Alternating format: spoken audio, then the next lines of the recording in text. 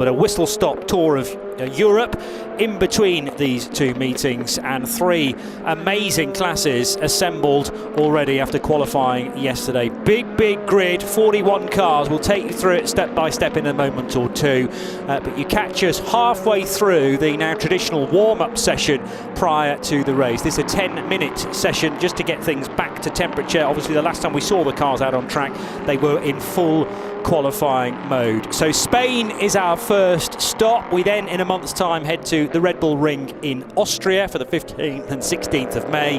The 4 hours of Le Castellet follows in June in the south of France. Then we head to Italy and the classic speed venue at Monza during the 10th and 11th of July. There's a pause in the ELMS campaign for the 24 hours of Le Mans in now August before we head to Spa and finally, as I mentioned, to Portimao. A reminder that this place, Barcelona, was built in 1991. This Grade 1, of course, Grand Prix track, still the home of the Spanish Grand Prix, 4.6 kilometres and very technical in places, not least because the Turn 10, La Caixa, has been remodelled over the winter period and presents less of a hard stop these days. It's a more flowing corner and leads nicely into turns 11 and 12, but still that niggly chicane at the end of the lap, a classic overtaking opportunity into 14. But you can't really afford to be fully alongside going all the way through there. Need to be back to single file.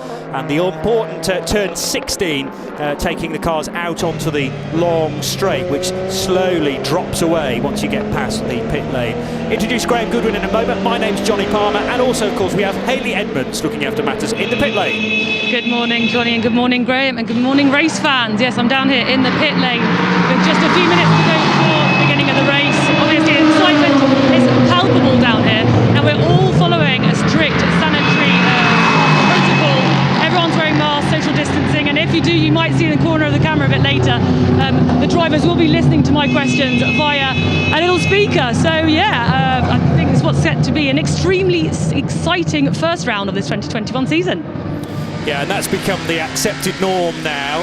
The way that we interview drivers, quite complex, quite technical. There's all sorts that can go wrong, but actually worked very well yesterday.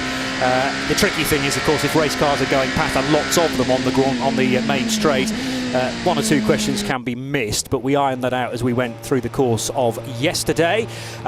Myself, Johnny Palmer, joined by Graham Goodwin of dailysportscar.com, the editor of that particular website, but also know your sports cars inside and out, and just an awesome grid, particularly considering we're still very much in the middle of a global pandemic, Graham. Are we? Oh, there you go. Apparently so. Well, it's easy to forget these days. It's not going to stop our fun, is it? 41 cars we've got here, Johnny, to start this 2021 season, and it is absolutely jam-packed in every class with real high quality. There is a whole lot of new, as we've said already this weekend on the broadcast. Lots of new drivers, new teams in new cars, new liveries, all sorts of things.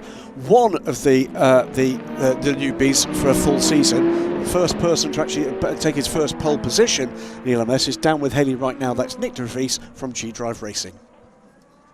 I'm joined here by driver of car number 26, Nick de Vries for G-Drive Racing.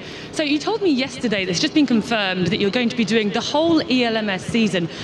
How does that change your approach coming into this race here today? Not really. I mean, obviously, every weekend we are there to deliver and to try and win the race, and I think that's how you really build a championship. You obviously, that is the target, but in order to succeed and achieve that, you need to be performing every weekend. But it is a very nice thing that I can actually compete in the whole championship, because I personally also would really like to clinch the title together with the team. So it's almost a little bit of a good thing that Santiago is postponed or cancelled, or anyway, there is no clash anymore. So I'm pleased with that. But today we have a race to do. We're happy to have you here. It's your first pole position here in ELMS? Yes, it is. Yeah, I did 3 rounds last year, and I was 2 times just behind the United. So happy to clinch our first pole yesterday. But obviously we still have a 4-hour race ahead of us today. And you've got a big race on your hands, of course. Is it kind of a revenge race today? Well, we do our own thing. I think it will be quite eventful with quite a few. I mean, we've watched obviously the Le Mans Cup yesterday, and there was quite a lot going on. So hopefully ours will be a bit cleaner. But yeah, we just have to deal with everything that comes at us. Who would you say your main opponents are here today? I think WRT and the two United cars will be the ones to look out for. But you know, if you have some lucky calls or right calls within strategy, when there are safety cars or full course yellows around, you know, anyone can be up there. So we just have to focus on our own thing, really. As you say, it's going to be an eventful race, and we look forward to it. Thank you. Thank you very much. Nick De Vries, the 26-year-old former champion in the FIA Formula 2 Championship with ART Grand Prix, won that a couple of years ago from Sneek in the north of the Netherlands, and just a true talent. It was no surprise to see Nick De Vries' name at the top of the times as we eventually got there. However, he kind of did it very, very stealthily, Graham, and we hadn't necessarily spotted that he was on a killer lap at the time, because there were other drivers in the reckoning and he popped up just at the right point. We literally had not mentioned his name, and then all of a sudden he's on pole position. It was an excellent lap from him. Interesting word he used there to describe the Le Mans Cup race yesterday: eventful. Carnage, chaotic, it may have otherwise been described, but it was great entertainment. I think we're going to get more of that here today. Here we've got a quick shot of the number 3 United car. They ended up with 2 podium positions yesterday, Johnny, after all sorts of shenanigans in LMP3. And we're going to be down now again to Haley, who's got Andrew Bentley with the 3 Ligier with her right now. I'm joined here by Andrew Bentley, driver of car number 3 for United Autosports. So Andrew, big day ahead for you today. Is it all about clinching your first ELMS victory? Yeah, I mean, that's a big ask, you know. Like I said yesterday, the strength of the field is so strong this year. 16 cars, the vast majority have a chance for podium at least. So for us, we come off the back of a really good run in Asia Le Mans, and you know, Jim, hopefully he's our lucky mascot, because every car he's been in for the last sort of handful of races, he's finished on the podium. So we're going to be really pushing to get the United Autosport Aero car on the podium. But yeah, you know, we're here to get as good a result as we possibly can. It's 4 hours, very, very tough racing, lots of real strong competition. But yeah, we're going to give everything that we can. So tell me what you think about the circuit here. Do you like it? Yeah, I mean, I've never raced here. I've driven here a couple of times, but never raced. It's going to be really difficult to pass. I think we saw in the Michelin Le Mans Cup race yesterday, and just general testing in the prologue as well, it's very, very difficult to pass even the GTE cars, which we're a good amount quicker than. There's only probably 1 or 2 good spots to pass. So Duncan did us a big, big favour to put us on pole. Hopefully I can carry that on in the first stint and hand over to Jim. You said it's difficult to pass here. I mean, what will be key here today? Being on pole, and Duncan did that for us. So yeah, like I say, hopefully we can push that on. It's just going to be strategy as well. That's making sure we pit at the right times, and that's down to the engineers and the team. But United seem to be on a bit of a streak of things at the moment, so we've certainly been, I think, probably the best team to be in. Thank you very much. Thank you. It's Andrew Bentley chatting with Hayley Edmonds in the pits. We'll get some preview to the GTs in a moment or two as well. But worth mentioning that over the winter period there have been some tweaks to the speed differential between the various classes, and that was alluded to there in that at times we reckon that the LMP3s are so strong these days that they may be almost at the same sort of speed on certain bits of the track here at Barcelona, and that's why the pre-season test has been so valuable to drivers in both P2 and P3, just to recalibrate the brain after those changes. So GTs, 8 cars entered, a mixture of Porsches, Ferraris and the single Aston Martin. It is a Porsche on pole. Proton Competition won the title last year. Let's hear from Jackson Evans. I'm joined here by driver of car number 77 from Proton Competition at Jackson Evans. So Jackson, your first ELMS race, and Jimmy couldn't have done a better job than to have put you in pole yesterday. Just tell me how you're feeling going into this race today. Yeah, you know, it's very exciting to be part of the European Le Mans Series for the first time, and yeah, like you said, Jimmy did a fantastic job in qualifying, so looking forward to starting from pole position in today's race, and yeah, hopefully we can keep it clean and have a good result.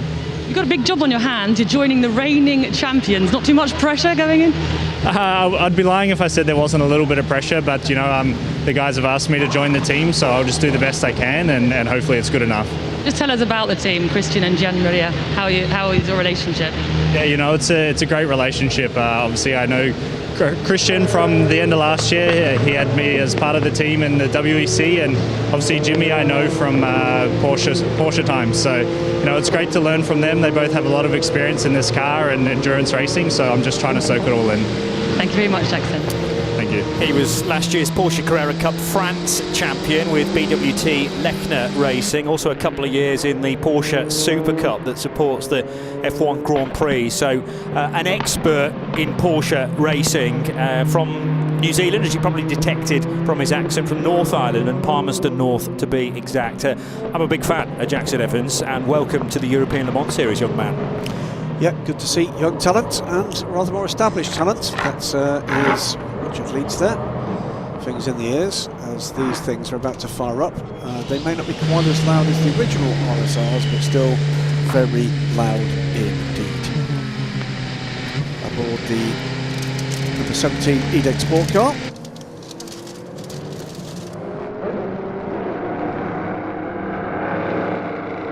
A reminder, actually, if you're watching on the YouTube channels, you can actually select a channel that will show you the whole race from the driver's point of view of the 17 car. You can have that on a second screen if you've got an iPad alongside your laptop or whatever.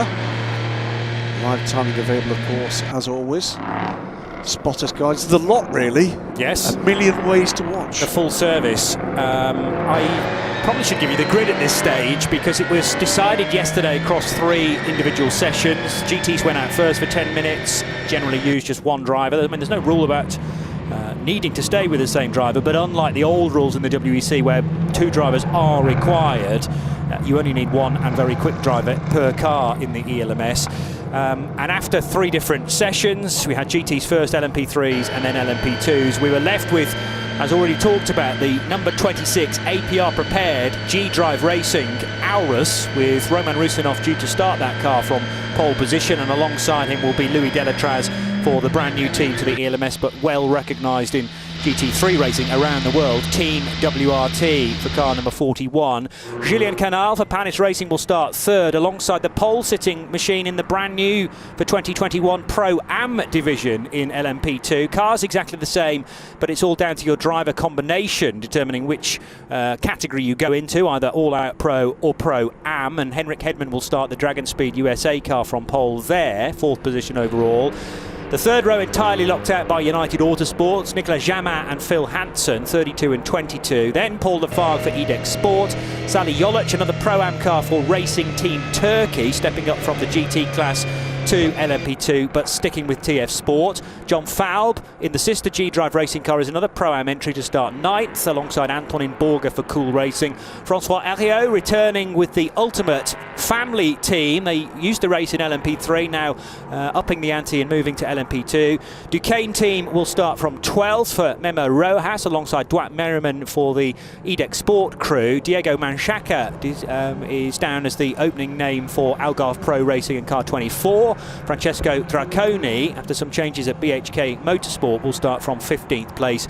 And then Arnold Robin, one of the 2 Robin brothers, will start the number 39 Graf car from 16th place. Then the innovative car of Pierre Sanchinina and the Association SRT 41 car, which is an Orica, but the drivers are of differing abilities, and we will speak much more about that car through the course of the opening 2 races that they are doing, and then their sights firmly locked on the 24 Hours of Le Mans in August. That's car 84 at the 17th position. Then this big block of LMP3s, topped by Andrew Bentley, who we've just heard from in the number 3 United Autosports car. Mikey Benham will start alongside in the RLR M Sport machine. Good win for him yesterday. Rob Weldon in the number 2 United Autosports car starts third, ahead of Laurence Hoare for DKR Engineering. The into Europol competition machine and Martin Hipper, Eric Trouillet for Graf, Team Virage and Rob Hodes, Alessandro Bressau to start the 1AM Vilorba Corsa car, Nicola Molini for Cool Racing comes next, and the MV2S Racing crew of Adrian Schiller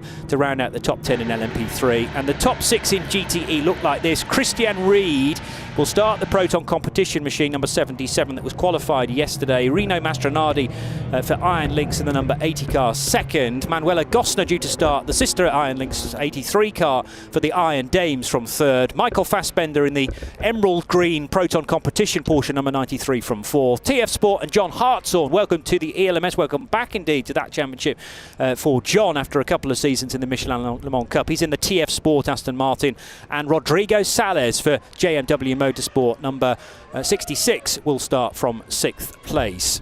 And whilst I was reading all those names out, most of them have worked their way out of the pit lane, having done 10 minutes of warm-up and assembled very neatly on the grid, Graham. Yep, final 2 cars on the grid. It's Spirit of Race 55 car, the newly reliveried 55 Spirit of Race car. Duncan Cameron will start that car.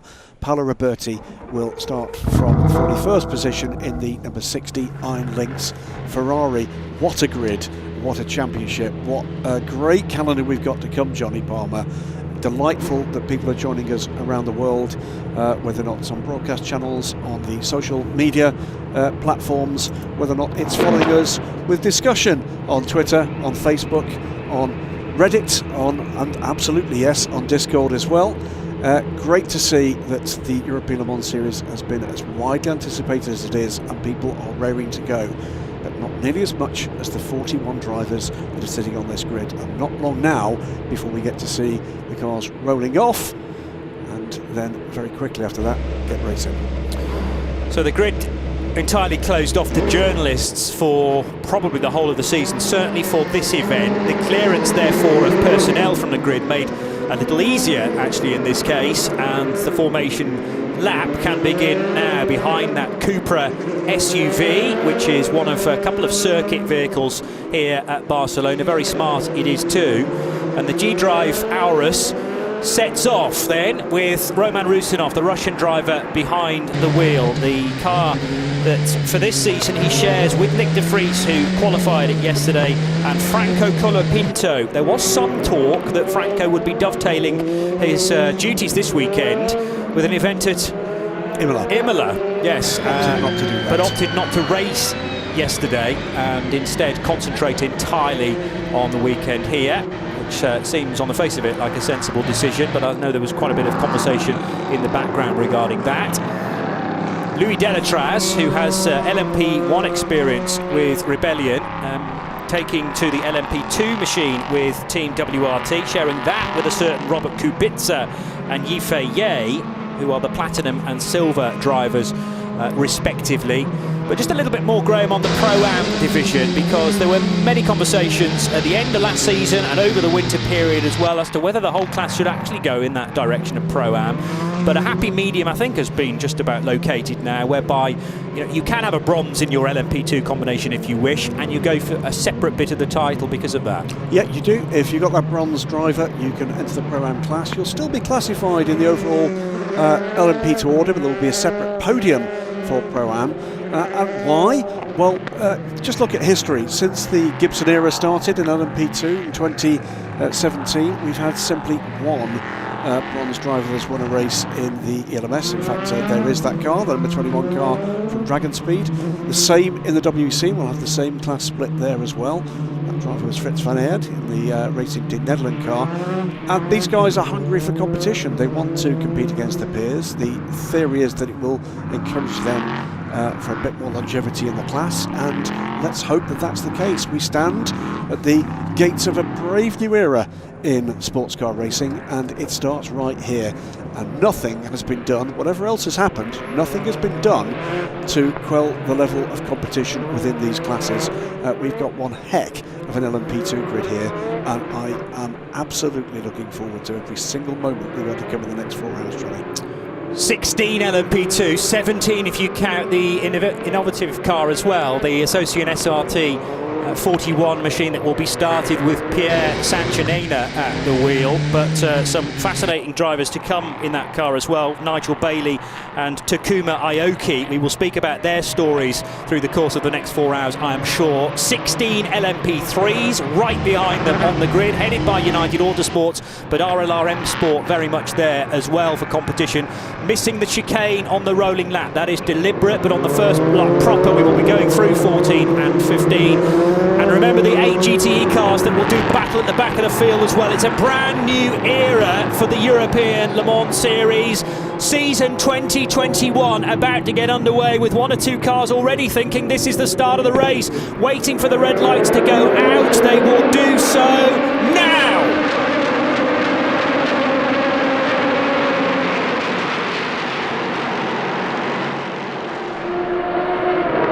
Somewhat of an untidy start in the midfield there, but a great getaway for Roman Rusinov, who has scampered away from Louis Delatraz, who slots into second place. There's a United Autosports car off, though. I think that's the 22 machine. Or is it a 32? It's the one with the blue roof, so 32 is now my second guess at that. And just looking at the timing screen, it does appear that that machine is just tumbling down the order, yet with Nico Jamin starting the car, and he's up against the concrete barrier. It's been a good start, actually, for Phil Hansen in the 22 United Autosports car. He's in 4th, behind Julien Canal, and just ahead of Henrik Hedman, who leads the Pro-Am division. That was Roman Rusinov heavily backing up the field, wasn't he? There was almost carnage at the back there as people got onto the power a little too early, all spread out rather. Looking to see what will happen with the investigation at the start. We always have a race start under investigation. There might be a few conclusions to come to here. Did see the WRT car running very wide there at the start. We'll wait and see what comes forward from that. 22 car. Nico Jamin, I think, has got back underway. Yeah, and I don't know how Nico actually ended up there, but well, it was a tricky place to be lodged because he had a wall in front of him. I think he may have prevented the car from being too heavily damaged, but we're going to go safety car, and that does indicate that Nico Jamin is still in the gravel trap. The car looks actually very straight, so I think he has kept it out of anything solid there. Tyre wall in the background, undishevelled. Oh, but there's cars all over the place coming into the chicane at 14 and 15, and that's because of Henrik Hedman. That's the 21 car. Yeah, it's the Dragon Speed USA car, which has had some contact. Contact with the 34 car, and it's all gone horribly wrong there, hasn't it, in the chicane? So 34 is the Team Turkey Sally Jolic driven machine, and Jolic going for a move up the inside of 14, which, well, the door was being firmly closed by Henrik Hedman. Of course, they're duelling for the Pro-Am part of the race at the end of the first lap, wanting to be in the ideal position as the safety car is deployed, and I'm afraid another car spinning, and it's going to be potentially quite tricky for Henrik Hedman to get that car off the sausage curbs. Could be big trouble. Someone attempting an overtake under a safety car conditions. That's not smart, I'm afraid. Well, it depends whether the signs had been shown at that point. You are technically still racing to the line at the end of the lap, but everyone will have been leaping on the radio to say safety car at the end, and that is the major issue here for Henrik Hedman. He is straddled completely on the yellow sausage curb. Marshall's saying we're going to try and give you a push, but the best will in the world, we're going to need a few more than just that one solitary marshal from the RACC. And his mates have turned up, which is good news. And I wouldn't be surprised to hear that Henrik's car has stalled as well. This is allowing 2 cars then to be recovered. They should be pretty quick. Yeah. So all the excitement of a brand new season, it lasted a lap and then we were straight into incident, but that's kind of how we roll with the European Le Mans Series. Apologies, I said the WRT was the ultimate car that went wide. Now did he go past? That's the problem. They can see behind the other P3 cars, the GT cars all spreading out, and then we get the hammer down. And what then happened in turn 1 to the 32 car? LMP3 was all very messy there, and you have to make sure that you are in the right. It was United on United. Was it that created the spin for Nicolas Jamin? I'm not sure there was contact. It was very odd. They were side by side. It was close. I'm not sure there was contact, and all of a sudden, Jamin just seemed to just spear to the right. Well, good battling on the opening lap as well between Phil Hansen and Julien Canal, and Hansen actually got ahead of Canal before we went safety car. And then a big queue later on in the lap as there was contact between Sally Jolic and Henrik Hedman, resulting in the Dragon Speed white Stars and Stripes car spinning. It ended up backwards and facing oncoming traffic at turn 14. Those further back down the field in LMP3 and the GTE field did incredibly well to avoid that stricken car. And now Henrik is moving again, but surely a lap down, and is. Yeah, so the order behind the safety car: Roman Rusinov from Louis Delatraz, Phil Hansen, Julien Canal, Antonin Borger, John Falb, Memo Rojas, Paul Lafargue, Sally Jolic, Diego Mancheca, Francois Huyot, Francesco Draconi and Dwight Merriman.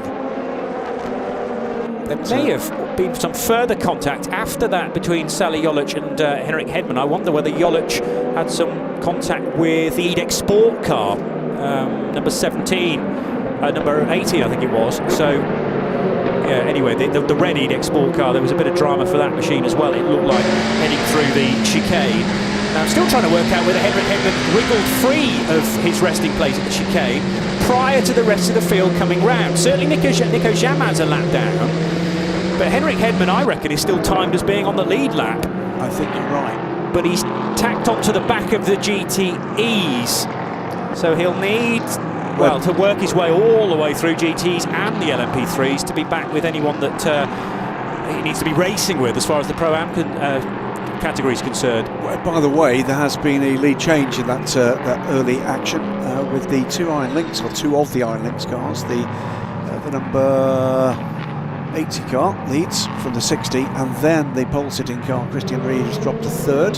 So it's three Iron Lynx cars in the top four at the moment. As Manuel Agosta is right behind the Proton car. This 77 car is the WeatherTech livery car this year. A familiar livery to those who enjoy their racing stateside. Rino Mastronardi in the 80 car with 2 laps in the book for Rino, who won the Michelin Le Mans Cup last year as a driver and managed to get an automatic entry therefore for Iron Lynx in this year's 24 Hours of Le Mans. It's an Iron Lynx 1-2 with Paolo Roberti second, Christian Reed third in the 77, and everybody else working their way through turn 10, 11 and 12 behind the safety car.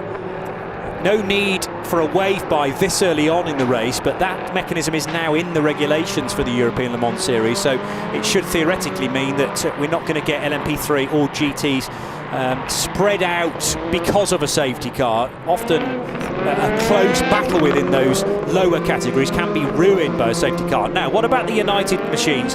I think you're right in that there wasn't any contact, but Jamin and Hansen were absolutely neck and neck heading through turn 2, and then almost the car spitting out right for Nico Jamin. Strange, but of course they will have been on very cool tyres heading into the first couple of corners. Fans of Dragon Speed, and particularly Henrik Hedman, will be getting a quick screen grab, because in catching up the field, he's of course got the fastest lap at the moment. Yes. That's an unusual one. 1:49.657. Yes, He'll be getting quicker than that. Down in 40th position. But on the back of the train now.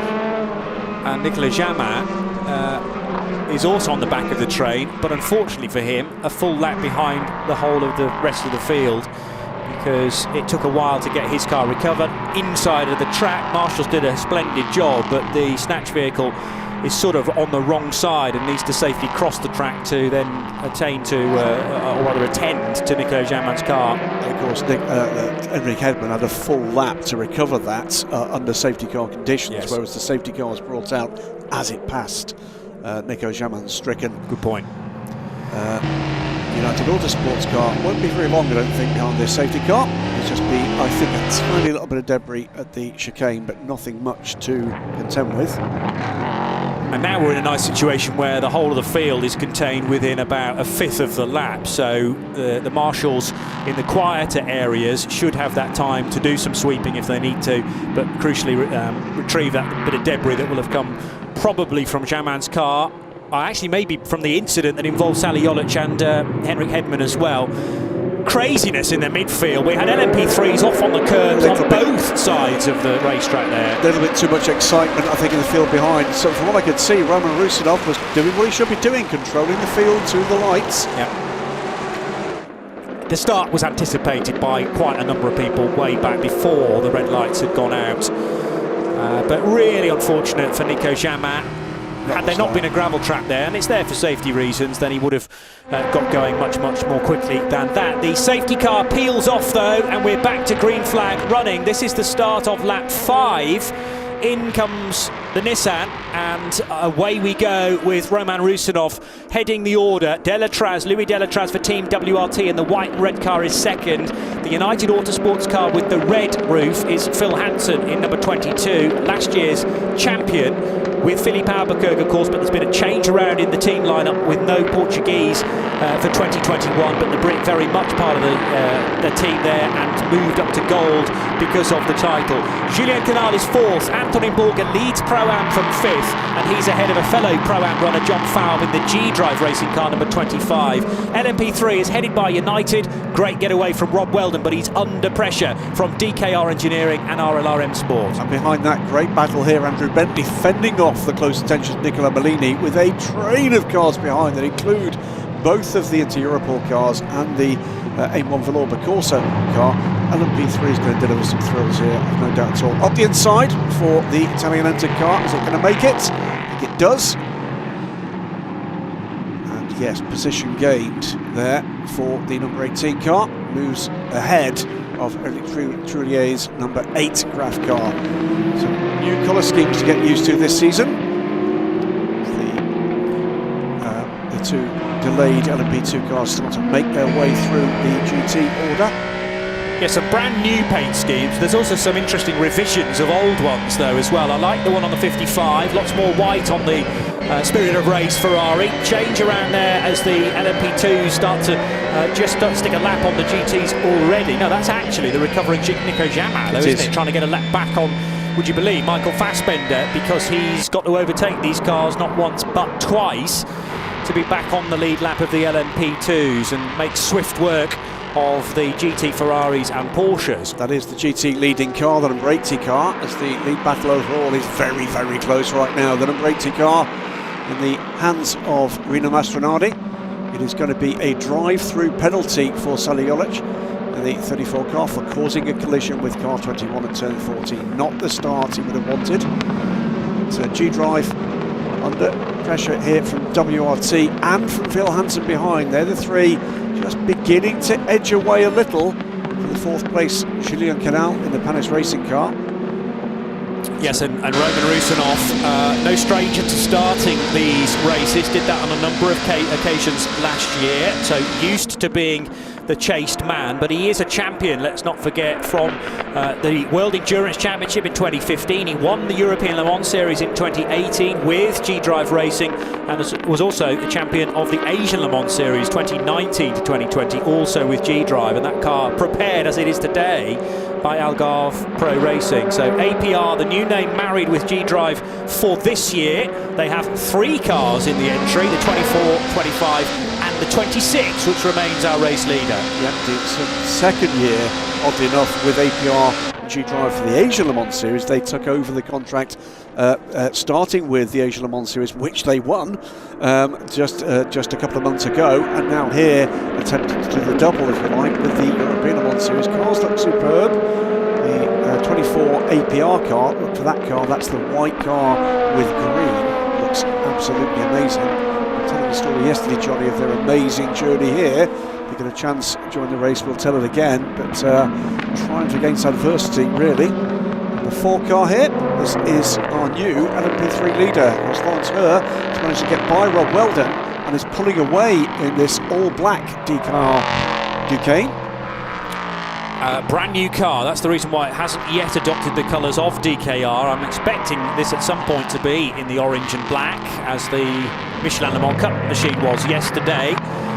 But DKR continue to get more and more experienced in the European Le Mans Series. They've done all the winning championship-wise in the the championship that kind of brings you into the ELMS, the stepping stone, which is the Michelin Le Mans Cup, and they would love to be regular winners now in the ELMS from the LMP3 category. Well, leading it at the moment, so that is a good start. Ahead, as Graham mentions, of Rob Weldon for United, Mikey Benham very much in contention for RLR M Sport in third, and Nicola Molini for Cool Racing, the Swiss squad, runs fourth in P3. Yeah, Henrik Edman now has made his way by the GTE runners. Will now try to get to grips with the LMP3 cars ahead, but a long road ahead for him. Longer road still for Nico Jamin, who had that lap disadvantage as well. Oh, slidey moment there into turn 10 for one of the LMP3s. MV2S quite possibly, and Adrian Schiller. They do that, it's a feature. Yeah, no, it's cool to watch. It's just not necessarily the quickest line through 10. But getting more and more used to, I mean, obviously the weight of the car is changing lap on lap as the fuel burns more and more. And speaking of fuel and LMP3s, the new Nissan engine rather thirsty in that respect. So we'll need to stop 3 times as per the regulations. 2 of them need to be done to a minimum pit stop reference time, and your third stop can be as quick as you like. But you don't have to take that third stop as the third one. It could be your quick one could be first, and therefore put you in right out front and out of trouble theoretically. Ferrari side by side, both from the same team, Graham. And in fact, that looks to me like a lead change. 60 goes ahead of 80. Rino Mastronardi ahead of Paolo Roberti. Or is that the other way around? It's the other way around. I apologise, because they changed position before they crossed the line. So the yellow and black iLinks car, the number 60 car, now up into the lead. Paolo Roberti will pull away. And a moment or two ago, 55 going around the outside of the 93 Porsche. Wow. Yes, into turn 1 that looked to be. So who's driving 55 for the opening stint? That's Duncan Cameron fighting with Michael Fassbender, and Fassbender losing another place there to Rodrigo Sales after a good outbraking manoeuvre into turn 10. So all happening in the midfield in GTE currently for 5th, 6th and 7th places. As at the end of lap 8, Roman Rusinov goes across the line still, with this lead not really changing. Back to Louis Delatraz, it remains at half a second. This is excellent news for G-Drive Racing. If Roman Rusinov has got a spin there for for the Virage car with, again, the 21 car.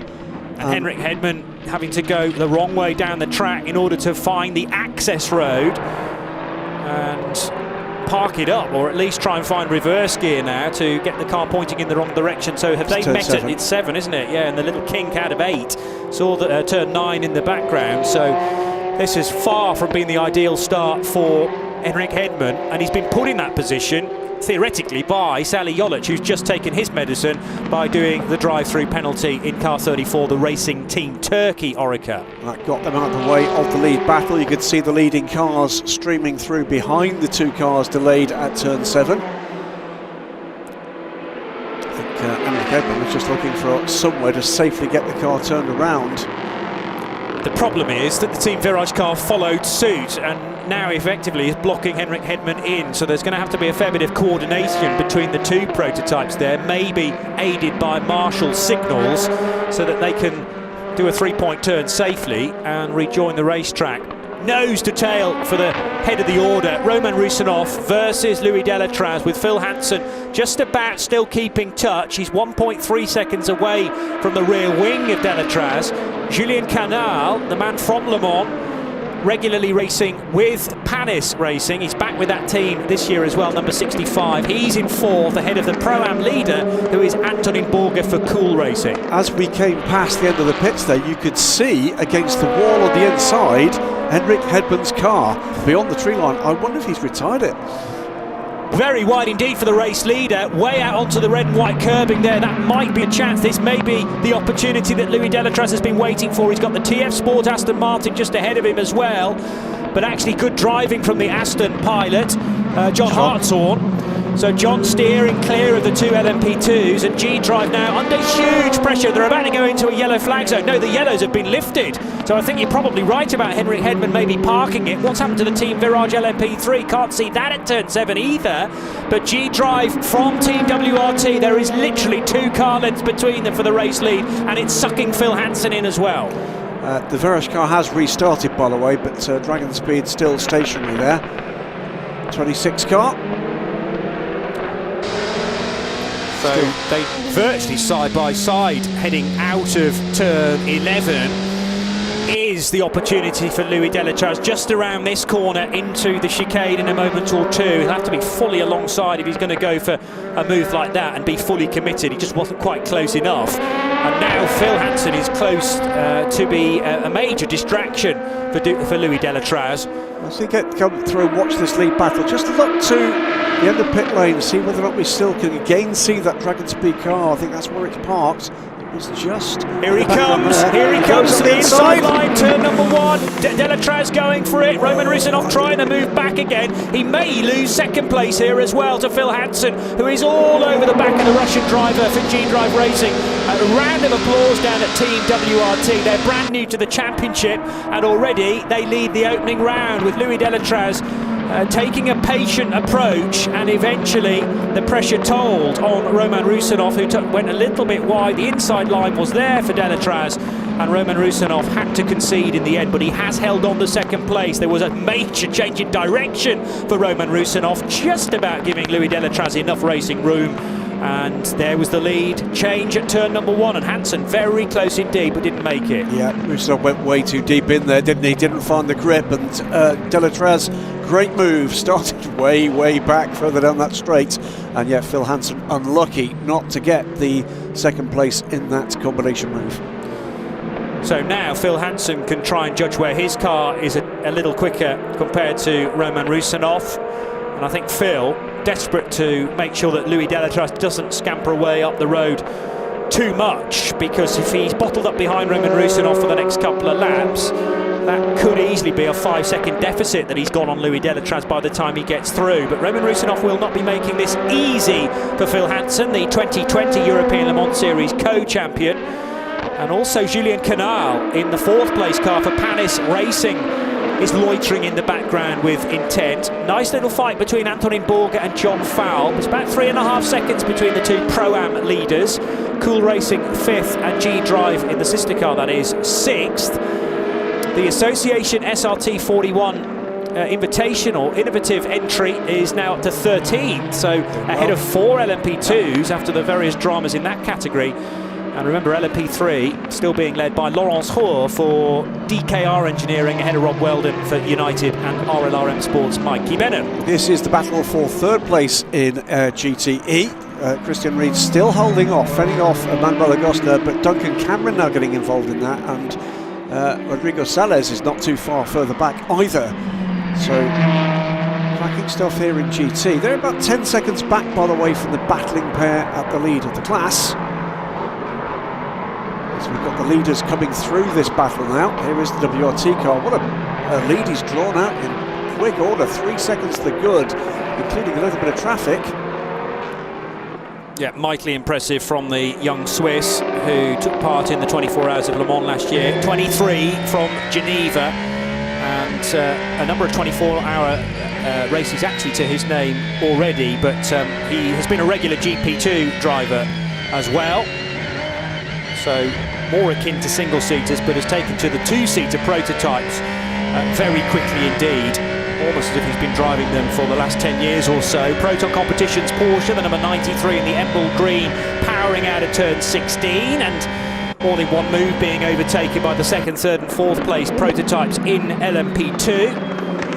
Meanwhile, the 77 car of Christian Reed's just been overtaken by Duncan Cameron, who moves up another spot in the 55 Ferrari. Augusta through as well, so he's locked the 2 places on that lap as the traffic comes through. Now, what is occurring here? This is the midfield action in LMP2. Hansen around the outside of Roman Rusinov for 2nd place. So the United Autosports car in the traffic has managed to pounce there, and Julien Canal looking very close as well to the G-Drive Racing car. As to maybe Borger's there Borger's too in the background leading Pro-Am, but Roman Rusinov, if he's not careful, will be slipping out of all of the podium positions in just a second. It's an iron links 1, 2, 3 in GTE, with Paolo Roberti now leading Rino Mastronardi and Manuel Agosta, as Graham mentioned, having overtaken Christian Reed.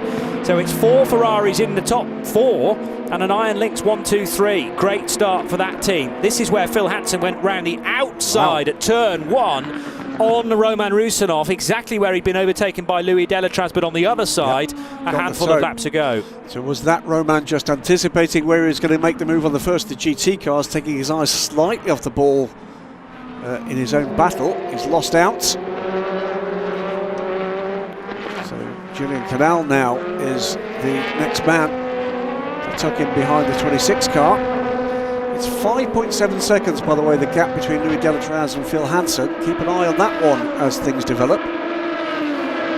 And Anthony Borger in the silver-nosed Cool Racing car, tucked in behind Julien Canal. John Fowles not very far away either, but Phil Hansen actually still hadn't got the move fully done until they got to turn 4 on Roman Rusinov. Phil needing to go around the outside of Christian Reed in the WeatherTech Porsche, and Roman Rusinov discovered that the doors opened for him on the inside line, so he very nearly picked Phil Hansen back again there, but couldn't make it stick by the time they were slowing for turn 5. Laurence Hoare in that throaty sounding 5.6 litre Nissan powered LMP3. It's Duqueine this, leading a whole clutch of Ligiers. Only 2 Duqueine M30s in the field, by the way, but that's not stopping Laurence Hoare and the amount of pace that he's managing to produce. There was some contact a moment or two at turn 5, Graham. Between 3 and 13, and that was Martin Hipper and Andrew Bentley. Hipper's got back ahead there.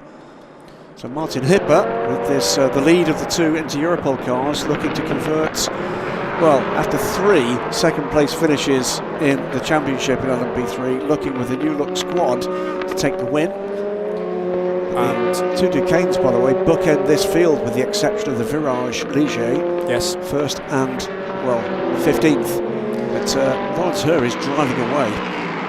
That was actually a costly bit of contact for Andrew Bentley, because he's lost a place to Matthias Caprich as well for Euro International in the number 11 car. So Hipper got through, and Caprich was ready to pounce as well, taking advantage of the contact at turn 5. It's going to be a long race, by the way, for what is now a 2-driver lineup at Euro International after Joey Alders was withdrawn from the squad yesterday evening. Some mix-up there to do with driver rankings, I believe. So it was a 3-driver lineup, now 2 for the number 11. So it is Andrea Dromedari joining Matthias, the Pole and the Italian, for Euro International, former champions in that category. And Andrea Dromedari, by the way, comes to the European Le Mans, back rather to the European Le Mans Series, having won the JSP4 Class in Ligier European Series last year. So and that was the opening campaign for the Ligier European Series, back again for 2021, and another stepping stone eventually to the 24 Hours of Le Mans, probably via the Michelin Le Mans Cup and the ELMS, and great to have all 3 of those categories on the same bill this weekend, and for the main part all year long. Now the first of the 2 LMP3s for Inter-Europol competition is Mattia Passini. He is ahead in turn of Martin Hipper. They're all ganging up on Rory Penttinen, and Penttinen is wide in the number 9 Graf car and loses both places to the Polish squad. Passini, somewhat exciting driver, I think, ex-Moto 2 race winner, Moto racer, and I think certainly aspired to get into MotoGP. A somewhat spirited character. I think we'll see some fun and games there this year. Closes in now on the delayed Team Virage car and to Rob Hodes. No further action, by the way, in that incident between we didn't see the incident, but between the Team Virage car and Dragon Speed. The gloves were being put on down at Inter-Europol competition, almost in readiness for a pit stop. It's rather too early for a scheduled one. I'm hoping they're not thinking we've had a bit of contact with those cars, and one of them will be in fairly shortly. Expecting the LMP3s to pit around the hour mark, and they have to make 2 stops, but you won't be able to make the finish on just 2. A 3rd stop also required, but that can be as quick as you like, as already mentioned. LMP2s will be stopping more regularly at about the 40-minute marker, so a number of stops to negotiate through the course of the race. And that's if it stays green throughout. Of course, we had an early safety car after just a lap of competition, and there is the scope, judging by yesterday's Michelin Le Mans Cup race, for a few more yet. LMP3 running wide out of turn 7 and 8. There's the P2S car, another of our newcomers. Adrian Schiller, therefore, losing a bit of ground. He was battling with Tom Cloet for racing experience, and Tom is still tucked in behind the half orange and half silver machine. Louis Delatraz leading now by 7.7 seconds. The gap between Phil Hansen and Roman Rusinov for second and third is about 3 seconds, but much, much closer for Roman Rusinov, who's under all this pressure from Panis Racing and from Julien Canal, trying to work their way by Tony Wells in the number 7 Nielsen Racing car into the chicane. Yeah, Canal looking to see whether or not he can force the error or find any kind of opportunity in traffic, and right behind him in the order, Anthony Borger is right there as well. If anything, it's Borger is the bigger threat now. As they come by the inside, I think, of Tony Wells, isn't it? Yes, it is. From the rear, both the Panis and the Cool Racing cars look almost identical. The combination of blue and white and silver, very similar indeed. They look sufficiently different from the front, thankfully, and the silver nose of Antonin Borger definitely pressurising the Panis Racing car. More lights flashing from Antonin Borger, who leads the Pro-Am division and is building a tiny lead on John Fowle, which is 1.6 seconds. He probably feels like it could be a bit more than that if only he could get in front of these two dueling LMP2s of Julien Canal and Roman Rusinov. The other one to just readjust your sets, if you like, is John Fowle. Is in the second of the two cars run by APR in G-Drive Racing colours. The 25 car, the third APR car, the white and green car. So led the way further back down the order in the hands of Diego Manchaca. Running at the moment inside the top 10, 9th position for that car. We'll get to see that, I'm sure, a little later. Very tasty battle developing for third position in LMP3, with Mikey Benham just ahead of Nicola Molini, who's racing for Cool this year, and Alessandro Bressan for 1A Villorbe Corsa. So they are tucked together, 3 cars virtually as one. Yeah, Mikey coming into this race after that win yesterday, and boy was he pleased with that. Tommy Foster bringing it home in a, well, chaotic race, but very entertaining. Yeah, really spiced up by 3 separate safety cars. The last of them provided an opportunity for cars to make their final stop, and whether it was radio issues or some other miscommunication, Team Virage, who were leading the race, chose not to come in or just couldn't get the message to Garrett Grist, and it resulted in him missing the opportunity to pit. He then had to bide his time, sit at 80 kph before 4.6 kilometres later he could finally come in to take that pit stop, but eventually on the road finished second, and since then that result has been amended, which I think puts the Virage car back to fifth. It does indeed. So United's 22 and 23 cars finished second and third in the order, and Matt Bell and Maurice Smith fourth. But RLR M Sport, who are also entered into this race, retain their race win, and Mikey Benham on double duty, going strongly, but under massive pressure, as I say, from both Cool and Villorbe Corsa. 16 laps done for the GTs. Paolo Roberti still leads for Iron Link, second place for Rino Mastronardi, but it is close for third and fourth between the pink and black Iron Link's car of Manuela Gosner and the chasing Duncan Cameron in the white and green Ferrari. Yeah, Cameron is catching her here with the lead the field, by the way. Paolo Roberti is pulling ahead and putting cars between himself and Rino Mastronardi. Nico Jaman has now, by the way, made his way back onto the lead lap of the GT cars at least. He's making his way back up to 33rd position for the number 32 United Autosports car, but a long way back to come to that. Now Roman Rusinov just seems to have quelled the threat a little bit from Julien Canal. He's reading the traffic well, slicing through this LMP3 division neatly and tidily. So it means that Julien Canal, although still very much present, running short of ideas in order to get by Roman Rusinov, and maybe the peak performance of the Goodyear tyre is just starting to drop away as well. Surely will have been on fresh tyres from the start, but the tyres will have to be carefully managed. They are at a premium in both the LMP2 and the LMP3 categories. GTE, you can use as many tyres as you wish, and therefore they'll probably be changing Goodyear's the most available opportunity, probably every stop, and GT's expected to stop every 60 minutes there or thereabouts. Seems to be both of the G-Drive cars doing pretty well in traffic here at the moment. Roman Rusinov has managed to edge away from the chasing Julien Canal. As I say that, actually then we get John Fowle actually just checks up, and I think he's just lost 2 places in that move. looked like he was going very well, and all of a sudden it went wrong for him, and he's been bounced by both the Duquesne car and by the EDEC Sport 28. Well, there was a wayward LMP3 car leaving turn 7, which was all over the road. It might have been the Graf entry for Eric Trier, but I'll happily see that again just to correctly identify the car from the rear. And as that was squirreling from one side of the road to the other, I think several others in its wake had to check up, and maybe John Fowle was one of them. 28 cars slotting through, which is Paul Lafargue, the sister machine to number 17, Dwight Merriman. Yeah, and it was indeed John Fowle losing out in that encounter. There's some brave moves in traffic here. If you ever get an opportunity watching in and not familiar with these cars, to sit in any of these cars, to see the peripheral vision you haven't got, then you'll gather just how brave some of those moves are.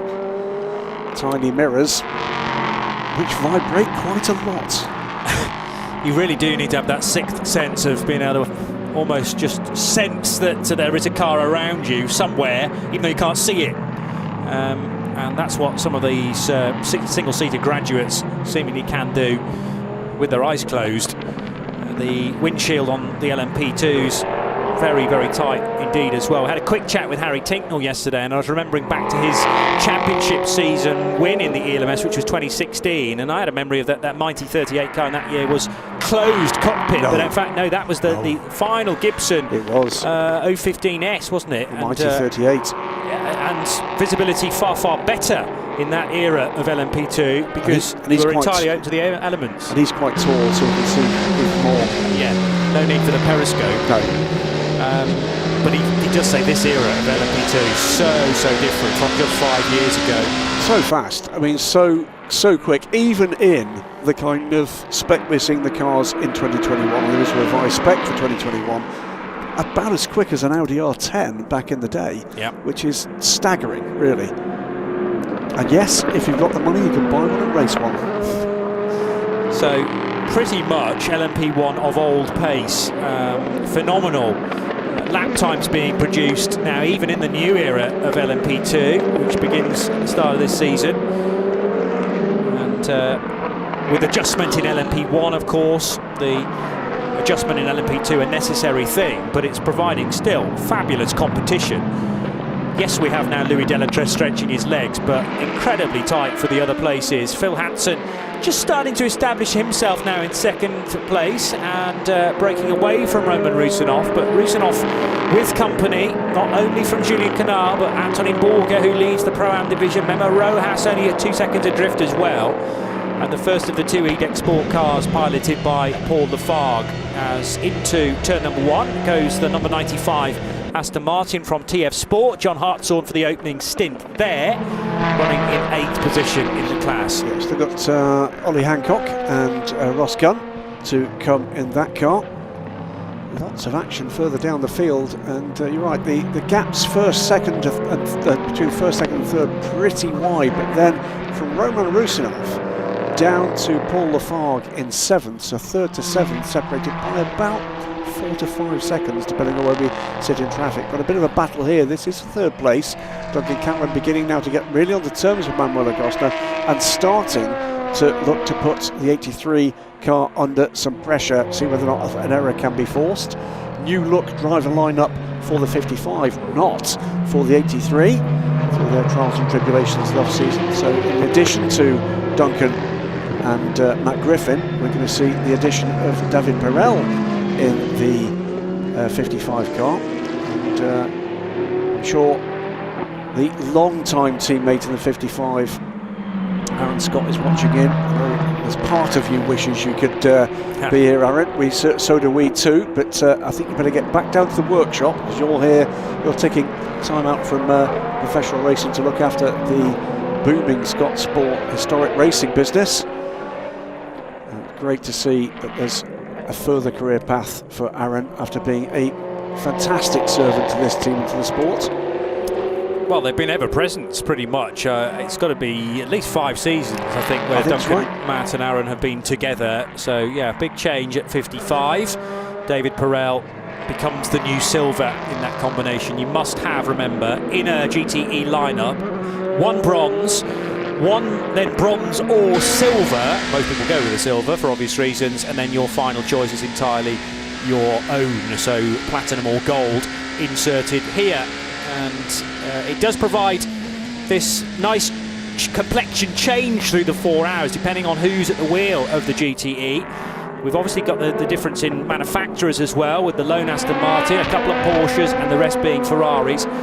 Generally the quickest driver in the combination is held back for that final stint, and they'll be pitting in about 20 odd minutes time. However, we're really not very far away from the first pit stops for LMP2. We might be able to reach 45 minutes because of the 3 laps that they had behind the safety car, but there's definitely movement down in the garages, Graham. And remember, cars with less power this year, so that means a little longer on fuel, so we're not really yet in a position to be able to confirm what a full racing stint length is going to be in LMP2. It's another of the interesting parts of it. Just got a quick shot there. It's clearly Franco Colapinto, exciting new prospect from Argentina, that's going to be second into the car. So in the background as well, his manager and ex-world champion, Jamie Campbell-Walter. There he is. Memo Rojas through and past the 15 car. There's a bit of contact though for the RLR M Sport machine with the EDEC Sport car, and also I noticed that one of the turning vanes on the front left of the EDEC Sport car starting to flap around a little bit now. Now that wasn't the side that the contact happened, so that's slightly strange. So Memo Rojas through for Duquet. Let's watch again. That was already flapping. It was. Before, was there contact? Yes, there was a faintest of touches, I think, between the 28 on the inside of Paul Lafargue and the 15 of Mikey Benham on the outside. That is a change of position as well, because that's the Villorba Corsa car going around the outside of Mikey Benham. Alessandro Bressan. Very quick driver, Bressan. And he's beginning to make an impact on this race as looking up the inside. I think it's John Falb trying to make the move. So in the Pro-Am version of the APR G-Drive car.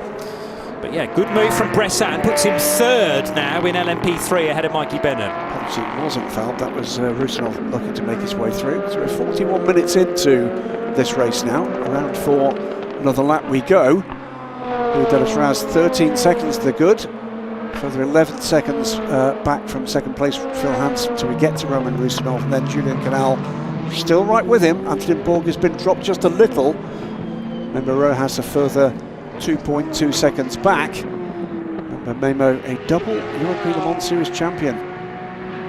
Yeah, and his most recent title coming in 2019 when he was victorious with EDEC Sport. Change of team for the Mexican since then, but Paul Lafargue stays with the family EDEC outfit, and they have 2 cars in the entry. The 17 car currently being driven by Dwight Merriman. We'll have Dwight's regular teammate from ERA Motorsports in the US, Kyle Tilley, and Ryan Diel as well. I'm looking forward to seeing Ryan's stint later on. Amazingly, the Glaswegian hasn't actually raced at a lot of the European tracks after getting a career sorted in the US straight after his UK domestic career a couple of decades ago now, and long been established in the IMSA Championship and others too stateside. So great to have Ryan signed up for the full season. Over the line goes the GT battle between the 2 Ferraris, 3rd and 4th for Manuel Agosta and Duncan Cameron, who has a think about a move up the inside. He wasn't quite close enough there, so that was more of a theoretical, just let's see what happens move, rather than a full-blooded one. Maybe an opportunity to carry that out in about a lap's time, as Louis Delatraz almost toying with a 15-second advantage here over Phil Hansen, who runs second for United Autosports, and Roman Rusinov hangs on to 3rd for the G-Drive Racing crew. Impressive opening stint in LMP2, isn't it, from Louis Delatraz? This will give the rest something to think about. Remember though, we've got some of the quicker teams keeping their irons still in the fire, including of course Franco Colapinto and Nick de Vries in the 26 car. Phil Hansen exiting turn 9, and this reasonably long straight that then leads into the reprofiled turn 10. So although it's still a fairly tight left-hander, you've less of the bottleneck and definitely the single apex that used to be there. You could theoretically run 2 abreast quite comfortably as long as you've faith in the driver alongside you. Through the right-hander at 13 goes Phil Hansen, and then so important to be neat and tidy through the chicane at 14 and 15. This turn 16 is very important indeed, because it determines your top speed down the long straight here at Barcelona. And the pit lane, or the racetrack that is parallel with the pit lane, is dead flat, but then the track drops away from you down into turn 1, which does make the approach to the 90-degree right-hander that kick-starts the lap quite difficult to do. Although there have been so many laps completed over the last week, what with the pre-season test and then 2 90-minute free practice sessions, everyone should be well used to the layout here at Barcelona. Great to be back again after this meeting was missed last year, had to be hastily rearranged, if you remember, for a second visit to Paul Ricard because of the state of COVID-19 in this part of the world 12 months ago. Still, Julien Canal pushing hard, do what he can do to get onto terms with Roman Rusinov. And Flynn Borgo say just dropped a little, but he's only a couple of seconds back, ready to pounce if anything befalls the two of them ahead. Cards are being played here, and strategy will come into place any minute now. So we're 45 minutes now in. Yeah. So it is a longer fuel stint for these cars. That in itself, Johnny, when we get to the end of these races, is going to mean less prospect of some of these cars needing a splash in these races. Yeah, that's true. Well, whereas the 40-minute stints fitted nicely into the 240-minute race duration, i.e. 6 stints and 5 stops, it may not be quite as neat heading forward. Obviously, we've had the safety car period, so that will eke out a little bit more fuel mileage as well. But your point about a bit of power being taken away from these cars is a very good one indeed. The 84 is in, the innovative car from Association SRT 41. So Pierre Sanchinena bringing the car in. Didn't see whether Pierre stepped out. I think he stayed in for a second stint. Yeah. Well, now when we get a moment to talk about this car, it is a standard Oreca 07. The only major change here is the hand controls. Yeah. Because both of the other drivers in this car, Yuki-san and Nigel Bailey, have disabilities that affects them from the waist down. Now that means two things. It means that there's the controls that need to be hand controls, hand throttle, hand braking. It also means, Alex, to be blunt, because it's my ignorance, I hadn't thought about this, the APR car there in the background making its pit stop, is that explains part of the difference in pace for those drivers, because they can't feel the aerodynamic grip. They simply can't feel it, because you feel it literally through your backside. So that explains part of the difference in the pace there. But they're here to have more and more race practice before that car goes as the Garage 56 car. Beautiful car that is. Away for the 24 Hours of Le Mans, where they'll be joined by Francois Heriot, who is racing in this race in a different car, in the Ultimate car. Here comes the 24. This is the livery for the Carbon Neutral Racing project, which Algarve Pro Racing are behind this year. Back though to the sharper end of the field, and still nose to tail for these two cars. It's going to be 50 minutes, isn't it, on a tank of fuel here? It's getting close to that now. We're at 47 already. You're quite right that Pierre Sanchinena did stay at the wheel of the 84 innovative car, the 29-year-old Frenchman from Rouen, just a couple of hours drive north of Le Mans. He's a former Alpine Cup champion and vastly experienced in GT machinery through the years as well. So that car will rejoin in 21st position, but 3rd and 4th for Roman Rusinov and Julien Canal. There's definite movement down at Algarve Pro Racing to bring at least one of the G-Drive racing cars in, and it is John Falb first of all, car 25 from 8th position, and more importantly 2nd place in Pro-Am. And also stopping on this lap, Francesco Draconi for BHK Motorsport comes in from 10th place in the number 35 car. There it is, that's the new look to BHK for this season, a big step forward for them. Car looks great, I think, and lots of changes in the garage too. It'll be good to see whether or not we can see some better performances from the very Italian, until this point, British flag team, but based in Italy. But driver change underway there as well.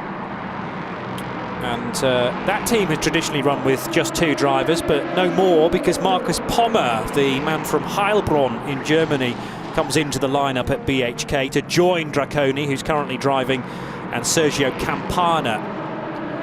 So fuel nozzle released, the car will go back into the race, and somebody else is coming in. That was Phil Hansen in the 22 car from 2nd position. So 49 minutes on the stint for one of the leading cars there. And that was, I think, Roman Rusinov in as well. It was. Yes. And Antonin Borger too, from the lead of Pro-Am. That was a long stop, by the way, from G-Drive for Rio Andrade. They lost 20 seconds in that stop. They did, and I'm not entirely sure the reason for that, but John Falb had come in well before Francesco Draconi, and Draconi was very nearly released ahead of John Falb, of Rui Andrade rather, who took the car over in the stop for G-Drive. Well, we saw Andrade in Asia Le Mans earlier this year, and he's got some pace. It's going to be interesting to see just exactly how well he can perform in this company. And more than you. Away comes the 22 car. Phil Hansen brought the car in. Fuel going in at Cool Racing, and then the guys whose responsibility it is to switch the Goodyear Eagle tyres launch into action. It always fascinates me to see that those mechanics that are almost in the starting blocks, ready to receive the instruction that it is safe and legal for them to cross the white line. And then they definitely know their duties, because every opportunity through the weekend to practice that manoeuvre, it has been taken by every team. Now, Louis Delatraz a moment or two ago caught up behind Dwight Merriman in the 17. Was there some contact? Not quite. Looked like Dwight checked up a little, didn't it? That was the 7 as well, wasn't it, of Tony Wells from Nielsen Racing. So some lappery required for Louis Delatraz, who is on pit lane now. Right. Together with Julian Canal. There is the double in lap then, maybe, when he was trying to get by Dwight. But Phil Hansen, by the way, is back out for a second stint, as is Roman Rusinov. 10 seconds difference in the pit stop. It's obviously those two as well. Wow. Louis Delatraz struggling to get the WRT car restarted, it looked like. The fuel nozzle was released, and then it didn't quite burst into life as quickly as I would have wanted. Hearing, by the way, the issue for what appears to be retirement for the Dragon Speed car is clutch. Okay. Maybe related to the car being wedged on the curb, if something's been knocked out of alignment there. But there were 2 incidents, remember. Henrik Hedman rejoining after the clash with Sally Jolic in the 34 Racing Team Turkey car. And then there was another collision with the Team Virage LMP3 car at turn 7. And Virage have returned to the race. Rob Hodes, number 20, but still just the one retirement, who is Henrik Hedman in the Dragon Speed car. A real shame that this early on in the first round of the season. Remaining cars in and out. Does leave us, by the way, just for the moment, with a new leader. Having not pitted, the Ultimate Team car, the Pro-Am 29 car, Francois Rio. Another incident under investigation, which happened about 10 minutes ago. The 30 car, the Duquesne machine for what was Memo Rojas, it's just been taken over by René Binder, and the 28 EDEC Sports entry at turn 3. I don't remember that, Graham, so I don't think we witnessed that at the time, the 30 and the 28. An incident involving the two. I'm not saying there was contact necessarily, but we'll try and get to the bottom of that. It happened at, well, 10 minutes ago, as timed by the race officials. Meanwhile, Phil Hansen now with an LMP2 car immediately in front. So this is going to be Louis Delatraz. Both, well, Delatraz returning to the racetrack. No, it's not Delatraz, is it? The 34 car. So these two machines not on the same lap, actually. Sally Jolic returning to the racetrack after his first pit stop. And Phil Hansen, who is actually third, now trying to put a lap on Sally Jolic, who's down in 22nd position overall. So this is not for position. However, Sally Jolic needs to find an opportunity to get out of the way for Phil Hansen, and it's not easy to do through this part of the track at the chicane. Hansen's got Canal right with him here, and behind him, Roman Rusinov. So Canal has managed to leapfrog the G-Drive car. What's happening here? Oh, Oh, that was very ambitious indeed from what I think is the class leader, isn't it? Yes, it is. GTE. Paolo Roberti. I think there'll be a penalty coming there. So the 60 car trying to stab a move up the inside of a quite possibly backmarking LMP3 machine, which was slower into the chicane, but Roberti was far from fully alongside when he thought about that manoeuvre at turn 14, and the spin for the LMP3 was the result. Now looking to the inside line on the Panis racing car was Roman Rusinov. Julien Canal remaining at the wheel of the 65. G-Drive though having a long look at the inside, and they're not very far away from Phil Hansen, who is running the risk here of losing valuable time because of Sally Jolic, who is a lap down. There's a spin for the Racing Experience LMP3 car close to the end of the lap as well. Was this car helped into that move? No, all on its own. Yeah, and stays away from the barriers and will rejoin the Luxembourg team. With Belgian driver Tom Clet at the wheel, sharing with the two Hauser brothers, David and Gary. That's the opportunity for Phil Hansen to get up the inside at turn 10. It does. So a little bit of Sally Jolic conceding there as well, as he must, because blue flags I'm sure will have been waved towards his direction. 30-second gap now is around the outside this time. Roman Rusinov takes a look, doesn't make it stick there. And this is all going to be about the traffic. Which way do you go? And that time, Julien Canal made hay. No power at all there for Roman Rusinov. He was trying to muscle his way up the inside of the Inter-Europol competition car, I think of Martin Hipper. Realised that wasn't going to work because you have to go through the chicane in single file, and then he didn't seem to have any power coming out of the corner. Can now pick off Hipper though into, oh that's Passini rather, he's already passed Hipper. Mattia Passini, he passes into turn 1. Correct myself, we saw, didn't we, getting into the car, it's not Rusinov, it's Colapinto. They've just changed it on our timing screens. Yes, thank you. So that might just be a little bit of fluster from the young Argentinian. Yellow flag at turn 1 at the moment. And generally speaking, when a new driver takes over, you get a new set of tyres as well, so maybe the good years are just coming into their full operating window as well. But he was caught out in the marbles with Franco Colapinto, and I'm sure right foot was flat to the boards, but the car just did not pick up. A moment or two ago, the Edex Sport car with a big spin. That's the 28. Is that still Memo Rojas? It's Paul Lafargue. Yeah, and the windscreen wiper peeled away from the windscreen because of the change of wind direction as the car basically arrives at turn 1 backwards. Thankfully there was nobody to be collected there, as now side by side goes the Panis racing car of Julien Canal and Franco Colapinto, trying a move around the outside. This time into turn 12 he tries the outside again. Wow. Is he going to find the grip out there? He's all over the road, but he did find the grip on the Panis car, and now at the inside of Sally Jolic, not for position, but he picked the car off to lap it.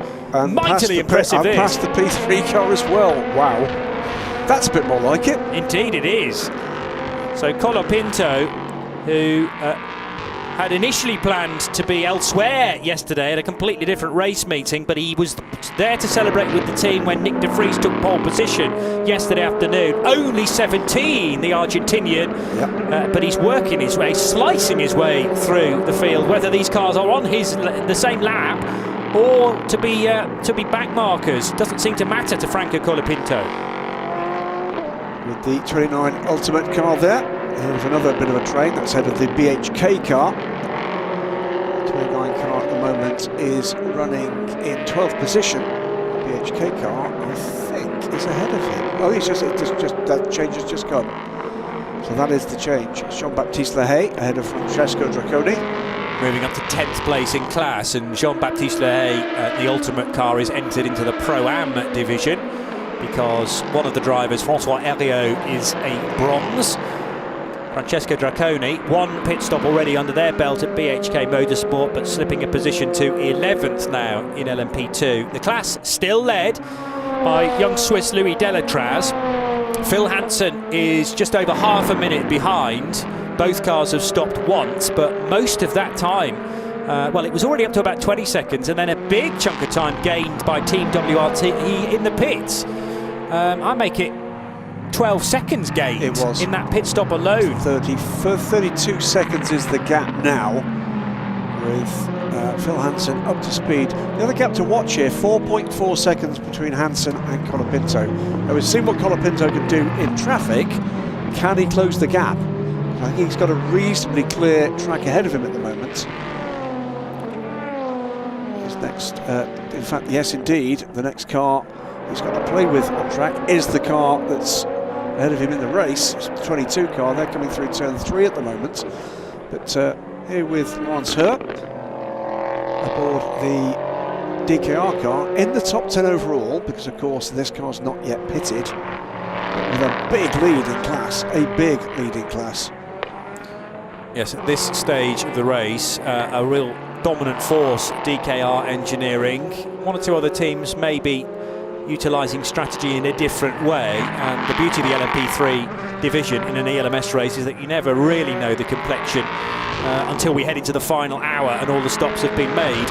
I think he's got a 30-second lead, which is pretty extraordinary in LMP3. Oh, it really is, and that shows you the dominance of Laurence Hur, who was a title winner last year in the Michelin Le Mans Cup. Now we get into the pit stops for the LMP3 squad. This is the number 6 Nielsen Racing team with their gold highlighted celebration livery for 10 years of Nielsen Racing.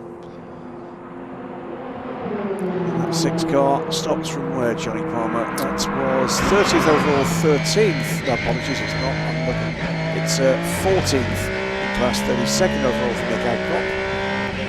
Yeah, and Nick sharing the car with Austin McCusker and Max Cobalt in the sister car for Tony Wells and Colin Noble. So near identical paint scheme carried by Nielsen Racing, with the addition of a bit of gold panelling this year. Looks very, very smart. It does, and Max Cobalt, GT4 European Series race winner in the Camaro. And Austin McCusker, 2019 I think he was the IMSA Prototype Challenge champion. Lots of LMP3 experience on tap there. So they've been struggling to get on top of these cars this weekend. The form has been a little off, changing back to Ligier this year from the Ducanes last year. They really struggled with those cars. Had no luck and no real reliability, I'm afraid. The flat 6 you can hear in the background is Michael Fassbender's power plant, by the way, at the brand new Porsches to the GTE category, because the regulations now permit that last year's factory car, the RSR 19, is now eligible as a customer machine in GTE. It's actually a year and a half old, first seen at Silverstone at the start of the 2019-2020 WEC campaign. But because of the offset nature of the WEC campaign, as was compared to an ELMS season, it's taken a little while for that Porsche to filter through. But 2 of them on show this weekend, both sported by the Proton competition outfit. The white WeatherTech car for Christian Reed, and the green, the Irish green, for Michael Fassbender in number 93. 30 car, Duquesne, another team with a new look for 2021. This green highlighted car. Taking me a little bit of time to get used to that. That's the number 7 Nielsen car now in, started by Tony Wells. And just trying to see, I think it is still Tony aboard. Yes, joining the pits. Oh, there's quite a bit of damage on the front left corner there, and that is maybe a legacy of what happened at the start of the race. It was very tricky to tell whether there was any contact in that clumsy start to the season, when 1 or 2 cars in the LMP3 pack, I think, thought the race had started before it had. Roman Rusinov did nothing wrong, and he was dictating the pace as the pole man. Incidentally, the race start has been looked at several times. I think we've had a message of no further action there. We certainly have for the safety car procedure after a lap of racing. Safety car had to come out because of 2 cars off the track. Nicolas Jamin and the number 32 United Autosports car off in the gravel at turn 2, and Henrik Hedman after contact with Sally Goluch. Very busy start then. I'll try and look out to see where the number 7 incurred that damage, but plenty in the LMP3 field had to check up. Consternation down at G-Drive Racing, but neat and tidy as far as they were concerned. The number 26 car got a good getaway, and Roman Rusinov led into the first sequence of corners with Louis Delatraz in second position. But the United Autosports cars would run very close indeed. There's a loose bullet from the rear of one of the LMP3 cars right in the middle of the track, I noticed as well. So that would need to have been replaced at some stage. Nicolas Jamin off to driver's right, all on his own, we think, although he was in very close capacity to his teammate Phil Hansen as they worked their way through turn 2. Phil, meanwhile, had his hands full trying to chase down not only Louis Delatraz but also the race leader Roman Rusinov, and Phil Hansen got ahead of Julien Canal for Panis Racing into turn 5. So neat bit of driving there from the newly rated gold driver Hansen. Yellow flags would then be deployed together with the safety car, but there was this kerfuffle at the end of the lap which resulted in Henrik Hedman spinning.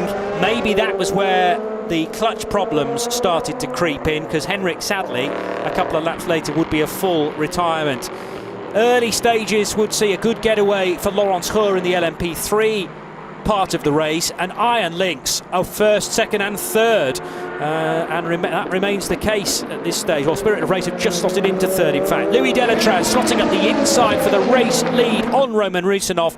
That all started way back at turn 16, and he confirmed the place by the time they'd got to turn 3 on the next lap. And a tidy overtake on the RLR M Sports LMP3 machine from the One Aim Villorba Corsa car of Alessandro Bressan. So plenty of racing up and down the order. It leaves us with Louis Delatraz leading after 37 laps, and it is a half a minute advantage over Phil Hansen in the United Autosports number 22 Orica.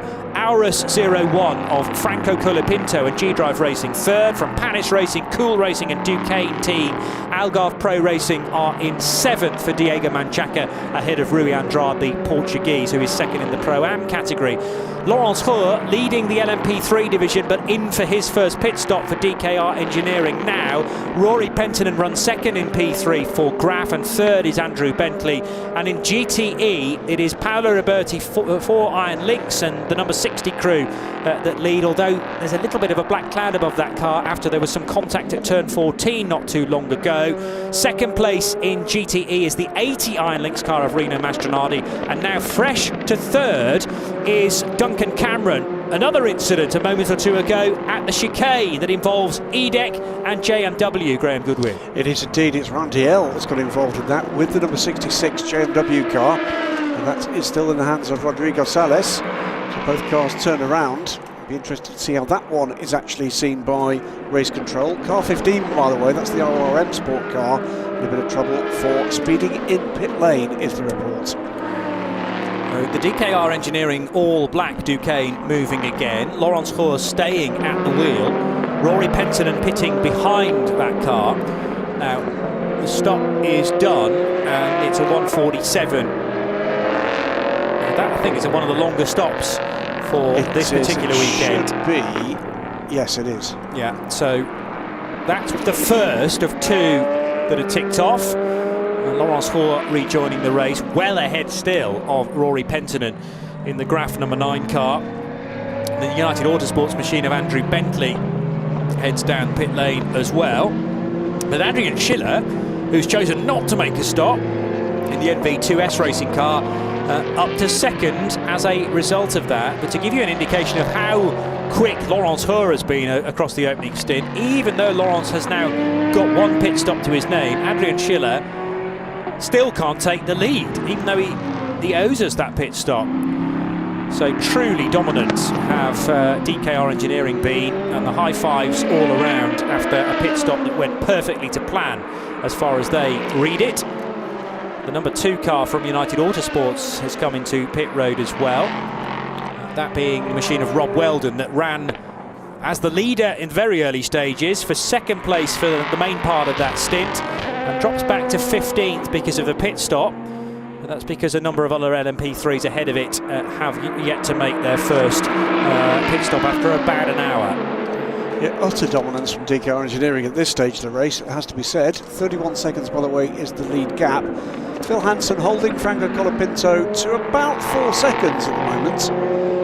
It's pogoed between the kind of 2 and 5 with traffic. Phil Hansen, by far the more experienced sports car racer here. That will play a big part in this. Incident involving 66 and 17 and 10-15. No further action. Okay, well, we didn't see the lead into that, and I'm not sure how Ryan DL ended actually up onto the sausage curb on the exit of the chicane, but 66 not judged to be at fault, and both cars returning to the racetrack, but heavily delayed, of course. The 83 Iron Lynx Ferrari, which was running third, it's actually coming from 6th position with Manuel Agostner at the wheel, and the 77 Porsche down towards turn 5 for Christian Ried. So over the hour mark now for the German driver, and at 77, the team that amazingly won the title while still being level on points with Kessel Racing's Ferrari last year, and it had to go to a crazy amount of countback. I think it was the car that had finished 4th rather than the car that had finished 5th in one of the particular races that eventually decided the title in the favour of Proton Competition after both teams finished on 99 points. But as soon as Christian Ried has done his drive time, he can hand over to Jackson Evans, who's the new silver for 2021, with a certain Jean-Maria Bruni labelled as the platinum. He, of course, was on qualifying duty yesterday for 77. Bright young talent. Yeah, he is, isn't he? One to look out for the future. I think so, absolutely. Gather is quite quick. Yeah, well, great to have him back in the ELMS after fleeting appearances here and there. I still haven't quite answered the question as to whether this is his first full season in the ELMS, but it'll be close to it, yeah. A quick conversation with him in the paddock yesterday, and he reminded me that the title season for JMW, he missed a race. Yeah, okay. And that was only a handful of years ago. Oh, was it? Not the more recent JMW one? No, okay. I think it was so we're going way back. I think it was Ferrari 430 days. That was a long time ago. There you go. All of that happened before I was born. By the way, European Le Mans Series actually celebrating its 10th anniversary in 2021. It became known as the ELMS in 2012. That was the first year of the World Endurance Championship, you'll remember as well. So a happy 10th birthday to the European Le Mans Series, we must mention. Absolutely. So off camera here, the number 12 Racing Experience Duquesne is in the garage. We're now seeing it on camera. So trouble there. Tom Chloe's been struggling with the car throughout. The rear deck is coming off. It's going to be less David Hauser, more Doogie Hauser there, I'm afraid. Some attention required.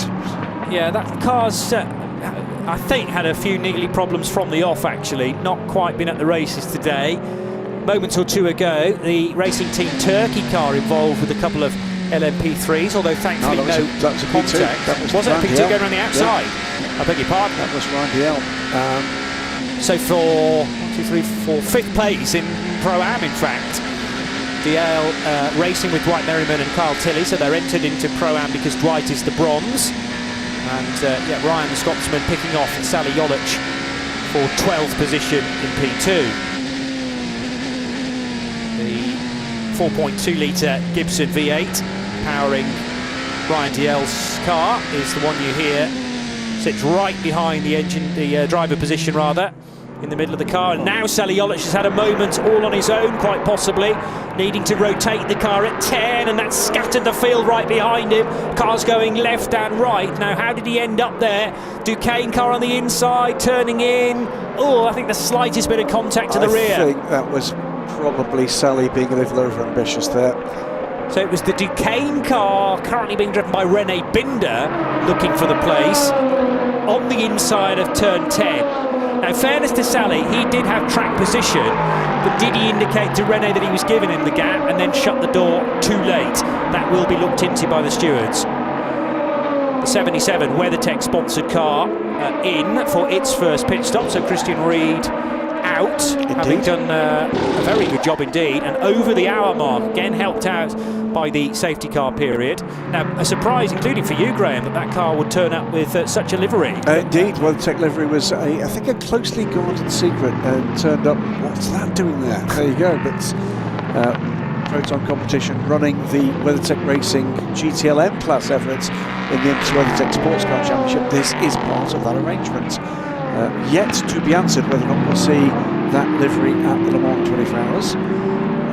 But we're certainly going to see the 79 car in WeatherTech livery handled by Proton at Le Mans. And we've seen the WeatherTech colours on Ferraris in the past at Le Mans as well. So followers of European ACO rules racing probably recognise that, certainly, but it's more familiar in the IMSA paddock, and that is the connection.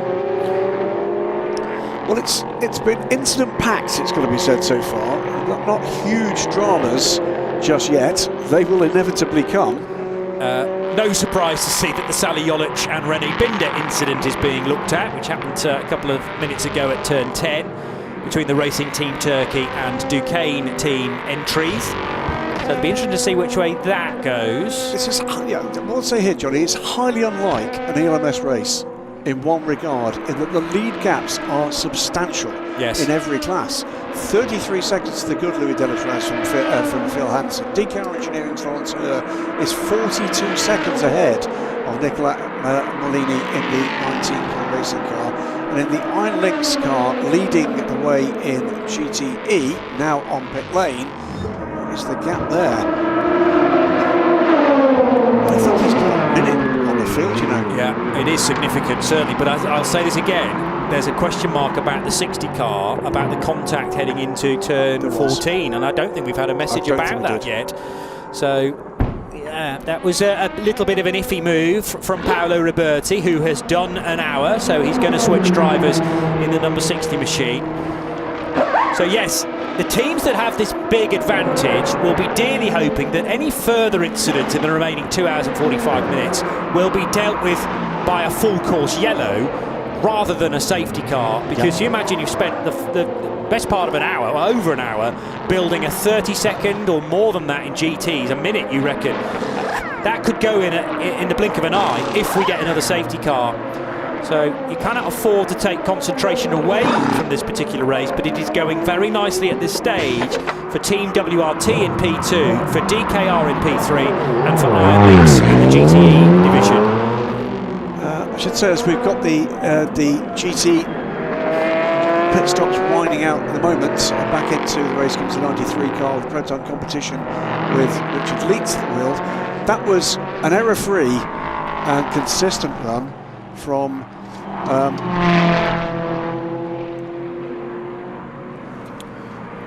Iron Lynx, was it? Excuse me, from Michael Fassbender. From Fassbender, okay, in Proton's car, yeah. Which is the step forward we're looking for there. Yes.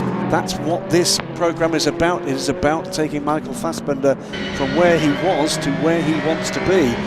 And, you know, in circumstances which are challenging for everybody at the moment, not as much freedom to do the things we'd like to do right now. 2020 was a struggle for him, but that was a significantly better run from Michael Fassbender. Have you mentioned the word we're getting through about car number 2 from United Autosports, which has a potential electrical issue? Just getting word from Hayley Edmonds about that from the pits. There are yellow flags briefly held at turn 9, and also, just to go back on the incident that involved the... Oh, this might be the turn 9 incident. Yes, involving the Nielsen Racing number 6 car and contact with G-Drive Racing. Pinto. So the 26 from G-Drive Racing. Just looks a very odd moment. 34 car in trouble, by the way, is in the garage. And whilst we talk about 34 Racing Team Turkey, the incident with that car and the 30 of Duquesne at turn 10, there's no further action necessary there. It appears to be the right rear corner on that car. So actually was that judged to be a slight error from Sally Jolic, and in a sense it was self-policing, because the car that he was driving spun, he lost the time, and Duquesne were able to carry on with René Binder at the wheel of the number 30 car. So that's not the debut they were looking for at all down at Racing Team Turkey. But you're right about, you make the point well about Michael Fassbender. You know, it is small steps, certainly, and I mean, he's going to be in such a better position compared to 12 months ago, with the 5 races now behind him, where he built experience, built the speed as well. And you come into a fresh season just knowing an awful lot more about how the weekend pans out, your position in the team, given the responsibility of the opening stint, and he's now handed his 93 car over to Richard Leeds. Same team operating the car in the background, same 2 co-drivers in Felipe Laza and Richard Leeds. Different car with the upgraded 911 RS Harbour. Yes, it is, of course. You know, lots of places where you can basically put the the muscle memory into place with that car. It is a evolution rather than a revolution. 4.2 litre flat six rather than the 4. Is it really? Yeah, they did increase it for the factory car, so I don't see it being any different for the customer programme. No, the big difference is the exhaust system. With side exiting for the initial factory cars, there's been a real homologation for this rear exit exhaust that features now. But and I understand the wall between the cylinders now is like tracing paper. Oh, really? Yeah, they've bored through to generate that extra 0.2 cc. And the cars still sound fabulous. The only non-V8 in the field. Of course, the Aston Martin remains a V8. It's a smaller engine because it's turbocharged now. The 4-litre Mercedes-derived engine in the nose of the Aston Martin.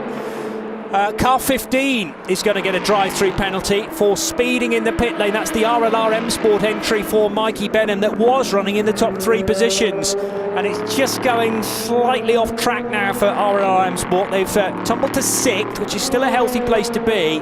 But that drive-through penalty is going to be very, very costly for the team. Yeah, we've got a battle here underway between the 25 car, just goes through on the 24, so that's the second of the 2 drive cars in the hands of Rui Andrade, goes past Diego Menchaca to take on his 7th position. Andrade, by the way, second in the Pro-Am class behind Anthony Borger, who sits 5th overall. If I'm reading these messages on our screen correctly, Graham, things don't look great now for G-Drive Racing. Pole-sitting car judged, well, the team manager's being called to race control after the incident at turn 9 that involved the number 6 Nielsen Racing P3 car of Nick Adcock. You mentioned Colapinto, and Adcock looked to have made contact at 9, and clearly Eduardo Freitas' team in the race control office want the perspective from the team manager of car 26. Indeed. So that generally tends to mean that the fickle finger of blame and responsibility is blame.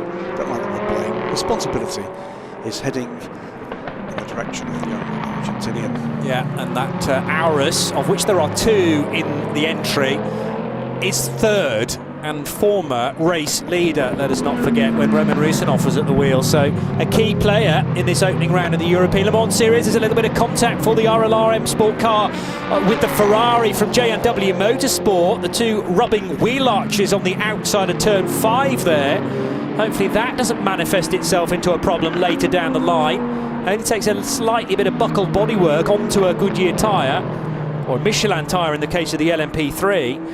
For things to change dramatically there. By the way, good run here from Rodrigo Salas. He's running 4th behind Duncan Cameron, but ahead of Manuel Agostner, with Jimmy Bruni having just gone ahead of Agostner as well, up into 5th. Closing in now on the JMW car. That will be, I think, the next move, with the 77 car in the hands of Jimmy Bruni, making his way up the field. Louis Delatraz. Cars to deal with in front, not on his lap, but nevertheless he has to be decisive here through traffic, which I think is 2 LMP2 cars, so they will be at a similar pace. There'll be blue flags heading in their direction, the first of which is in a... No, that's a P3 car, isn't it? The United machine. And then the next one is definitely an LMP2. So Louis Delatraz deals with the United Autosports car with no troubles at all. It's the ultimate car he's got to deal with next. The 29 car of Jean-Baptiste Lehay. Yeah. That is the last car on the lead lap. That's 9th. And I don't foresee Ultimate being a major sticking point for Louis Delatraz. Very tricky for a car just to leap out of the way of the race leader into the chicane, but when you have gone through 16 and on the wide open expanses of the start-finish straight, just don't even need to feather the throttle, just go off the racing line and allow Louis Delatraz to head by. So that should be done prior to turn number 1. Lead gaps come down very slightly, but I think it's because Louis Delatraz is having to deal with this slower traffic. It was a slow lap there in that traffic, 140.4 to 136.5, so 4 seconds taken out the lead on that lap, but that is all traffic. Brian Diel with the 77 Porsche ahead, so 2 cars and drivers with strong links to the IMSA WeatherTech Sports Car Championship. finding each other on the racetrack, but the 17 is able to get by the 77 very swiftly indeed. And now taking to the outside line at turn 12 with a Cool Racing car up ahead. I think it might be the 30, not the 39 any longer. Cool Racing running 37 for season 2021. But what about Laurence Roux, champion in the Michelin Le Mans Cup last year? Yeah. And do everybody else in this category in the ELMS know that he's in the race, because it might be one of only a couple of Duquesne's former Norma cars, but it's like he's in a different category here. Nicola Molini, a full 50 seconds behind the class leader. Yeah, that car, by the way, you were looking to identify with Randiel was the number 39 Graf car, which he's caught and overtaken in the hands of Arnaud Robin. And that puts Randiel up into the top 10 and up to 4th in Pro-Am now. Yes, 1.3 seconds clear of Arnaud Robin, as you say. So Pro-Am is led by Antonin Borger in the Cool Racing car, number 37. Second place in Pro-Am, Rui Andrade for G-Drive Racing. Yeah, side-by-side GT cars, Porsche on the inside, Ferrari on the out, and the 66 JMW Motorsport car couldn't hold back. Jimmy Bruni there. No, Jimmy Bruni, consummate professional against the gentleman driver. That was the move that was always going to happen. Neat and tidily done. And not easy there in traffic for either of those two GT drivers, with P2 car involved, the Duquesne. Orica. Still feels odd saying the Duquesne Orica. I know what you mean. Yeah, a little weird. But they made the choice to actually steer clear of LMP3 competition as a factory team. They don't want to compete against their customers. We've got, by the way, another pit stop out of off camera here. It's the SRT41 car. I think that will be the introduction into the race of one of our two physically impaired drivers here. As Jimmy Rooney got by Rodrigo Sales, I was keen to just have a close look at the JMW Motorsport car. Information to the pit lane. Information to the pit lane. Drive-through penalty. Car 26 for not respecting the race start procedures and causing collisions. Further back at the grid as a consequence. Well, well, well. I thought this was going to be because of the incident involving Franco Colapinto, but we have to look back to an hour and 25 minutes ago when Roman Rusinov did look to be slow, and he is judged to be at fault for basically causing the confusion and the chaos behind. We gave him credit for saying, well, it's down to him to dictate the pace, but it needs to be, I suppose, at a reasonable speed. And it's been looked back on by the race control team many, many times, and he has been judged to be not respecting the race start procedures and causing collisions behind. And now, even though Roman Rusinov is no longer at the wheel of that car, Franco Colapinto is going to have to take the drive-through penalty. I think that's going to cost him at least one, possibly two positions in this race. And that's not great news, is it? Did you see that coming? Because I'm not sure I did. Well, I think we thought 2016 manager being called to race control was to do with the clash with the Nielsen car. Yep. I don't think it was. I think they were being told this was coming their way. And here's the point, Johnny. There could be something else coming. Yes. Understood. So the 26 car obviously involved with the clash with now. Who was at the wheel of the 6, did we say, which is the Nielsen entry? It was Nick Adcock, wasn't it? So there is the potential here for it to be a double bubble penalty, because I don't think we've had the message through yet to say NFA regarding the incident between 26 and 6. Two different drivers, but that's the nature of endurance racing. One could pick up a penalty for one infringement, i.e. not taking the overall start correctly. We have had a restart since then, which was fine, it seems. The safety car procedure, no further action. He's lost 3 positions there because the Duquesne car, I'm pretty certain, went through and has taken 5th position. So Panis Racing, Julian Canal continues his good run. He's up into 3rd position. Antonin Borger, lead car in the Pro-Am car class, is up into 4th. And I think the Duquesne is ahead of the G-Drive car. The SRT41 car in the garage. Now, is this part of the plan for their pit stop? This is for the pit stops for the physically impaired drivers, I believe. That looks like Nigel Bailey is getting aboard the car. So this isn't extra work being done. This was all part of the plan prior to the race. and it's because more team personnel required to switch the drivers. So that's all fine. Right, after the drive-through penalty, let's head down to G-Drive Racing to get some reaction. I'm joined here by Roman Rusinov, driver of car number 26 for G-Drive Racing. Now, Roman, you just got a drive-through penalty for not respecting race start procedures. I mean, how do you explain that? Yeah, to be honest, it's very hard to explain because I believe that at the start of the race, the safety car was driving really slow. So in order to put the brakes at the temperature, you have just to keep the brakes and put throttle, you know. So I think, and then I don't know why, you know. So I did not brake. I did it slow start, and then I went to throttle, which is normal. So I don't know why. So I believe it's very strange. I believe the safety car was driving very slow at the start of the race. Yes. Okay, and how do you think this will affect the rest of the race? Yeah, but you know, if you have a drive-through, it's quite a lot, so it's not a good point for us for sure. Okay, thank you very much. Yeah, very difficult to fight back from a drive-through penalty, but Roman's argument, I took the pace from the safety car, and he was alleging that the safety car was driving slowly, so after the safety car dictates the pace, I don't adjust. Clearly, that point has been raised in race control and not taken on board, because still the result was a drive-through penalty. You're never going to get a team particularly happy with that, the one that has to take the medicine, and it leaves us with not necessarily a different complexion, because already G-Drive was struggling to stick with Louis Delatraz. However, of course, Team WRT have only used one of their drivers so far. Delatraz has been at the wheel from the start of the race, Absolutely hasn't he? Correct. So Yifei Ye still to come as the silver, and Robert Kubica at the end, you would think at the end, as the platinum racer and former Formula One star, of course. So although it's going very sweetly indeed as far as Team WRT are concerned right now, it could yet change. And it's going to change by the looks of things for the number 5 car, because there's a heavy damage on the rear of the MV2S racing car of Christophe Cresp. How's that happened? Contact, you have to think, and also a car behind is trailing a bullet. That's the number, that's a Graf car, I think, isn't it? It is indeed. Struggling this year, tell the difference with the Graf, the Racing Spirit Le Mans cars and the Cool Racing cars at times. But that looks like that's heavy rear end impact. The bullet's gone on that car as well as the deranged bodywork. Yeah. Not going to be the work of a moment. I reckon it's the 8 Graf car of Sebastian Page.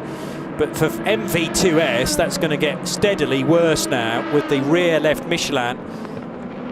Heavy abrasion from the buckled bodywork. I think Christophe Cresp is going to have to be careful here not to go too fast, can risk fully puncturing that tyre. The battle for third in LMP2, headed by Julien Canal, ahead of Antonin Borger, who leads the Pro-Am category. Car 37, I think, has only had the one driver to this point, with still Nicolas Lapierre and Alexandre Croigny to come. That does mean, of course, that the bronze driver is still to come in the cool car. Yes. So, but then again, Lapierre is as well. So there'll be a bit of drop-off naturally when Croigny gets on board, but it'll pick up again when Nicolas Lapierre takes charge. This is what we love about long-distance endurance racing. Good scrapping as out of turn 16 as the AIM 1 Vilorba Corsa car of Andreas Lascaratos was alongside the United Autosports car. I don't think that's for position. No, won't be. As they power their way down towards turn number 1 again. There's quite a lot of walking wounded cars in LMP3 right now. Certainly 2 trailing rear damage. It's been a war of words from the start of the race, but this is very fresh damage for the MV2S car, which has now made the pit lane. The team ready to receive it. Christophe Cresp. The bigger issue there is going to be it was the 65 Panis car. Yeah. That was Julien Canal. So the Panis car that was long time in 4th position, now actually running 3rd, but the nature of the approach to turn 14 is you've got to be single file. The Panis racing car was sort of going for a move there, but hadn't got the space to be able to do it, and it's pushed the bullet, that cheese wedge shaped piece of carbon fibre, right into the wheel arch Yes, of the it does. MV2S car, so it's going to be really tricky to get that out and refit it to the car. It must be there. We've seen, haven't we, multiple times with these LMP3 cars that is a big job to replace the bullet, the rear floor on these cars. That's going to be a significant delay for MV2S. Known as the legality panel by some, and although the LMP2 cars also carry similar bits of bodywork where the tail light is located, look, I mean, it always seems that on the LMP3 they're far easier to knock off. They're a bit more solid on the LMP2s. And they're separate bits of bodywork as well, but as part of the rules of the championship, you must run with both of those bullets still in place, and ideally with the tail lights functioning. Unsurprisingly, a warning for car 65 after that contact with the MV2S machine. It's only a black and white flag, almost like a yellow card from soccer, for car 65 and Julien Canal. Yeah. So you're right, fortunate, I think that could have been a drive-through penalty. So once it gets away with it, that is a penalty. No, so definitely. It's a warning. And it will be logged, but more of a warning rather than an actual penalty. But another move like Information to the pit lane, black and white flag, car 26 for the contact at T9 with car, now I don't recall the number. It's black car and white 6, flag, Eduardo. car 26 for the contact with car 6 at T9. Nick Adcock and car 6, he remembered eventually, and yeah, Adcock, I mean, off onto the gravel, minding in his own business, some contact from Franco Colapinto. I'm surprised it's only a black and white flag, but they have already had to take a drive-through penalty, of course, because of the problems at the start of the race, so I don't wish any more ill on the G-Drive racing car. So Colapinto now in 5th position, not making much of an impact on the cars ahead of him right now. In fact, being caught right now by Rennie Binder. That car, because of the contact with Nick Adcock, is carrying a bit of front left damage as well. At least one dive plane has been plucked out, it would seem. Over the line goes Franco Colapinto, 5th place, as you said. Teammates this pair, by the way, earlier this year. Was that one of the dive planes flying off the car? I think it might was. have been. I did see a bit of debris that appeared from nowhere then. But this pair were teammates at the G-Drive squad in the Asia Le Mans series just a few weeks ago.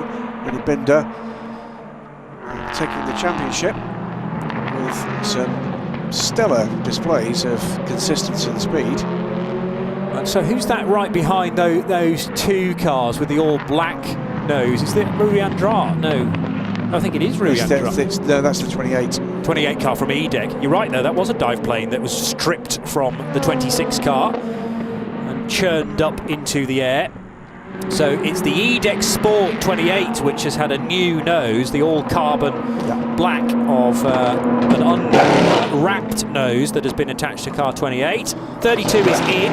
Now this is the car sadly no longer really in the hunt for a decent result after Nicolas Jamin was caught at turn 2 for a long period of time at the start of the race. So there are still fights to be had here, and with two very handy drivers still to come, including of course Jean Penutet in the car. Not over for them in terms of a chase for points. Well, timed as 2 laps down, but I think that's because they've not. Oh, there's a spin for the 26 again. Now, was that contact after the 26 and the 30 were nose to tail for a number of laps, trying to get first gear and rejoin? Good chance to spot how bad the damage is on the front left corner as well. There's still a dive plane just clinging on for dear life there. It was contact with 28, the E-Deck Sport car. Have taken 2 positions. Yeah, on both Duquesne unsettled and G-Drive. I don't think he could. I don't think he could go where he needed to put the car. There was no further contact. Yeah, because there was the P3 car was on the outside there. He couldn't let the car drift wide. He just oversteered himself into trouble there. That was Colapinto in a moment that lasted seemingly several minutes almost. He was hanging on to it, thinking, I've caught this, and then it finally flipped around. Pitted. So it's side-by-side contact with 28, and who do we put at the wheel of that car then? Because that's a bit further down the order. Paul-Luc Chatin. And Paul-Luc Chatin, having jumped ahead of the Duquesne car, he's unlapped himself, hasn't he? He's unlapping himself rather than gaining that position as the lead lap. So, I mean, there was a time, of course, when Paul Lafargue was arriving at turn 1 backwards earlier on in the race, you might remember. So that's the reason why the 28's off the lead lap. Both APRG drive cars pitting on the same lap. They're absolutely nose to tail in the pits. Oh! The mechanic stepped away and put a wheel right in front of the car. My word, now there's a loose Goodyear tyre and a wheel, and there's another penalty, surely going the way of G-Drive. And that's what happens when you have to pit both of your cars on the same lap. They'd wheeled it backwards to give it the sufficient turning circle, but the mechanic tending to the second of the cars, the 26, just stepped into the path of the car whose pit had just completed. You actually saw in the background there, if we get to see that again, the tyre man turned around to pick up the tyre thinking, where's the tyre gone? I think he knew that the 25 needed to get back in the race, stepped clear of it, but then lost control of the wheel. It was the other tyre man, so the tyre man put the tyre back, handed it to a guy that was no longer there. Put it down the floor, it was then hit by the car. The guy who was then going to pick up the tyre turned around to pick the tyre up, he was no longer there. Dear oh dear. And how quickly fortunes can change in a motor race. It looks so good for Algarve Pro Racing after Nick de Vries's performance in qualifying yesterday. Roman Rusinov, the first part of his stint, was most impressive to hold off Louis Delatraz, and even when he was overtaken by the young Swiss, Roman Rusinov looked good for second place. And it's just spiralling out of control now down at APR. My word, the debrief meeting here could last a number of days, actually. Yeah, there'll be, how can I put this? Colourful well spoken. You think? Yes. Yeah. Well, Stuart and Joe Cox run a cracking team. They've got 3 cars here in the race. Sam, sorry. Thank you. Stuart and Sam Cox run a cracking team, and they have 3 cars. Amazingly, 3 cars actually arrived at the racetrack when it looked very, very unlikely. And yeah, that shouldn't be overlooked. And it looked so good at this at the earlier phase of the race. There's still a chance to recover because Rui Andrade and Franco Colapinto have rejoined in 7th and 8th places. Where's their other car, which is a proper Algarve Pro machine, isn't it? That's down in 11th place at the moment. What I mean by that is it's actually entered as Algarve Pro Racing. In and out of the pits. Yeah. Julien Canal now leads the race for this at this moment. Yifei introduced to proceedings to make his European Le Mans Series race debut, the Chinese driver, domiciled in Switzerland and with a famous racing family. Since Yifei began his European racing career, he's been living with the Yarni family. Okay. Neil Yarni's father manages Yifei. This is the Duquesne. Yeah, this is looking good for Duquesne as well, you know. Really Binder's been a bit of a charge too. That, though, for the moment, is our race leader. Julien Canal has been in the car from the start. A very good stint from him, and still 2 quick drivers to come in this car. So 65 now enjoying a period of time out front by the same amount pretty much over the rest of the field that Louis Delatraz had, i.e. 30 seconds. And the Julien Canal car deciding to pit on this lap for Panis Racing. Yifei and Team WRT will therefore retake the lead as the number 8 car from Graf is briefly off the road. How did that end up there? Outbraking itself, Sebastian Page into turn 5, off onto the gravel, and bits of Ligier, I'm afraid, ending up in the gravel trap as well. It's pulled off at least one of the bullets, and that's all it takes.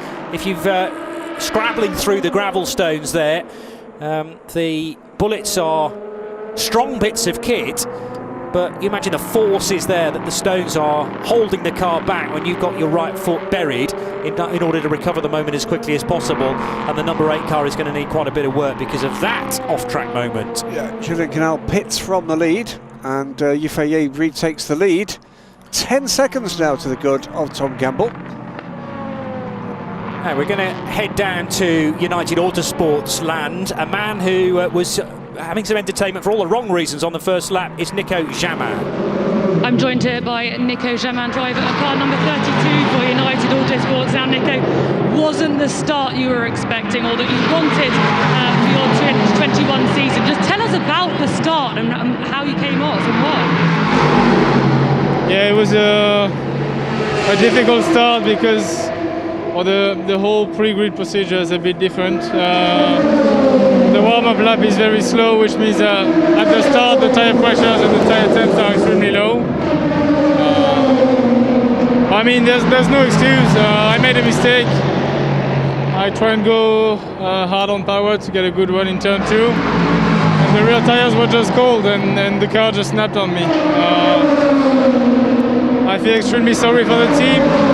There's no excuse, it shouldn't happen.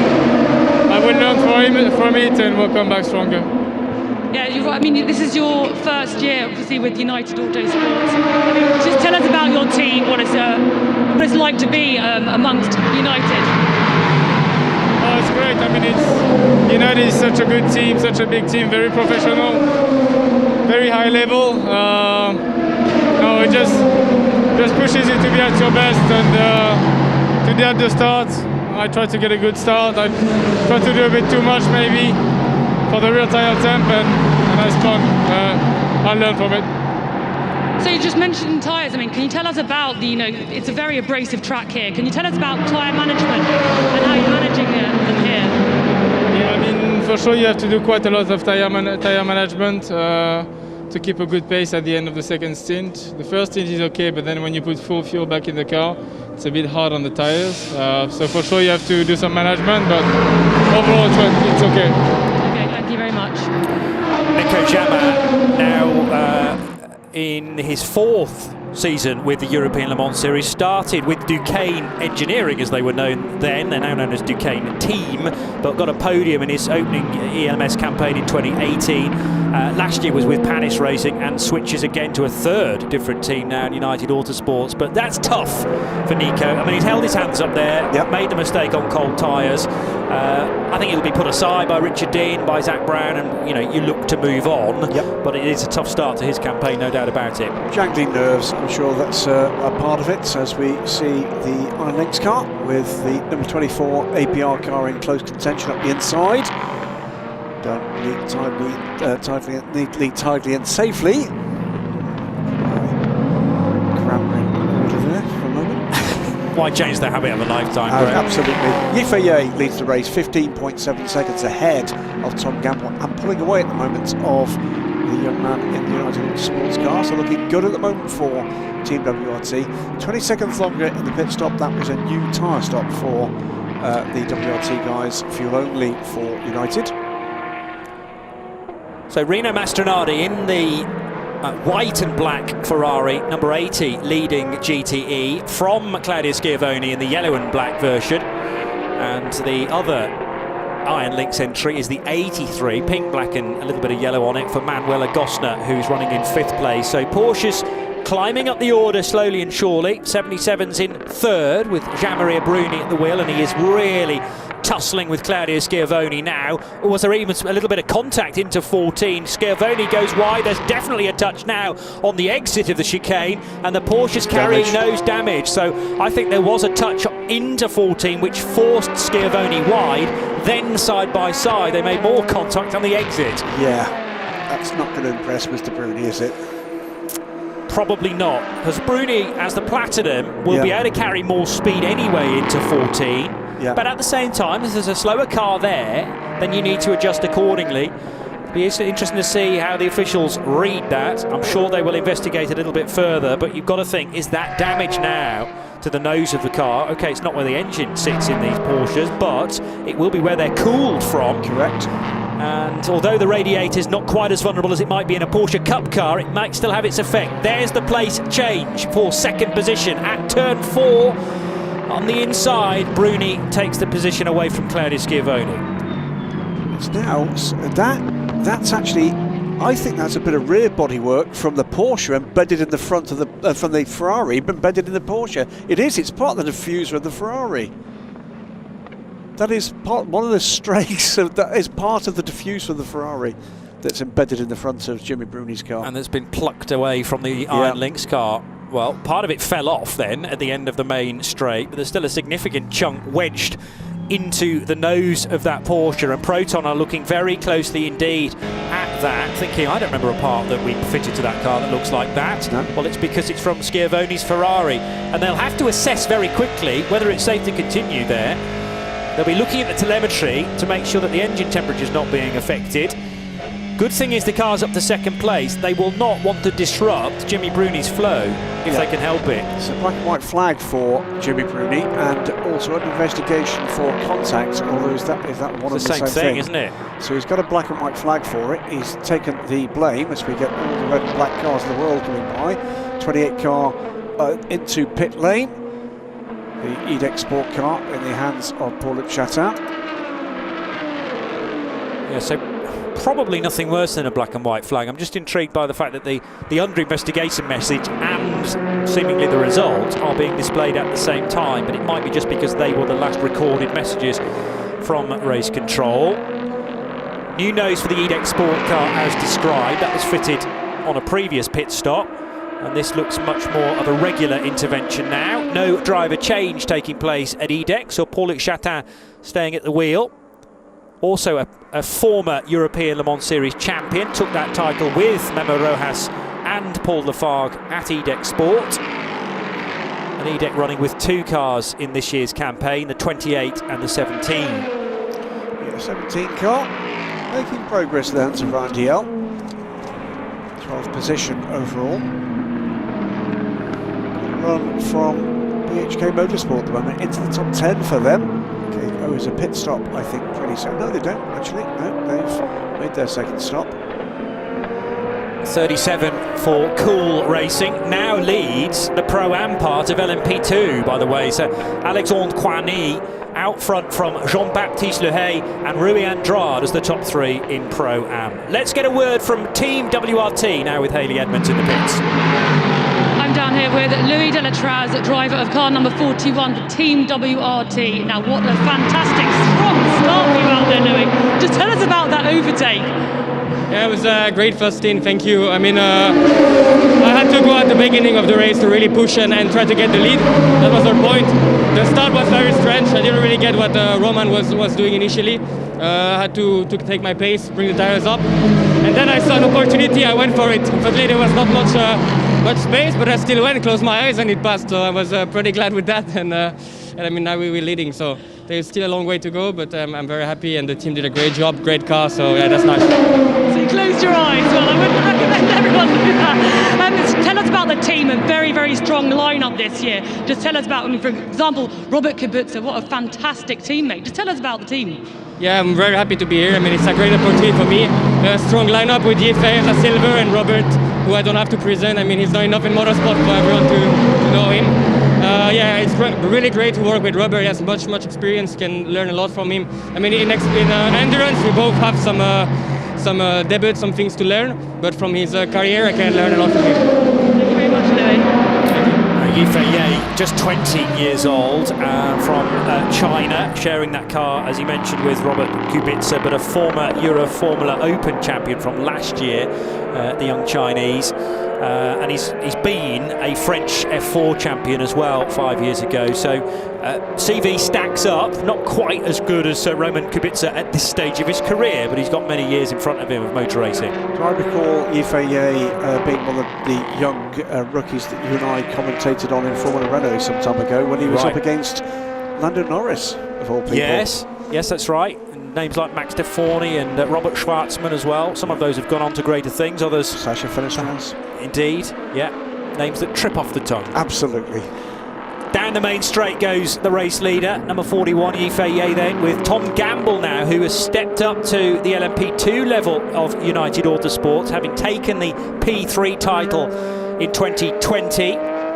So leaving Wayne Boyd and Rob Weldon, who stay in their LMP3 car and have had a good start to the race. They've just dropped away a little bit now at the number 2 crew. Rob Weldon running in 14th position in LMP3 as the TF Sport Aston Martin leaves the road briefly on the exit of turn 4. That's Ollie Hancock demonstrating the rallycrossing abilities of an Aston Martin Vantage GT3. Well, they're very impressive, I have to say. Unfortunately, that car down in 8th position. John Hartshorn doing the opening stint, handing over to Ollie Hancock, as you say, and still to come, Ross Gunn as the gold in the combination. Just a 2-driver lineup in the number 4 DKR Engineering leading LMP3 car, and still these guys just so dominant. A minute and 22 seconds. Yeah, it's now. almost a lap is what it comes down to. I think the remaining part of this field, they're going to have to hope that Lawrence Hurst's teammates isn't as good as he is, because if he is, hashtag he's not, that is a mighty lead to take in. That's not something I can recall seeing in an LMP3 race in the LMS for a long time. Through the kink at 6 goes Mattia Passini. Very late addition to the Inter-Europol competition team. A week ago, I don't think any drivers were assigned to that car. So there's been a lot of late business indeed to the 14. Julius Domavicius, Alessandro Braccialetti and Mattia Passini is the current driver as we watch a Ferrari pit stop, Graham. That is the leader in the pits, another dominant leader. As the Ferrari-adorned Porsche continues. It's like a trophy, doesn't it? I think it is, after the earlier skirmish. Absolutely. It's either that or somewhat of familiar look to people who follow hill climbing for the timing racket that actually sets this. We can see again how it started its collection of Ferrari parts. It wasn't there prior to the contact, but you're right, it is a strake from the rear diffuser of the Ferrari, and I didn't realise that almost a tooth from that diffuser could be plucked out so readily. They're strong things, these rear diffusers, deliberately so. One segment of it flew off then. That was a separate part. Yes. Yes, so it's gradually deconstructing that Ferrari. I've never quite seen something like that before, and the ability for it to hang on for as long as it has as well, although another segment then detached from the Porsche a couple of corners later as well. But the significant chunk of diffuser still hanging on with no immediate exit available to it.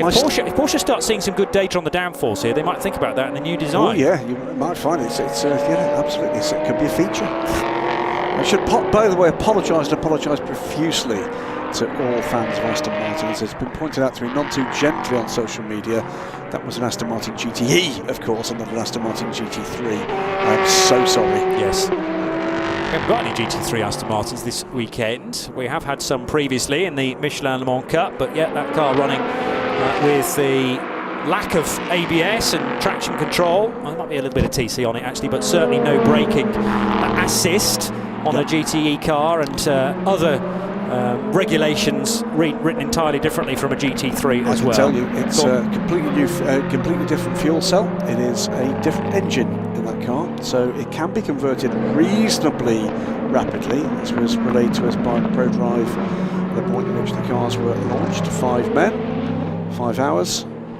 and it can be done, and has been done.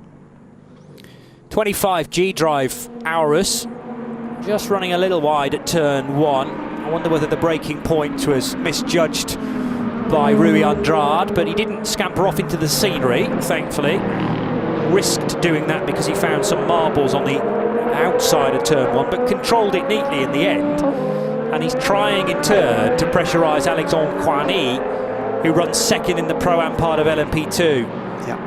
So the division within class is led by Jean-Baptiste Lehay, with Coigny second, Andrade third, and then Ryan DL trying to get with them, but he's got about 3 cars in order to get in front of, and significantly more seconds in order to try and find for EDEX Sport. It's about a minute behind that lead trio. They're pretty closely spaced, so that can be done. When you've got a driver with the times of Ryan DL involved. Here's the 84 car. Talked about that a little earlier. It is indeed Nigel Bailey at the wheel of the 84 car. A long chat with Nigel about this programme, about his journey on this programme earlier in the week. You want to tell us about the LED strip on the rear of that car so as well? Between the 2 legality panels, you'll see a blue strip. This is his teammate, Yuki San. We'll chat about him in a moment. That is basically to allow teams coming towards this car from the rear to recognise visually they're looking at an LMP2 car, but to expect that the pace is likely to be rather less. And in particular, it's pace through the corners. Yes. And as I explained a little earlier, because the 2 physically impaired drivers that are part of this effort cannot use, physically cannot feel the aerodynamic grip that the car is generating. And, you know, you talk to any race driver that's used to a downforce car, that's an absolutely key part of it. Yuki-san is hi there. Fabulous individual, ex-MotoGP rider back in the day, and already, by the way, an ACO Rules champion, won in the GT Cup Championship in the Asia Le Mans Series Porsche some years ago.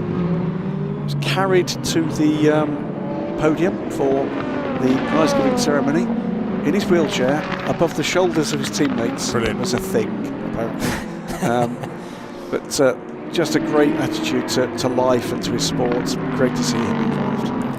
And he's also taken part in a couple of the Michelin, in fact the Road to Le Mans events, being 2 races on the lead up to the 2019 24 Hours of Le Mans. So raced with Fred Sofa's team, again in an innovative car as part of the Le Mans Cup. And that was only intended to be part of the Road to Le Mans. But again, with a view to, in a couple of years' time, getting involved in the ELMS and Garage 56 entry at the 24 Hours of Le Mans, which is the aim this year. Indeed, cracking battle underway here. This is the number 30 car, the black and green car there, followed by Svenny Binder, followed by, I'm sure that is Franco Colapinto in the 26 car. I think they're together on track, they are.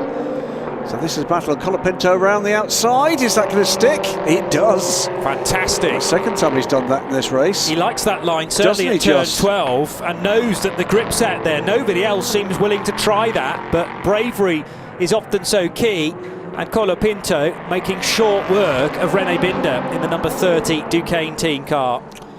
Gentleman there sitting with the 37 car, the Cool Racing car, in trouble. Who's aboard that one, Johnny? That is Alexandre Coigny. Yeah. Turn 10. This is the reprofiled turn 10. So battling for Pro-Am positions with the 25 car of Rui Andrade, and there was contact at 10. There was. I'm afraid putting that one firmly in the hands of Monsieur Coigny. Turned in on the car. Not quite sure where he expected the 25 to go there. Well, dicing not only for position within LMP2, but also for podium places in the Pro-Am division. And that 37 car, having recovered from the spin, will cross the line now with Jean-Baptiste Lehay leading Pro-Am from new second place car Rui Andrade, but question marks as to the legality of that overtake, and funnily enough, the contact involving car 25 and 37 at turn 10 is now under investigation. That's the latest message from race control. Yifei Ye leads the opening round of the European Le Mans Series. We are at half distance. That's 120 minutes completed, and the same still to go. Now, what did you think about this restart, or rather start to the race, with Roman Rusinov very slow indeed? Even his teammates were somewhat surprised about that. Well, subsequently, the team were given a penalty that needed to be soaked up by Franco Colapinto, who was the one with the biggest expression on his face down in the team garage when all that happened. The problem is, there's a knock-on effect down to LMP3s, and bits of bodywork ended up on the main straight as a result of unavoidable contact. Nico Jamin, on cold Goodyear tyres, goes skating off towards the scenery. He kept it out of the wall, but he did end up in the gravel trap, and that required our first safety car. Later on in the lap, there would be some contact at the turn 14 and 15 chicane, and that resulted in Henrik Hedman spinning. Another reason to go safety car, to get the Dragon Speed USA machine recovered from the sausage curb. And sadly for Dragon Speed, they were our first, and to date, only retirement. More yellow flags required. This was to deal with the Henrik Hedman spin after contact with Sally Jolic in the number 34 machine, and everybody else forced to go left and to right like a bomb burst. The LMP2 and P3 cars scattered. Great start for the race in LMP3 for Laurence Hoare, who has kind of never looked back. He's currently enjoying a lead of over 90 seconds in LMP3, but it was the hard work from the young German put in the early stages that built that lead. Then a stellar overtake from Louis Delatraz, given very little racing room by Roman Rusinov, but eventually the Russian was put out into the marbles, and the young Swiss driver Louis Delatraz took the race lead, claiming he closed his eyes through most of that. I don't believe him, frankly. The 60 car, the Ferrari of Iron Lynx, came in from the class lead for its first pit stop, and that would eventually leave Jean-Marie Bruni to be out front in the 77 Proton Competition Porsche. This a difficult moment for Franco Colapinto, who was put offline after contact with the EDEX Sport machine of Paul-Luc Chatin. Great dicing between the Ferrari and the Porsche, but it got a bit too close for comfort between Iron Lynx and the chasing Jimmy Bruni in the WeatherTech Proton Competition Porsche. The white Porsche was left with a bit of the rear diffuser from the Ferrari wedged in the nose of that car, spotted very quickly by Proton Competition. That was after contact with Claudia Schiavone in the number 60 Ferrari. Brilliant overtake round the outside of turn 12 from Franco Colapinto to give the G-Drive Racing car 4th position as he overtook René Binder in the Duquesne team. We are left with Yifei Ye leading the motor race at just over half distance for brand new team to the ELMS WRT.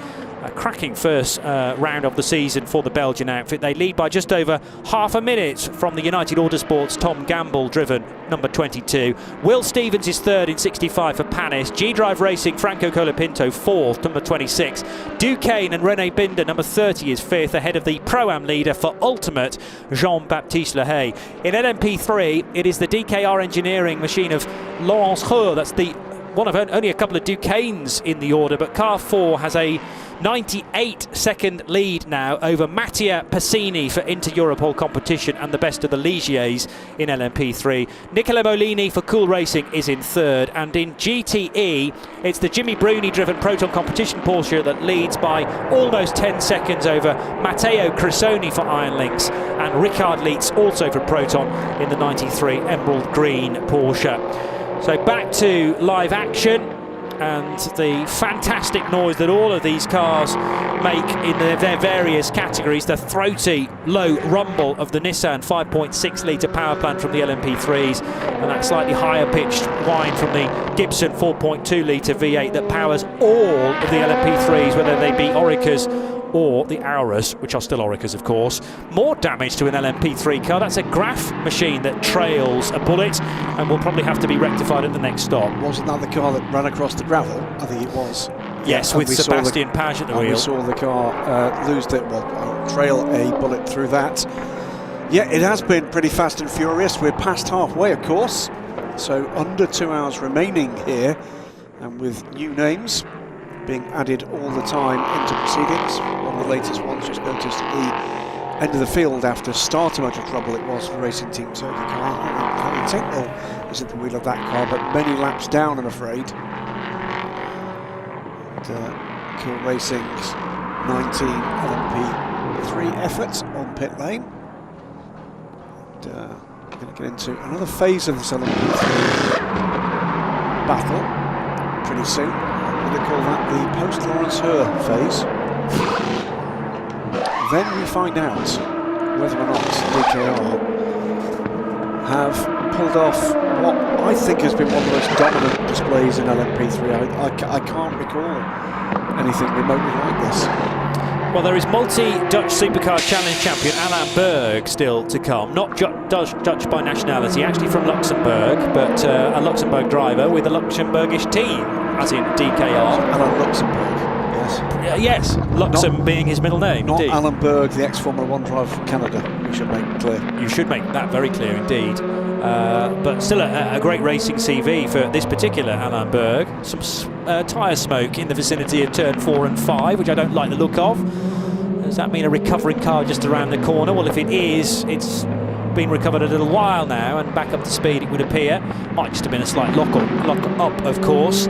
As the 34 car from Racing Team Turkey, now in the command of Harry Tinknell. Now, great to have a former ELMS title winner back in the championship. I think 5 years on from his last championship in the ELMS. He's done an awful lot of racing in a lot of different cars since then.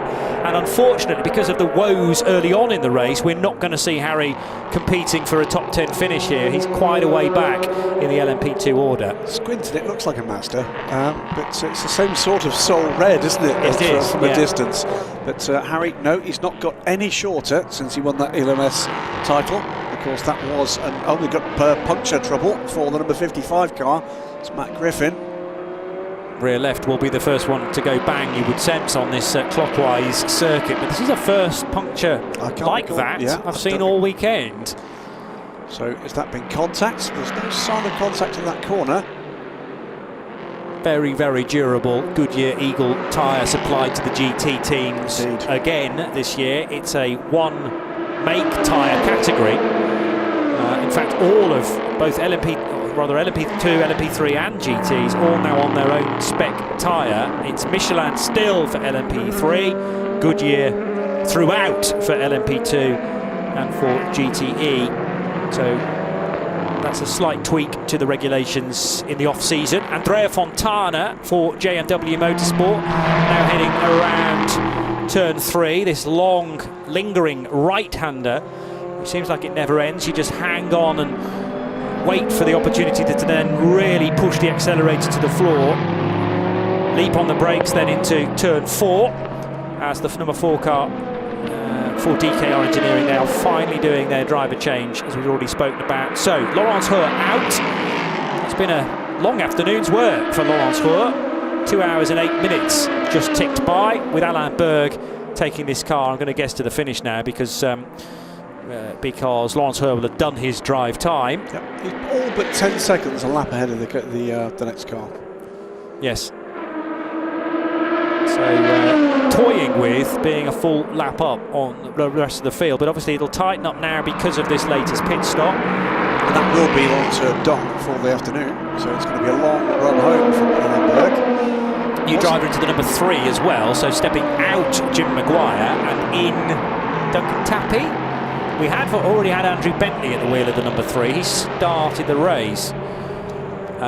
So there's been at least one driver change there so far today. Ferreting around my notes now just to confirm for the number 3 car. Yes, it was Andrew Bentley at the start of the race. So we've had a stint from Jim Maguire, and now quite possibly Duncan Tappy. Well, not for the remainder, because there's still an hour and 50 minutes to go. So United will have to pick their line through the rest of the race carefully in terms of abiding by the carefully written regulations regarding drive time. It's all closely related to driver grading, of course. One of the Inter-Europol competition cars trailing a bit of damage on the front left corner, and a moment or two ago an awkward moment for the JMW Motorsport Ferrari that couldn't go side by side through the chicane with the Nielsen car. I couldn't tell whether that was the 6 or the 7 in all truth. It's the way to tell the difference, by the way, between those two Nielsen cars, I've realised, is one's got a 6 on the side and the other one's got a 7.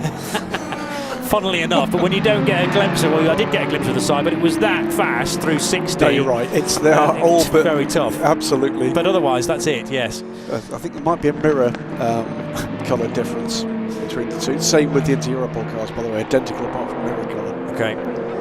Then you've got to remember which is which. Yes. Have they both got red rear wings? Because that would be a nice little difference, but I'm going to guess they have. Side by side here between the Iron Lynx number 80 car going by the tilled up number 77. Yeah, Bruni struggling on those tyres, I think, because he turned in to turn 12 and the car skated from one side of the road to the other, very nearly into the side of the number 80 Ferrari. So look, so he turned in, got a bit of the curb. That was the lead. That was for the lead. It was for the lead, right. Yeah. So probably Bruni trying to desperately hold back the 80 car. But I think those tyres are somewhat second-hand now for Jean-Maria Bruni, and Matteo Cressoni taking the Franco Colapinto line into turn 12, making that easily a 2-lane corner, quite possibly a 3, because the Porsche was in the middle of the road as it was being overtaken. Contact avoided, but Bruni really struggling with this current set of tyres, for my money. And I wonder whether they may not be very far away from the next pit stop for those cars. How many times have the leading GTs stopped so far? Matteo Cressoni, 2 stops to his name, but I think only 1 proper fuel stop, and then Jimmy Bruni just the 1 stop as well, as Bruni's now catching the 66 Ferrari to put a lap on that machine of Andrea Fontana. Or was that Fontana getting in front of Bruni? No, he's laps It's the other way down. around, isn't it? Yeah, but I'm just wondering how bad these tyres are for Jean-Marie Bruni. Well, he's done a 151 last time around. He lost 4 seconds on that last lap to Matteo Cressoni. I don't know, he's catching that Ferrari. Well, maybe he is down the main straight, so rather the back straight now between 9 and 10. Into turn 10 they go. Fontana was quicker on that last lap.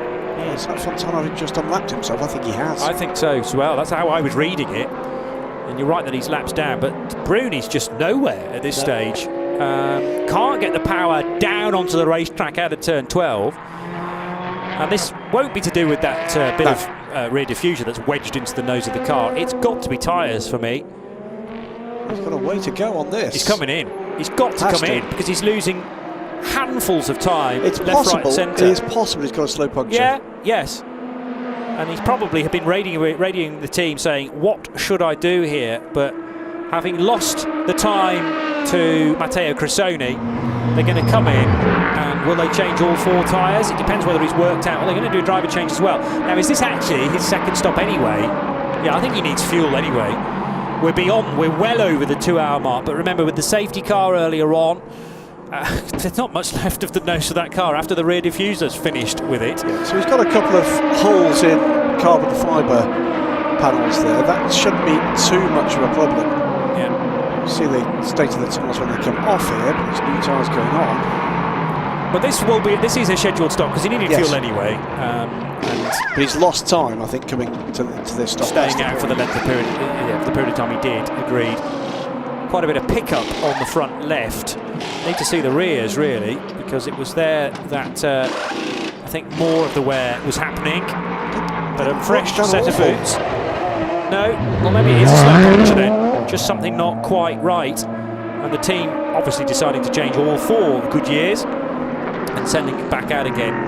I mean, these tyres are designed for at least 60 minutes of abuse. Yep. So it would be very unusual for them to fall off a cliff as much as they seem to have done there for Jean-Marie Bruni. So I think you're right that it was a slow puncture, maybe creeping in with a bit of, well, there's more than a bit of debris out there on the racetrack, not least from an incident that Bruni was involved with himself between he and Claudio Schiavone. That's certainly cost the team some significant time. Yeah. Christian Reed, by the way, has climbed aboard the car. Oh, so he needed a bit more drive time then as the bronze. So Cressoni leads. Richard Leeds looks as if the 93 car looks good for a very good result here. Claudio Schiavone is 3rd. Christian Reed emerges in 4th, just ahead of Andrea Fontana in the number 66 JMW car, which is coming back into contention here. Yeah, so Cressoni, Leeds and Schiavone, 1st, 2nd, 3rd for Iron Lynx, Proton Competition and Iron Lynx respectively.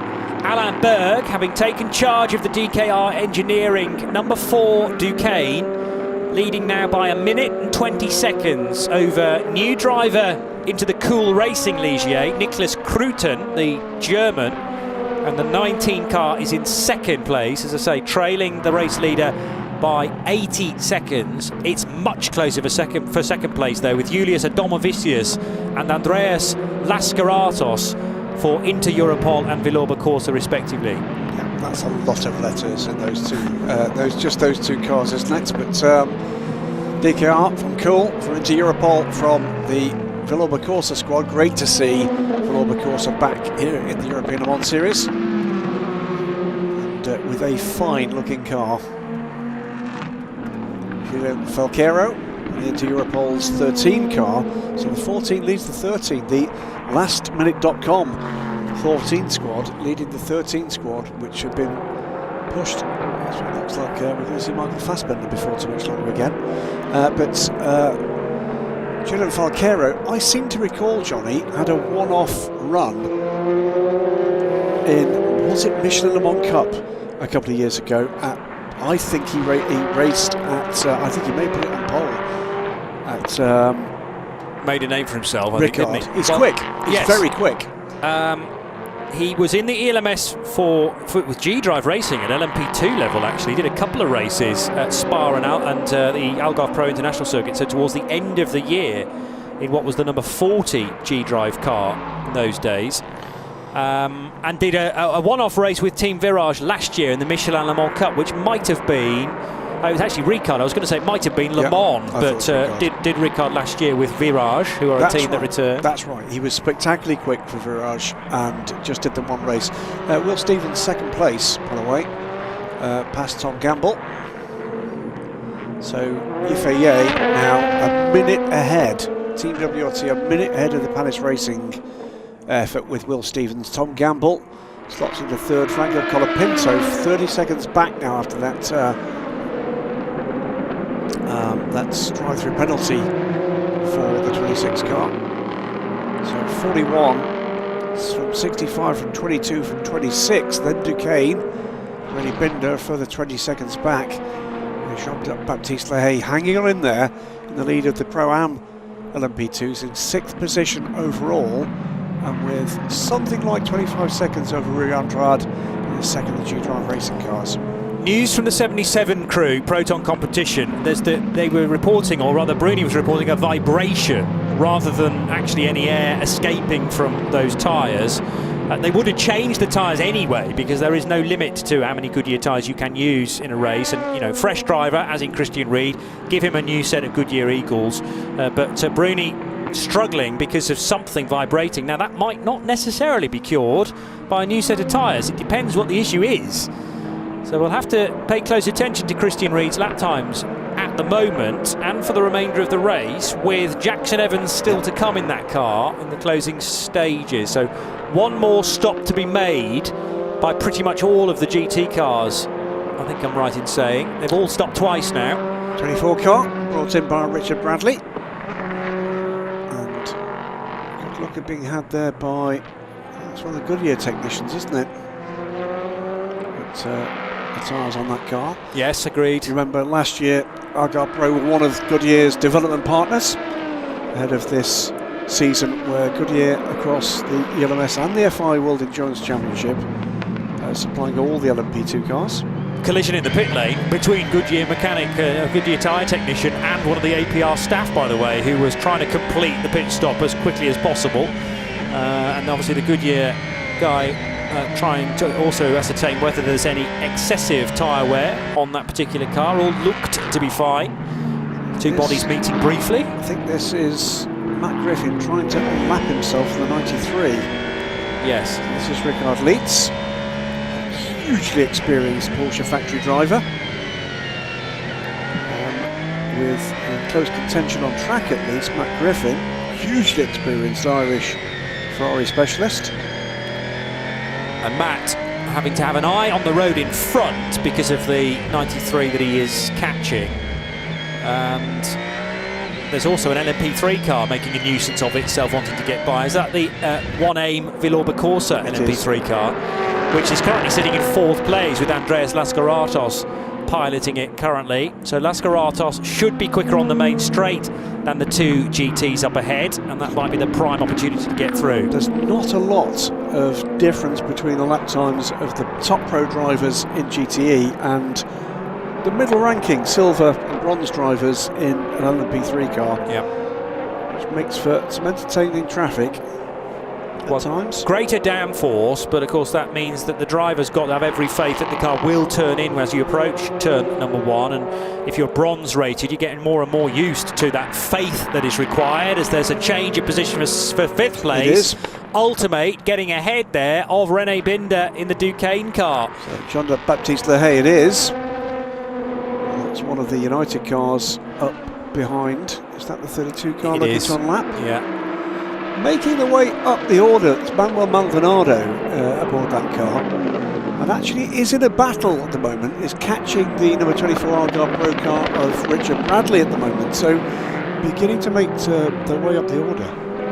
Yeah, and Rene Binder, if he's not careful here, will lose the position to the number 32 of Manuel Maldonado, cousin of Pastor, and F1 exploits, of course, many of them for Pastor Maldonado.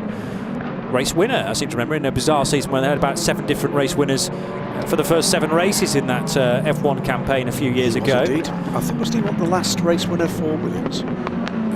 Yeah, very probably. Yeah, actually, someone will know on social media. not an F1 expert, I should say, but I think only that one. But passed for a season in the FI World Endurance Championship. What a delight he was. Happy, smiling fella. Not at all like his critique he gets on social media. Yeah, it's good family, and certainly Manuel goes very rapidly as well. Positioned then in 12th spot. As a moment or two ago, the 93, a collision from the 1A in Villorba Corsa car and straight into the pits as a result. Now, did 93 owe us a stop anyway? It's in for its second stop. Michael Fassbender is climbing aboard the car. I suspect he was on his way in.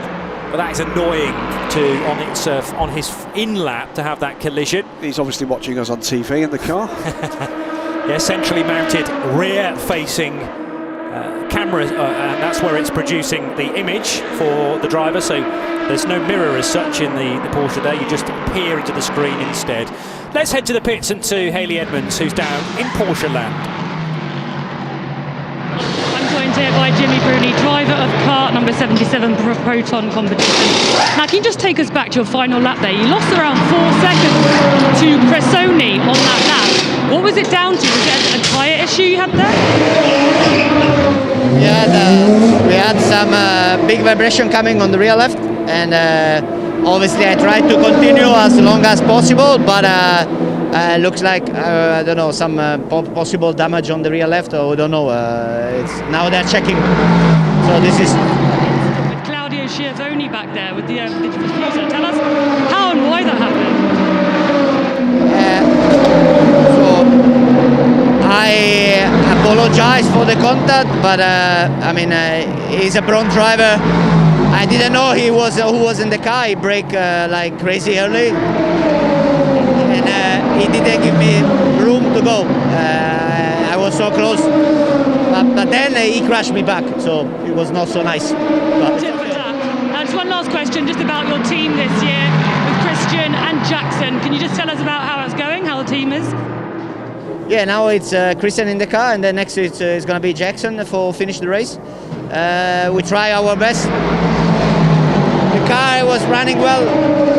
Let's hope and see. Thank you very much, Jimmy. He crashed me back, which is a great phrase to take away from this race. But you know, you give some out, you have some back. I suppose that is one part of GT racing and has been for many, many years. So there's been a significant shift of driver lineup there.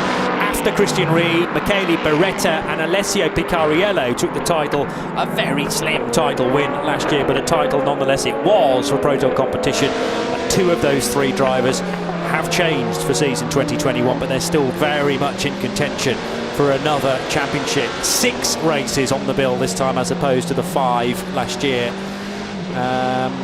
And it sounds like he's having quite a bit of fun, but also eventful as well, having to deal with that vibration from the rear. Yeah, he was chatting to him in the paddock. He's got a quick stall there from the United Autosports car as it leaves the pit lane. That is the 32 car. The delayed 32 car, Nico Germain's misadventure on lap 1. I think he's up for this. I think he's enjoying the fact that perhaps there's a little less pressure than a World Championship environment. He knows he's in a fight. He knows there's some very good drivers out there. As we said, multiple factory drivers involved in this GTE battle, albeit a GTE Pro-Am class here rather than the GTE Pro or GTLM battles he's been used to in recent seasons. But I think he's enjoying the sporting challenge, and he may well have not enjoyed that last lap, but we now heard from him directly. It was a serious vibration on, I think, the rear left, did he say?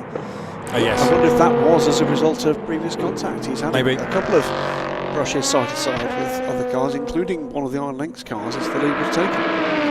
And you know, during these stints, you're going to have times when a platinum driver is in command of one car and a bronze is in the other, and it is down to the more experienced and factory driver to respond to that. He said it at the time, he didn't know who was in the car. Well, it's down to the team to communicate that to Jean-Marie Bruni, and he can react accordingly. But you know, one car goes into the back of the other, it is nearly always the fault of that car following, even though his argument was that Claudio Schiavoni braked crazy early. You've got to be able to react to that.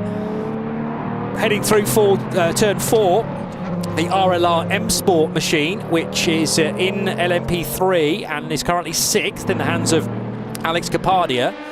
the 29 Ultimate entry, running as the Pro-Am leader, Jean-Baptiste Lehay.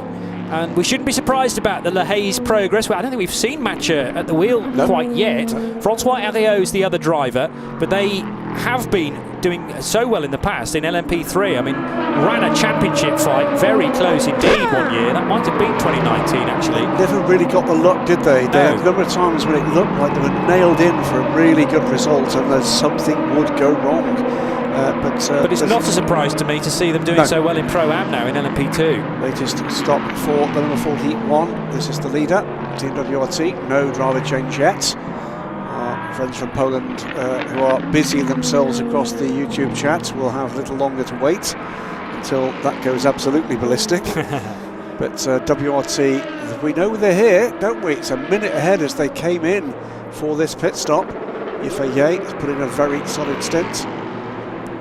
Following on from the opening efforts of Louis Delatraz, second generation sports car driver, of course, after his dad, Jean Denis. Yep. And earlier on in the race, the car has been able to set the fastest first and final sectors of the lap, so has those to its name. Still not quite as quick as a nameless other car through the middle sector, which is where a lot of the fast stuff happens. But the fastest lap of the race actually set by Roman Rusinov on the 8th lap before Roman hit any GT traffic. 1:35.797 still stands as the best lap around the Barcelona 4.6 kilometre Grand Prix circuit. And the 41 car of Yifei still rejoining right in the path of the 26 car, which in turn tried to go around the outside of turn 1, but Nick de Vries wasn't able to do that. Yifei, wise to the fact that he would need to try and keep Nick de Vries behind, if at all possible. Jean-Baptiste Lehay wedged between the two of them, so that was Nick de Vries trying to unlap himself, I think, on the Team WRT car. Yep, and if you look at the gap to the new leader, Will Stevens, about 5 seconds as they emerged. It's effectively a pit stop's difference, isn't it? Yes. It's effectively that. So, you know, it's a big gap, but it's a problem away from a disaster, if you like, for any of the teams. They've not got a lapse distance on this race yet. And with Yifei still ploughing on there, interesting to see what's going to kind of happen in the overall standings as some of the really quick guys now begin to get stuck in. We know that Nick de Vries can be a bit of a game changer in an LMP2 race. Let's see whether or not he can change the game right here, right now, because now is the time. Well, all things being equal between now and the end of the race, it looks very, very good for Team WRT, but we've been watching motor racing for long enough now to know that things very rarely do stay equal for the next 90 minutes. So well over a quarter of the race still to go, and lots more to unfold. But a number of the teams will be thinking about final stint lengths now in terms of their final drivers. We're getting inside that crucial last 90 minutes. Alain Burr continues to lead in the DKR engineering machine. Let's head to the pit for DKR and get a word with Alain's teammate. I'm joined here by Lawrence, driver of car number 4, DKR Engineering. Now, Lawrence, you qualified 4th, you worked your way up to the top of your class, and you pretty much kept the head until you came out. I mean, tell us how it was out there for you. I know it's hard to hear. I'm sorry, I haven't understood a single word.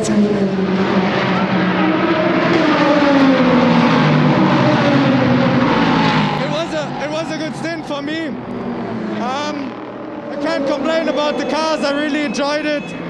Team did a really great job so far. Car was great. The racing was nice.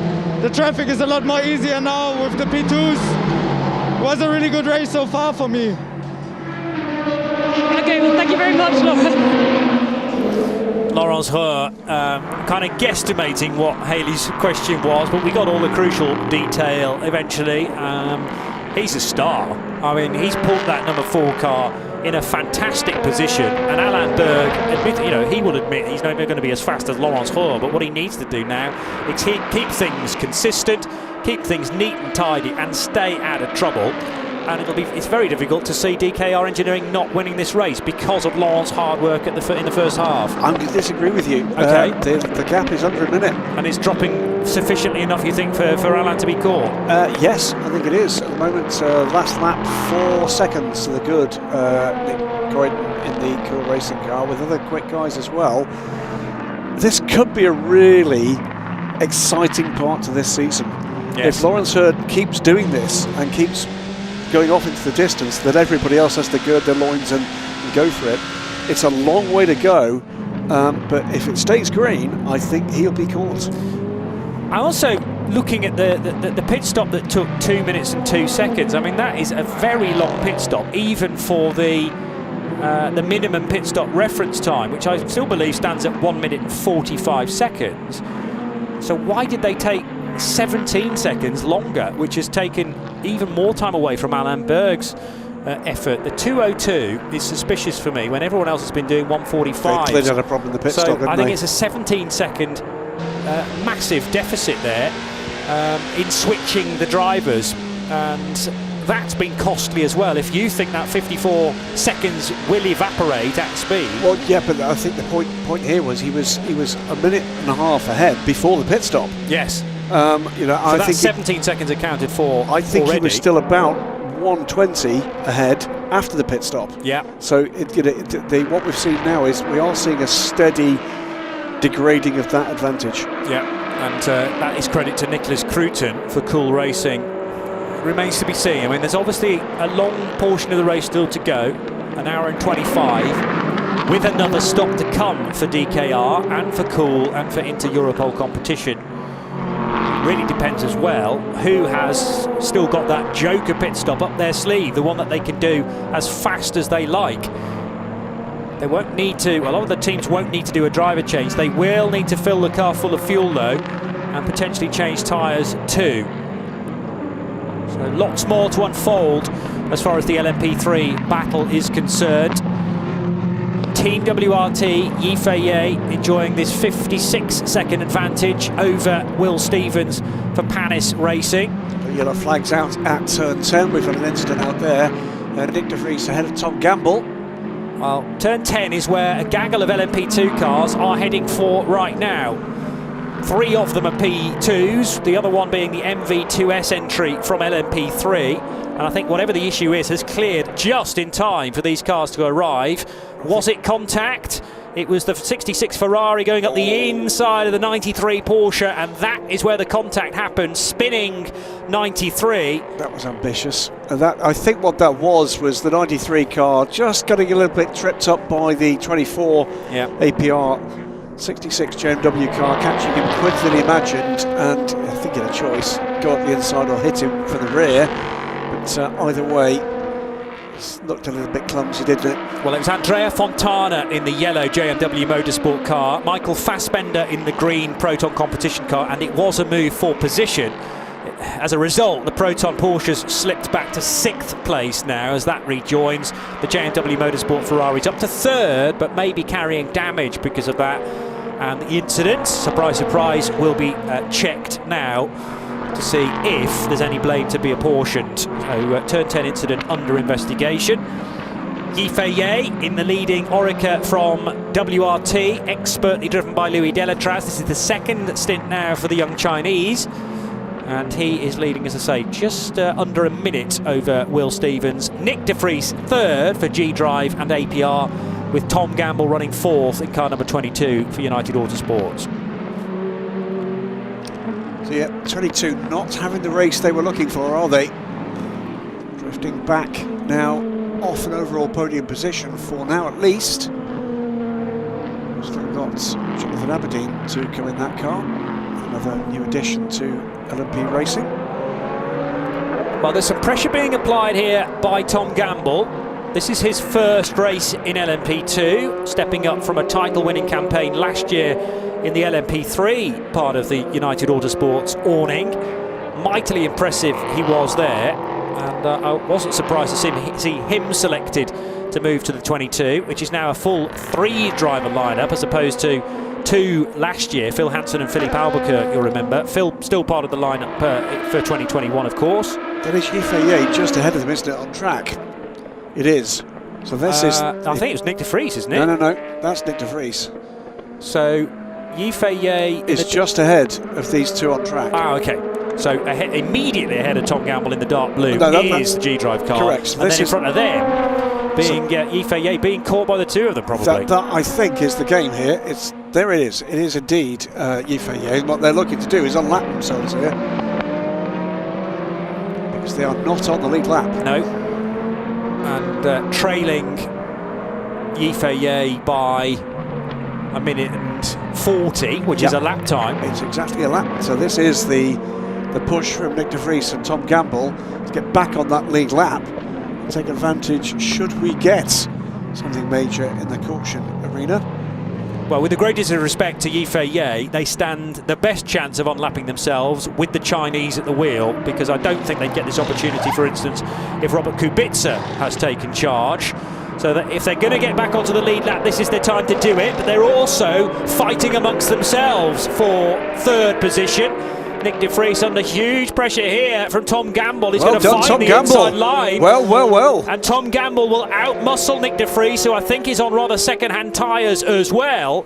And a bit of well-worked strategy from United Autosports to put Tom Gamble on younger Goodyear tyres. But every credit to the young Brit as well, because he's just outmuscled the pole man there from yesterday's very striking qualifying session, where Nick de Vries out-battled a number of big names in this championship. You'd expect that from a former FIA Formula 2 title winner. Tom Gamble not quite with those championships on his CV yet, but he's going the right way about it to rectify that. And he's now rapidly reeling in Yifei to make it back onto the lead lap. It's a key moment for the Chinese driver as well in this situation. Ferrari to get by safely. Tom Gamble's going to duck up the inside and might be able to pull off a great manoeuvre on the WRT car at the same time. He'll do the same again, isn't he? Not quite outside, there. Inside, heading for turn 5. Hello. Stabs up to the inside there and will not quite take the lead, but he gets back onto the lead lap as a result. That's a heck of a lap from Tom Gamble, wasn't it? Welcome to LMP2, young man. You'll fit nicely at home. Yes, indeed. Splendid stuff, and already stretching his legs now. So he's within 1 minute and 40 seconds of the car he's just overtaken. And with the remaining drive time for Yifei, I think that's still going to go in the favour of the United Autosports pilot. But what about the first overtake on Nick de Vries? Got his front wheels level with the rears of the Dutchman. And Nick de Vries just couldn't turn in at turn 12. I think he gave him the message he was looking there. Basically made him go defensive. Watch this again. Made him go defensive there. Yeah. And then stuck out in the marbles. Absolutely. On older tyres. I still maintain slightly older Goodyears. And great grip found on the inside of the exit of turn 12 from Tom Gamble. Just gentle nods of the head down at United Autosports in approval. So they're very, very happy with that. Takuma Aoki is about to climb aboard after Nigel Bailey has had his stint in the number 84 car. Side by side, two Ferraris there. This is aggressive stuff from Andrea Fontana. Matt Griffin, this is for position, by the way. Yeah, so the green Ferrari ahead now of the yellow machine. Spirit of race overtaking JMW Motorsport. And that done in the early part of the lap. This is the driver change. So one of the other things that has to be done for these two impaired drivers, if you like, is they need their feet locating within the car. That's something they would struggle to do themselves. Need help with that. Belted in, of course. All part of the La Filière Frédéric Sausset initiative. Correct. The car entered as Association SRT 41. Fred himself has driven in the 24 Hours of Le Mans. Has finished the 24 Hours of Le Mans. It's the better point, yes. With it should be said, significantly more physical impairment than these two gentlemen, having lost the extremities of all 4 limbs to a viral infection. And an extraordinary run that was in an open top Morgan.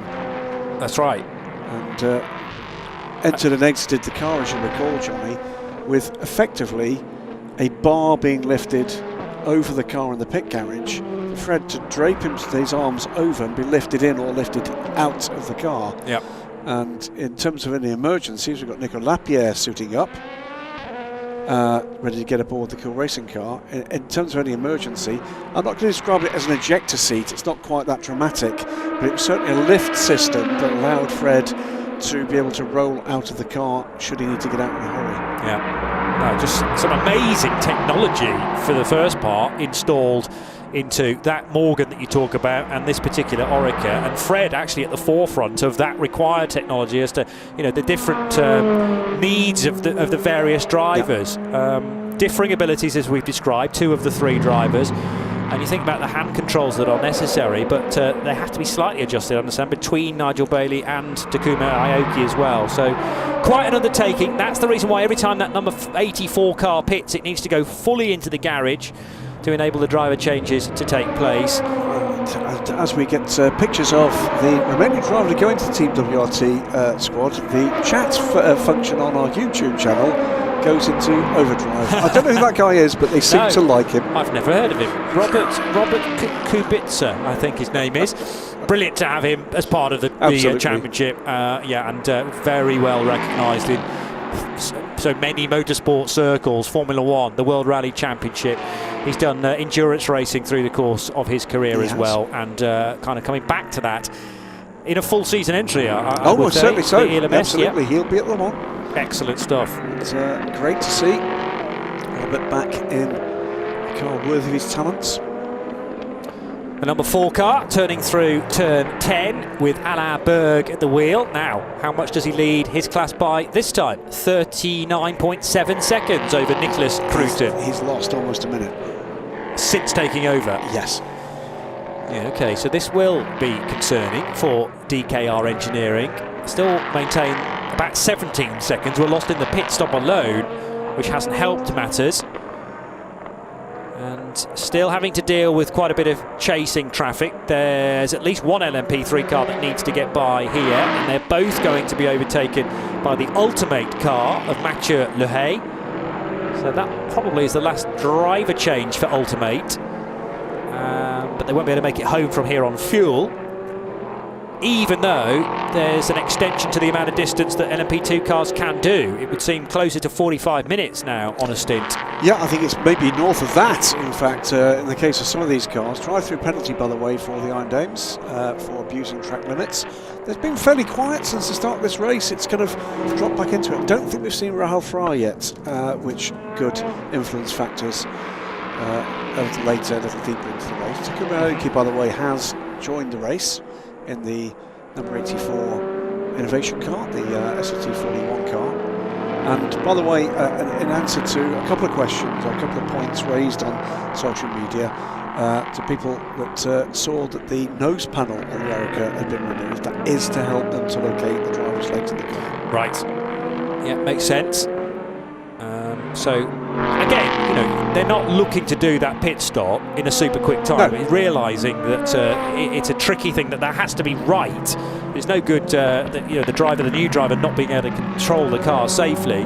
So the car was in the pits for over 4 minutes, but that's all part of the plan as well. And the aim is to get mileage, so that they're in a sufficient position to enter the 24 Hours of Le Mans later on this year. So at the moment it's the plan to do, obviously, this round at Barcelona and then Ricard in June? It's 2 races. I think it is Ricard. Okay. I think it is Ricard. There's certainly 2 races before Le Mans that they're doing. That was a change there. The Graf car going ahead of the number 18. I don't think was for position, was it? Doesn't look like it, no, because Graf are struggling with both their cars. This is for position. Actually. This is the 13 car looking to make it into Europol 3rd and 4th. If he gets by Lascaratos here, Julian Falqueiro will achieve exactly that. So Falqueiro in the 5th placed into Europol competition. Ligier looking to line up a similar car, but this time sported by One Aim Villorba Corsa, and the 18 was earlier driven by Alessandro Bressan. We haven't yet had Damiano Fioravanti at the wheel of that, so it's the bronze Andreas Lascaratos at the wheel of the 18 currently, and they're heading out of turn 12. So Lascaratas and Falqueiro very close to one another. Alex Capardi is only 3 seconds adrift as well, and getting closer with every corner. Absolutely. So RLRM Sport looking for 2 strong results in 2 days after the win yesterday for the other car in the Michelin Le Mans Cup. This race is not done yet, but not by a long way, in particular in LMP3. Less than 2 laps away from the 100 lap marker being completed. Little milestone there for Team WRT, who still have over 50 seconds as an advantage over Will Stevens.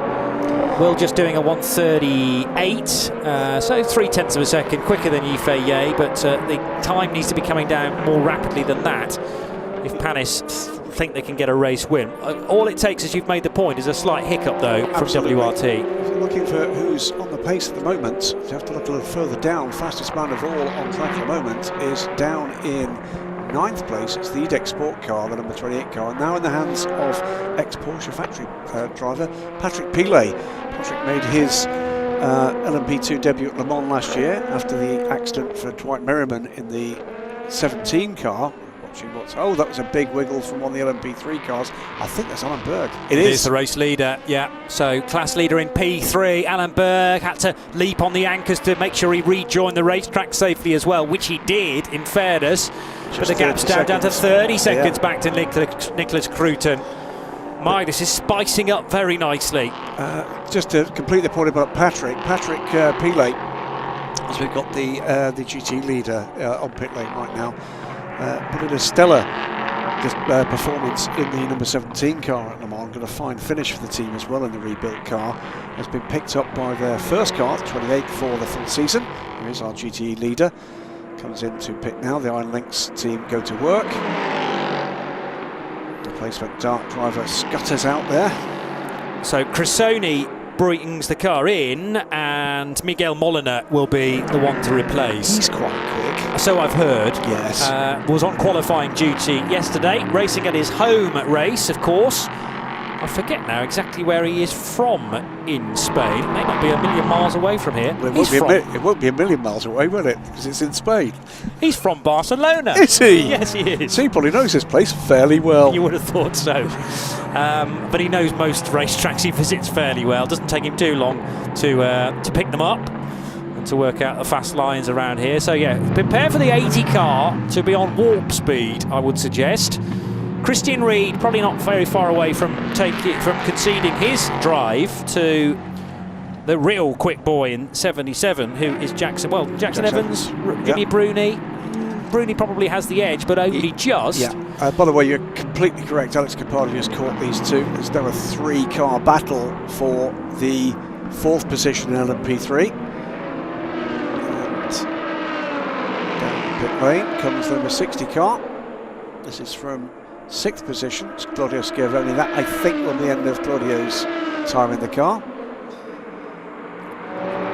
Nose to tail between the RLRM Sport car of Alex Capardi doing the chasing, and Julian Falqueiro with Andreas Lascaratas just ahead as well. And Capardi is going to go for it up the inside, and Falqueiro just didn't have the time to react there. Nicely done. Long way back, but if you're going to go for an overtake at 14, you've got to be committed, and that is the way to do it. Now we're going to see what pace Alex Capardi has got. He's pulling away there at least, but let's see how quickly he can get to the Villorba Corsa car ahead.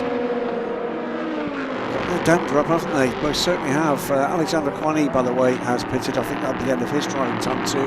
So we're back to Nicolas Lapierre introduced into proceedings. And that is now the 3rd place car, by the way, in Pro-Am, ahead of the Carl Tilley, currently aboard the Era Motorsport backed EDEC Sport car. In comes the 55 in the hands of Matt Griffin. Yeah. Is this going to be David Perel's introduction to this team? I think it probably has to be, because we haven't had any Perel at all yet. Yes. That's, so David Perel preparing himself, a Kessel Racing driver last year, now very much part of the Spirit of Race outfit, which is a Swiss arm to the AF Corsa organisation, well recognised with Ferrari, of course, in other disciplines, together with the ELMS. Now, we've talked a lot about SRT 41. Let's go down to their garage with Hayley Edmonds. I'm with Nigel Bay, driver of car number 89 for the Association SRT 41. My first question, Nigel. Firstly, it's great to see you again. Secondly, tell us how your stint went. So my first stint was very good. I was very confident in the car, and of course the traffic jam is quite new for us because we never get used to it, and we are in front with a lot of awesome pilots. And so it was it was quite difficult at the first side, but then I increased my rhythm and it was pretty good. So my second stint was a bit harder for me because we didn't make so long stint during the free practice. So, but at the end, I'm very happy to be here, and it's an awesome experience for us. I imagine it is. So could you just tell us about the program ELMS 24 Hours of Le Mans this year? Barcelona is the first race for us. So the most important for us is to prepare the 24 Hours Le Mans, which is going to be in August. And so the second race for us will be in Paul Ricard, and I hope that we will increase the rhythm and we'll do our best to finish at the right position, because we are not so slow during the race and we're losing a lot of time changing pilots. So we lost around like 8 minutes changing pilots.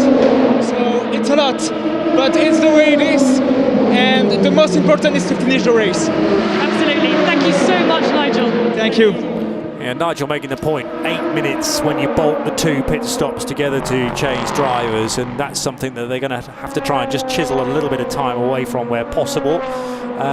It is an LMP2 car, we've spoken about that, but not really racing the other LMP2s. That's not the point of the project, and they're looking to finish the 24 Hours of Le Mans. Battling on track again, Graham. And change here is that 28 car goes around the outside, then the inside of the 24. That was forceful stuff from Patrick Pilet, but cleanly done. Hayley Edmonds, by the way, knows Nigel from their earlier iteration with the SRT 41, the Filière, in the Ultimate Cup, effectively a step below the Michelin Le Mans Cup, where they raced in a CN car and then an LMP3 car, so they're pretty familiar with each other. Nigel, by the way, suffered his injury at a young teenager, and had a fall, I believe, on a motocross bike, and up the inside again there. That's the 22 car going up the inside of the 24. So 24 at the moment in the hands of Richard Bradley, a somewhat torrid couple of laps. Gets about how some of these gaps are coming. Will Stevens is just chiselling away at that lead of Yifei. Tom Gamble going quickly as well. He's under 40 seconds back from Will Stevens. DKR's gap from Nick Croydon Allenberg now 24 seconds to the good. So that is coming down quickly. Miguel Molina is quick. Yes, as we suggested he would be, having taken over the number 80 car. But Patrick Pilet, a mighty overtake. Richard Bradley struggling, I'm going to suggest, on this current set of tyres for Algarve Pro Racing. So Bradley is 9th, 3 and a bit seconds behind Patrick Pilet. Pietro Fittipaldi now installed into the G-Drive Racing 25 car. And Fittipaldi, because of the driver combination he is with this year, is entered into Pro-Am. So that car's second in the subdivision within LMP2. See, the thing that occurs to me here, and I think the real close followers of endurance racing are going to be taking a very close look at some of the stint average times here, with so many new drivers in so many new teams. Yes. I think there's going to be some surprises for people at the end of this race. There's some guys going more quickly than I thought they might. Up the inside of the number 41 car goes Cool Racing. Yeah, it's a 37, isn't it? Which is a bit further down. And Nicolas Lapierre trying to unravel a bit of lappery there. And wasting no time at all on the race leader. But again, Yifei doesn't want to get involved, doesn't need to get involved in that scrap, because he's basically allowed the car that is 13th in the race to get back through. and you're wasting your time if you start to defend from cars that just want a lap back again. He'll be being told what his target lap time is at this stage of the race. We've got Robert Kubica to join us pretty soon. He's suited up and ready to go in the garage right now. Yeah. Not a million miles away from the point where we're going to see the 41 car roll down pit lane for the penultimate time. Well, could take over now if he wishes, but they'll also be mapping the fuel mileage to the finish of the race. Remember, at a stretch, it almost looks like these LMP2s could do 50 minutes, but you might need a bit of safety car to get you there. That's what we had in the first stint, of course, and comfortably 45 I minutes. think that's right. So, are they looking to get Yifei to that point, or when Kubica takes over, will he need a splash at the very end of the race? Michael Fassbender comes to the end of his stint, and I'm sure this is the end of his drive time. You'll see him, the wheel adjuster goes in. It's going to be a driver change there, and it'll be Felipe Laza that gets aboard the 93 car for the end of this race. The Ardennes as well, in the process of a driver change there. That is, I'm sure Rahel Fry is climbing aboard that car. Well, again, that's the driver who hasn't done any action so far today, so Rahel being kept back. Third at the moment. Now, that's a slight change to the regulations for this year, is it not? The officials have taken away the extra mechanic in the pit stop that helps with the belts. So effectively, you either do it yourself or the exiting driver helps and mucks in, But I have heard a couple of comments from a couple of the gentleman drivers saying they're not particularly keen on rummaging in the waste area of their understandably so. Yes, if you've seen some of these professional drivers, really. Yeah, you would. But I mean, that has taken quite a bit of an adjustment, and I understand now why. It's a number of the evenings here this weekend have been taken up doing pit stop practice. They have. I mean, we did have the new rules. A request at the start of the week from the WRT team asking that for Robert Kubica, particularly because of the weakness he still holds. Oh, trouble for Richard Bradley. Now this could be Pro Racing car stranded on the main straight and not very far out of turn 16. Now, thankfully, he's off the racing line. He's refired and he's going to go. Well, that's good news. Did that just stop by itself, or was that result of a spin? Well, I don't think that car is behaving itself, to be honest, because it's not on the pace, is it? And we would expect much faster times from Richard. He'd done a 2 minutes, that was a 2 minutes 10 that time around, but he'd done, I think, a 1:53 the lap before that. So let's have a look here. Is this the same? I don't think it's the same No, problem. It's a side-to-side contact between Ultimate, the number 29 LMP2 car, and which of the two? 14 car for inter-Europol competition. So that was Julius Adomavicius and Mathieu Lehay in the 29 Pro-Am leading LMP2 car. I think they both got away with that, but it will have been observed. Now we're into the kind of area where we can expect some of these LMP3 cars to be pitting very soon to try to get home on one tank of fuel. It'll be tight. Yes, it is. Just going back to the point about Richard Bradley, are we going to see that car into the pits in the next couple of laps, or does he think he's cleared the issue anyway? I mean, it might have just been turning it off, turn it back on again, it refires and we forget about it. Christian Reed, this will be the end of Christian's stint. And we'll have back-to-back, not quite back-to-back race weekends, but we'll be seeing him at Spa next week for the prologue before the WC gets underway. That's what we got here. That's side-to-side contact between the 17 and Christian. But damage as well there on the right-hand side of the Porsche as a result. That was on the way into the pits. Certainly been a busy, lively race for the WeatherTech liveried 77 today. Yep. And a concern about a vibration from Jean-Marie Bruni, of course. It'll be Jackson Evans clambering on board, and this car stopping pretty much bang on schedule with 60 minutes still to go. The car can comfortably do that distance on a full fuel tank. Absolutely.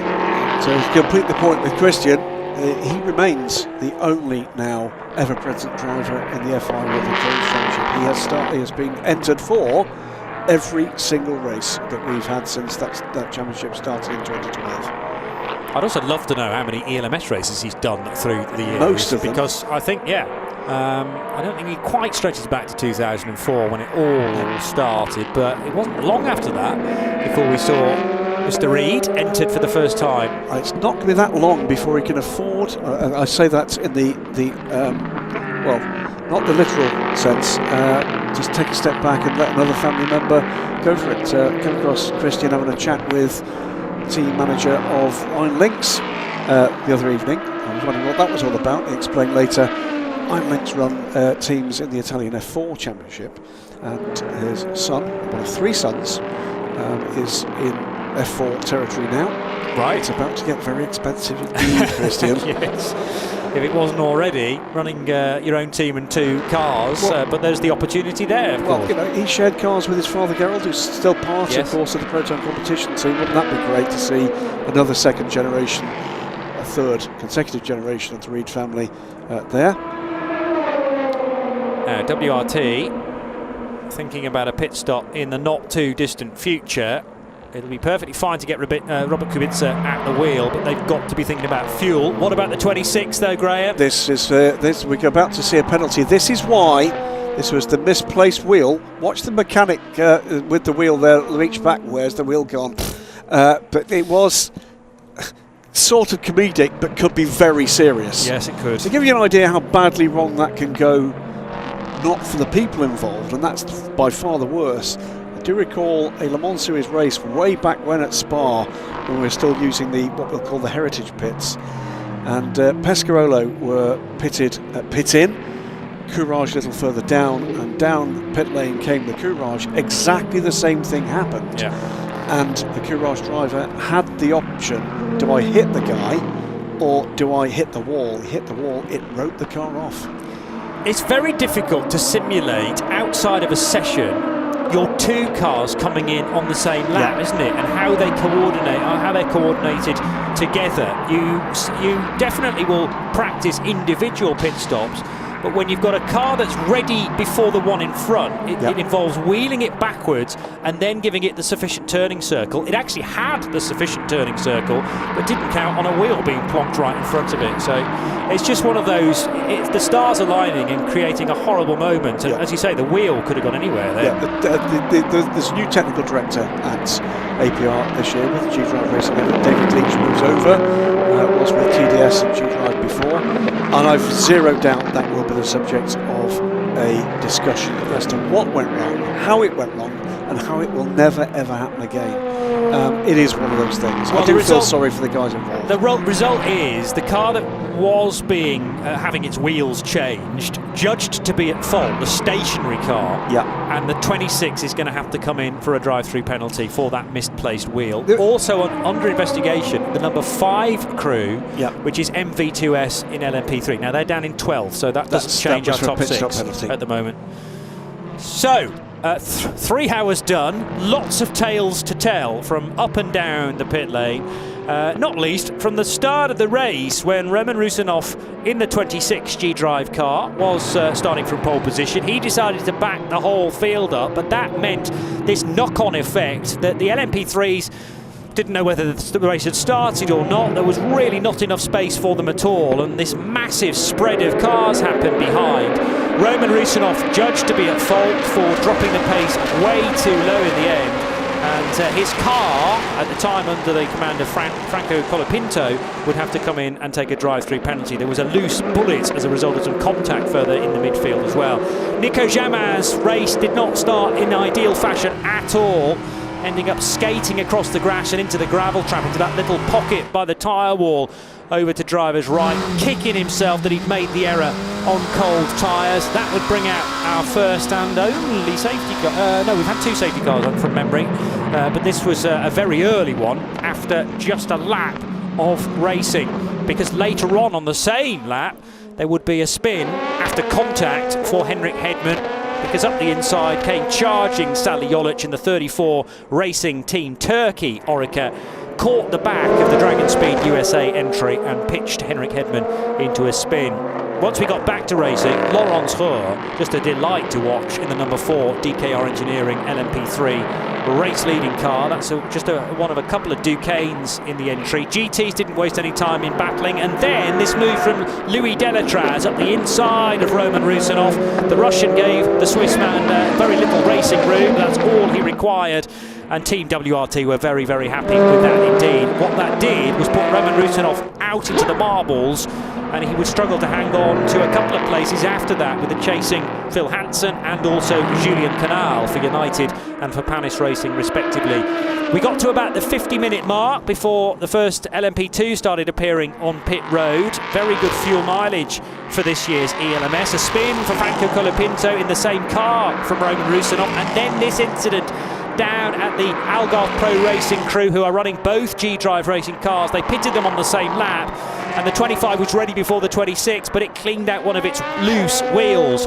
There was contact between Gian-Maria Bruni in the white Porsche and Claudio Schiavone, who crashed Bruni back, to use his phrase again. A little bit of tit for tat down at turn 14, and it left a significant strake, a piece of the rear diffuser from the number 60 Ferrari wedged in the nose of the Porsche. The number 4 car from DKR Engineering continues to lead LMP3. It's the 80 Iron Lynx car that leads GT. And in the LMP2 top class, Team WRT and Yifei is out front in the number 41 car.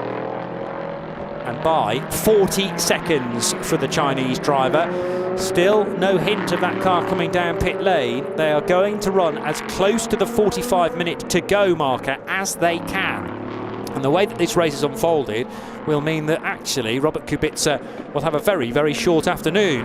But it'll be crucial because he needs to hang on to this race lead, which has been built up over the last 3 and a bit hours by, first of all, Louis Delatraz, now by Yifei. Will Stevens, on average lap times, is quicker than the silver driver up ahead. Can he get within half a minute, I wonder, by the time the 41 car has to come in to make its final stop? Tom Gamble remains in third ahead of Nick de Vries, and Mathieu Lehay for the family-run Ultimate team are still leading the Pro-Am division within LMP2. So, as I read it, when the points are dished out, they would get points for 5th in LMP2, but they'd also get maximum points for the Pro-Am division. Yeah, well, plenty of action, isn't it, up and down? Whilst we've had dominant leaders in all 3 major categories, Johnny, there's been no shortage of battling for significant positions, and it's still going on. Yeah. As we can see, like that. That's the 29 car up the inside of the 26. That is 4th position. Mathieu Lehay moves ahead of Nick de Vries into 4th place. Yeah, big old shoulder barge there from the Dutchman. As a last gasp effort to try and keep Mathieu Lehay behind in the LMP2 car. So broadside to broadside, they make contact. 29 eventually though getting through. And still there's the damage on the front left corner of Nick de Vries' car, with at least one dive plane missing and the other one shaking about, which will be possibly causing him a bit of a distraction.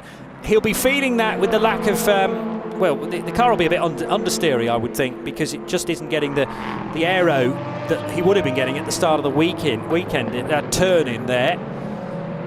Yeah, the top plane has gone completely detached. I think we actually saw that leave the car about an hour or so ago, and the one underneath it is far from stable, flapping around on the front left corner. Look to the front right, and that's exactly how they should be and how Orica intended them to fit on the car.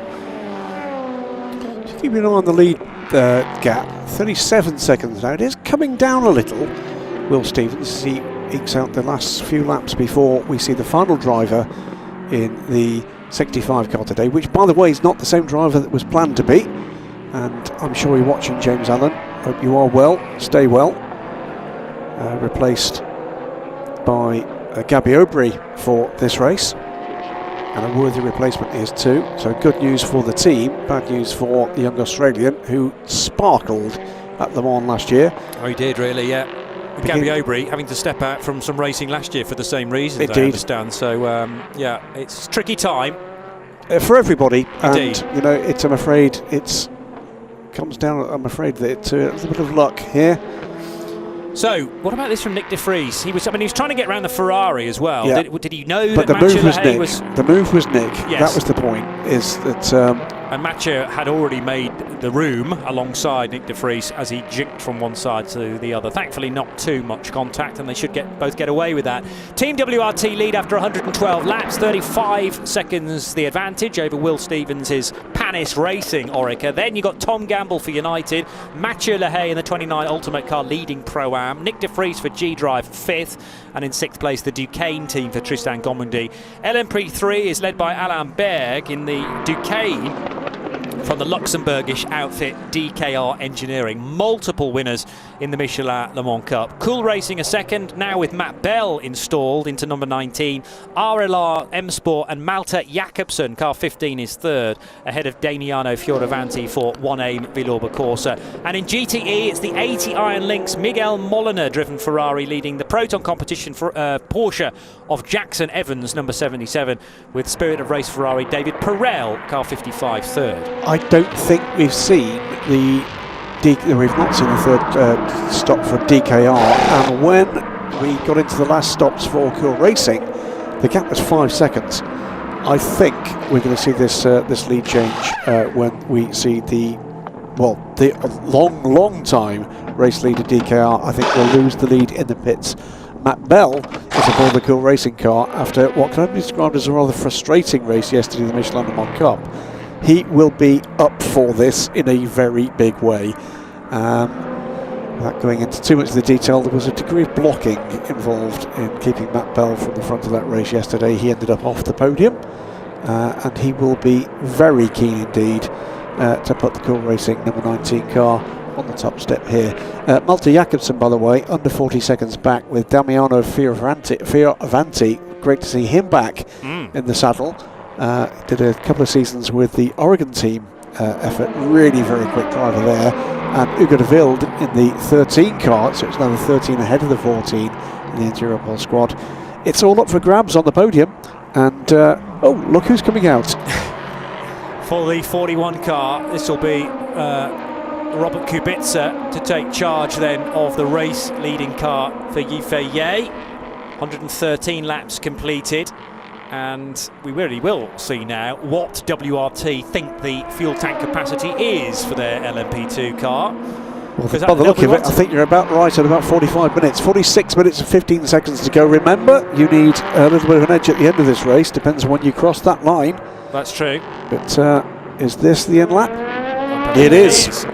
So the answer is 46 minutes and change. Well, yeah, the car obviously has to rejoin after a stop of about a minute, so it is going to be 45. You're right about the extra lap that may be necessary depending on when the clock reaches zero and where the lead car is. Must be tyres for a new driver. There's also, normally, as per the regulations, the need for a bit of a sample of fuel to be left in the bottom of the tank to make sure that everything is kosher with that. So they are using one of their mechanics to assist Robert with the belts while the fuel is going in. Yeah. So that will be one of the men doing double duty with tyres and driver change. Well, you are permitted one further member across, well, aren't you, to do the screen? Yes, so he's going to do double duty is what it comes down to. Not cleaning the screen and helping now with the tyres as well. But as the fuel goes in, we had a rule change, you may remember, a couple of years ago where tyres and fuel could be done at the same time, but that was disliked by many teams because of you couldn't utilise much strategy. No, you couldn't. Also in second place car, Will Stevens will be replaced by Gabby Aubry. That's how quickly they're out. The gap then is going to be how long it takes for the number 65 to come off the jacks. Tom Gamble is in as well. So first, second and third position cars all in on the same lap. So with Jonathan Aberdeen getting in the car. Yeah, we've not seen Jonathan at all yet so far, but he's being held back. Ordinarily, I think Kubica might have expected a bit longer than just the final stint, but it's partly to do with how the race has panned out and some adjustment that's needed to be put into the strategy as we went with the two safety cars. So he's out and running in as well as the DKR Engineering car. So from the lead in LMP3, we'll keep an eye on that. It was 94 seconds was the gap, with Matt Bell making his way around and just trying to pick out where Matt is on track at the moment. I think he's going to take that lead. Tom Gamble yet to rejoin. Kubica and Aubry are back in the race. Nick de Vries brings the 26 G-Drive racing car in from 5th position. And Mathieu Lehay staying out to take, not quite the race lead, but he'll take 3rd position briefly away from United Autosports, who are still in pit road with the number 22 car of Tom Gamble. 4 car leaves the pits. So Jonathan Aberdeen, as you said, to take over. 4 car for LMP3 back in the race. Matt Bell still in 2nd as far as I read it. Has not crossed the line yet to complete the lap. So where's Alan Berg in comparison then? It's a significant gap. Also in the 26, I mentioned that. So Nick de Vries in for a new set of Goodyear tyres. Fuel going in. And they are going to do tyres on that car as well. So Jonathan Aberdeen rejoins, or the car rejoins the race. This is his first action, though, of the 4 hours of Barcelona. It comes to 25 car for their pit stop. The gap as they crossed the line for Matt Bell was 31 seconds, but that will come down a little because Matt obviously was at full speed crossing the line. My guess is somewhere around the 25-second mark, something like that when we get through the first timing. So they clear the first timing beat. Second stint is where we'll be looking for what that's work continuing on the 25 car, the sister to the 26 down at G-Drive Racing. But and there's a stall actually for the 25 as that tries to get going. Let's head down to Iron Links and join Hayley Edmonds again. I'm joined here by Michelle Gatting, driver of car number 83 for Iron Links. Now, you came out your stint 3rd, but you said to me that it was particularly tough out there, especially in the circuit, renowned for being hard on tyres. Can you tell us why? I mean, there is quite a lot of tyre management right now. It's tricky for everybody. Everybody's struggling. We are not the only one. Even some are struggling more than we do. I think we managed quite well. Unfortunately, I had a drive-through, which was basically my own mistake. That was stupid, but pace is good. With in mind, I mean, what is your strategy, for the rest of the race? Well, we have to fight until the end. It's quite clear. Rahel is in the car now, doing well. We are, I think, P6. So it's, I think there's still drivers missing a pit stop. Right now it looks quite good. Everything can happen. We will push to the end, and then let's see if we can finish on the podium. Thank you very much. Thank you. Michelle Gatting chatting to Hayley Edmonds at Iron Links, 1/3 of the Iron Dames entry, which actually is exactly the same as it was last year. The plan was to be a bit different, but circumstances, which I won't go into, mean that we're back to the Gosner, Gatting and Rahel Fry lineup, and proven to be very successful. Still missing from their CV a race win. They've had so many podiums, though, both last year and the year before. A couple of second places, indeed, and last year came, as I said, very, very close. I think it was a late caution that effectively robbed them of a deserved win. They stand to, they're certainly going to be contention for 4th place. They are at the moment. There's a 3-car battle at the moment for 4th place, 4-car battle for 4th place between Giorgio Giotto, Rahel Fry, Felipe Laza. They are in line of stern in the opposite order behind Jody Fannin. And, down the gears into 14 goes the 93 Porsche of Felipe Laza then, with the Ferrari up ahead of Jody Fannin, as you say, and it means so much more when you can actually locate your rival. It's going to be a very interesting end to the race between those two cars, between the 83 and the 60. As if Giorgio Giotto, I'm 99.9% certain I'm correct in saying, is Michelle's life partner. So that's between a couple in the same garage for potentially what could end up being a podium position. Could be quite interesting. Indeed. Robert Kubica, by the way, 32 seconds to the good from Gabby Aubry as the cars get up to speed, both in the 138s at the moment. Mathieu Lehay is up into 3rd position, does owe us, I believe, a pit stop. Jonathan Aberdeen in 4th. But Ultimate looking very good indeed for a Pro-Am win here in the LMP3 stakes. It was 28 seconds, by the way, as they came through this first timing beam, and that's because Alan Berg took a very quick stop. It's a 56-second stop for their untimed stop, whereas the previous stop for Matt Bell was the full-timed effort. It's now down to 20 seconds. Matt is absolutely blasting along.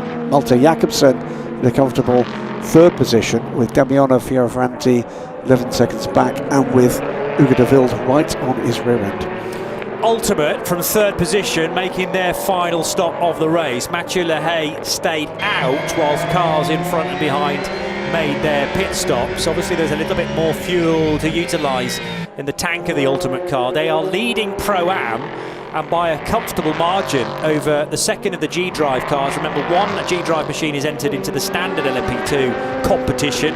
The second one, the 25, is very much a Pro-Am lineup. Pietro Fittipaldi currently at the wheel in the 25 then, and that car has made 4 stops, so should be okay to the finish.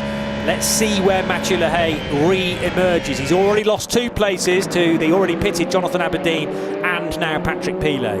Yeah, that's going to be the interesting one, is does he fall into the clutches of Pietro Fittipaldi, who is the second place car in Pro-Am. It's the second of the G-Drive cars. Those 2 cars. 83 way out wide. Now, was that deliberate because there were prototype cars wanting to get past?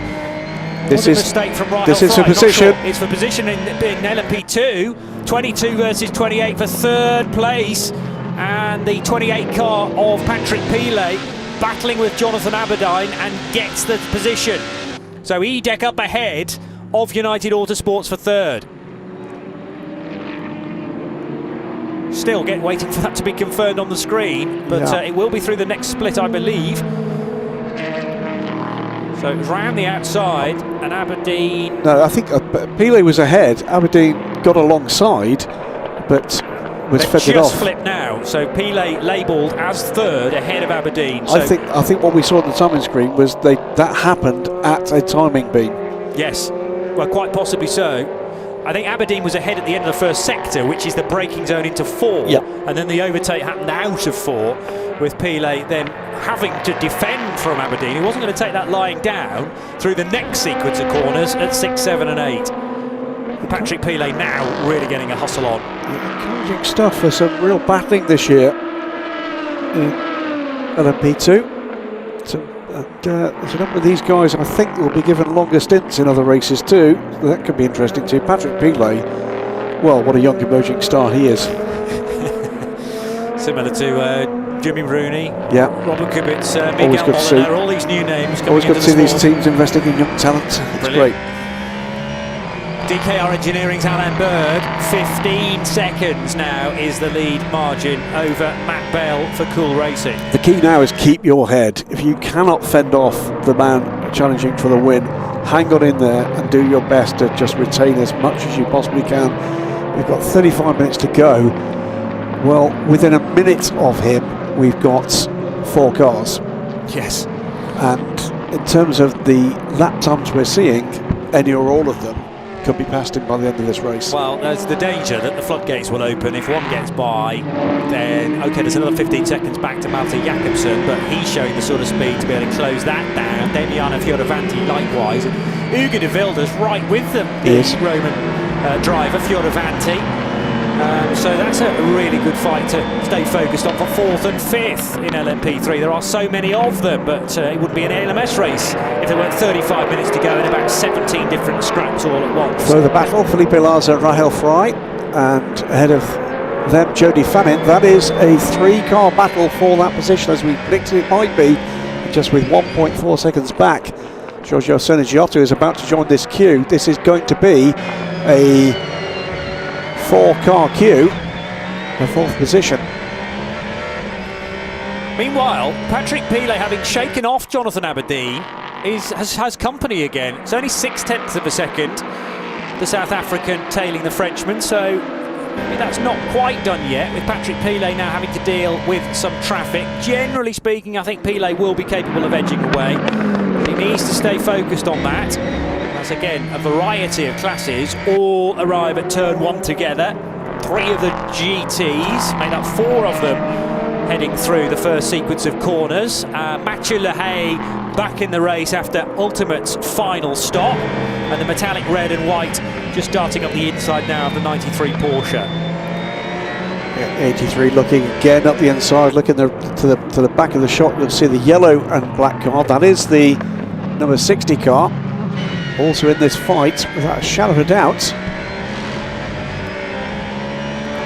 it's the 83 with the race leader up the inside. Cool Racing's Nico Lapierre follows through. Yes, he does. That's driven a temporary wedge between Felipe Larza and Rahel Fry in the GTs, but she'll gather that back up again and continue to apply the pressure. Fry is 6th. Jody Giotto right with them now. So 3 cars in line of stern. Then you've got the Cool Racing car separating that trio from their target. That's Jody Fannin in the JMW car. Great battle this. Serna Giotto in the yellow and black Iron Lynx car, tailing the pink and black car of Rahel Fry. Up ahead of those two is the emerald green Porsche of Felipe Larza, earlier driven, of course, by Michael Fassbender. And then Jody Fannin leading them into the chicane here with a slower LMP3 car right in front, only slower because it just looked like maybe it caught one of the sausage curbs on the way through. Was that the leader? I think it is the leader. In it is P3. the leader. Yes, that was Van Berg. Okay, well 10 seconds now is his slim advantage over Matt Bell, and it continues to fall. Here's Rahel Fry's opportunity up alongside Felipe Larza, but she'll have to do it the hard way around the outside and backs out of it. But what's the drive like off turn 1? To now try and nibble away at the inside line, maybe at turn 3, but Larza's driving a very wide Porsche there to hold back not 1 but 2 Iron Lynx Ferraris. Meanwhile, final stop for EDEX Sport. So Patrick Pilet had got ahead of Jonathan Aberdeen, but the car required a stop. So Aberdeen back into the podium positions for United Autosports, and Mathieu Lehay, the Pro-Am leader, back up to 4th overall. Good stuff here in GTE. So often the case in the last half an hour or so of these ELMS races. So many times, Johnny, we've been talking / screaming into microphones, talking about guys up the inside. Lovely, lovely move, lovely move. Superb. It was all about the drive off turn 5 there, and she was underneath the gearbox of the Porsche. Then hoped that Felipe Larza would give her a little bit of racing room, and she just needed a lane, really, on the inside, down a turn 7, and gets the move done and dusted. Really clean and really concise, and hasn't wasted a great deal of time. She can now set the crosshair on the rear of Jody Fannin's JMW Motorsport Ferrari. By the way, watch this again. That was just very clean, wasn't it? Porsche drifted a little wide, didn't need a second invitation. Straight up the inside. Took exactly the position she wanted there. And she's going to be herring off now to try to deal with the challenge ahead of the JMW car. Worth just pointing out, by the way, if you're familiar with the name of Giorgio Serna and you can't place it, it's because he is long-time member of the Settler Racing team, LMP2 for many seasons, of course, now in GTM in the FI World Endurance Championship. Felipe Larza, long-time driver for the Glickenhaus team at the VLN. Bit of damage again on the front of the Inter-Europol competition car, and that machine right in front of these battling GTs. That was the 14 car of Alessandro Bracciolente for Inter-Europol competition. But Felipe Larza, having failed in fending off Rahel Fry, now has another AF Corsa Ferrari nibbling at his heels, and that is Giorgio Serna Giotto. Gaps closing between Jody Fannin and Rahel Fry. She's right with the Brit now, heading out of turn 5. Maybe a chance to pull off a similar manoeuvre. I don't think Rahel's quite as close as she was a lap ago, though. This, though, is another battle, significant battle. This is for 5th overall with Tristan Gomondy and Nick de Vries. De Vries beginning to find a bit more pace in that 26 car. It just doesn't seem right. The background, we've got the 83 car about to pull out, I think, and try that similar move on Jody Fannin. Yeah. But moves everywhere in this track. Side by side, Rahel Fry at the inside of Jody Fannin. I think she's got the place, and that would be 4th position in GTE. The 83 car looking absolutely mega in the command of Rahel Fry. We shouldn't be surprised about this. They've finished 2nd on the podium a number of times earlier. Yes, that is confirmed. Did it at 10, and just got a much better slingshot out of turn 9. That car, this late on in the race, looking very pointed indeed, compared to a similar machine run by British squad, JMW Motorsport. She's going to have to rely, though, on problems ahead. It's got about a minute's gap to the podium positions, but either way, great recovery there from Rahel Fry in the 83 car. A good battle here just from Gomondy, another wily old fox in LMP cars, with the young pretender. And they've both got the Team Virage LMP3 car to deal with, so Nick de Vries thinking about going around the outside, quite possibly, which will give him the inside line at 5, and they both get through, and Nick de Vries possibly now in a better position to attack the 30 car off Tristan Gomondy, although his drive off the corner in the green and black car, very healthy indeed from turn 5. He got just enough, didn't he, to retain the advantage he'd actually seen coming in there, but that was edgy stuff again. Gabby Aubrey, by the way, is catching Robert Kubica. 24 seconds the gap now. Now, I'm going to go and check to see where we are in terms of fuel and tyres. We know that WRT went very long. Yes. By the way, the Team Virage car that was sort of stuck in the middle between those two LMP2s is the Team Virage entry for CR Cruise. I'll come back to Charles for another season. And down towards turn 14 and 15 goes the fight between the 30 and the 26, staying in the same position. Tristan Gomondy, Nick de Vries, what are their lap times like compared to Mathieu Le Hay? Better, so they are getting closer to the Pro-Am leader at the same time as scrapping amongst themselves. About 11 seconds separate Mathieu Le Hay and Nick de Vries, and the Gomondy battle, and here comes de Vries from a long way back at turn number 1 to bag the spot. Brilliant overtake that. Tristan Gomondy, who is no slouch, could not fend back the young Dutchman. Looking for where the fast lapper is coming at the moment. It's coming actually from both of the United Autosports cars. Jonathan Aberdyne in 3rd position is quite a way back, but pushing hard into the mid-137s and way further back down the order, but now 11th and looking to see what he can do to get into the top 10. Job van Utet, a 137 last time around. What's going on here? I think witnessing the overtake a moment or two ago at turn 1, Tristan Gomondy sort of realised the game was up there. Nick de Vries had the more favourable racing line into turn 1, and he wasn't going to force the issue. This is the battle for 4th position in LMP3. Long-time contenders. Below Corsa, Damiano Fioravanti is now having to fend off Ugo de Wilde. Vincent Capillaire in the red, white and blue Graf livery, slipping through as well. He's in an LMP2 car, so superior pace in the bigger prototype, puts a lap on those two P3 machines. Mika Molina, I should say, in GTE, looking pretty peerless at the moment. Through come another couple of charging LMP2s. This is the 28 car. Yeah, with Paul Lafargue back at the wheel. Yep. So obviously EDEC realising that Paul hasn't done his drive time quite yet. He's the silver in the combination at EDEC Sport once again. And the 1A Villorba Corsa car under big pressure from inter-Europol competition. Damiano Fioravanti versus young Belgian whiz kid Ugo de Wilde. And those cars as one exiting turn 7 and 8. With the bit between his teeth, by the way, next target for Nick de Vries is Mathieu Le Hay. He is 8 seconds up the road, and last time around de Vries was 3 seconds quicker. If that's not simply down to traffic, that's going to be a gap that closes very quickly. Now Jody Fannin under a bit of pressure, or closing pressure from Giorgio Sinigiato. This will be handy GT experience and practice for Giorgio before Spa in a fortnight's time. Prologue in just 8 days' time. The 4 Duquesne and the 19 Cool Racing car virtually on the same bit of racetrack there between turn 4 and 5. It's down to 4 seconds. However, Matt Bell's pace is not what it was. Now, that's less of an issue in terms of the 24 minutes we've got for this lead battle, but how quickly is he being caught? And the answer is he's being caught by 2 seconds a lap by Malte Jakobsen, who's 16 seconds back from Matt Bell now, but has taken 2.5 seconds out of him on the last lap.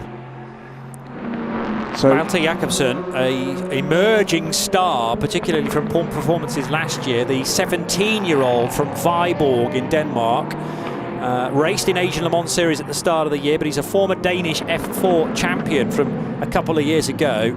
And as you say, he looks the strongest at the moment in the LMP3 category, running third. I swear to God, he's grown a foot since we saw him at the end of last year. That's what you get with these teenagers, you know. I know.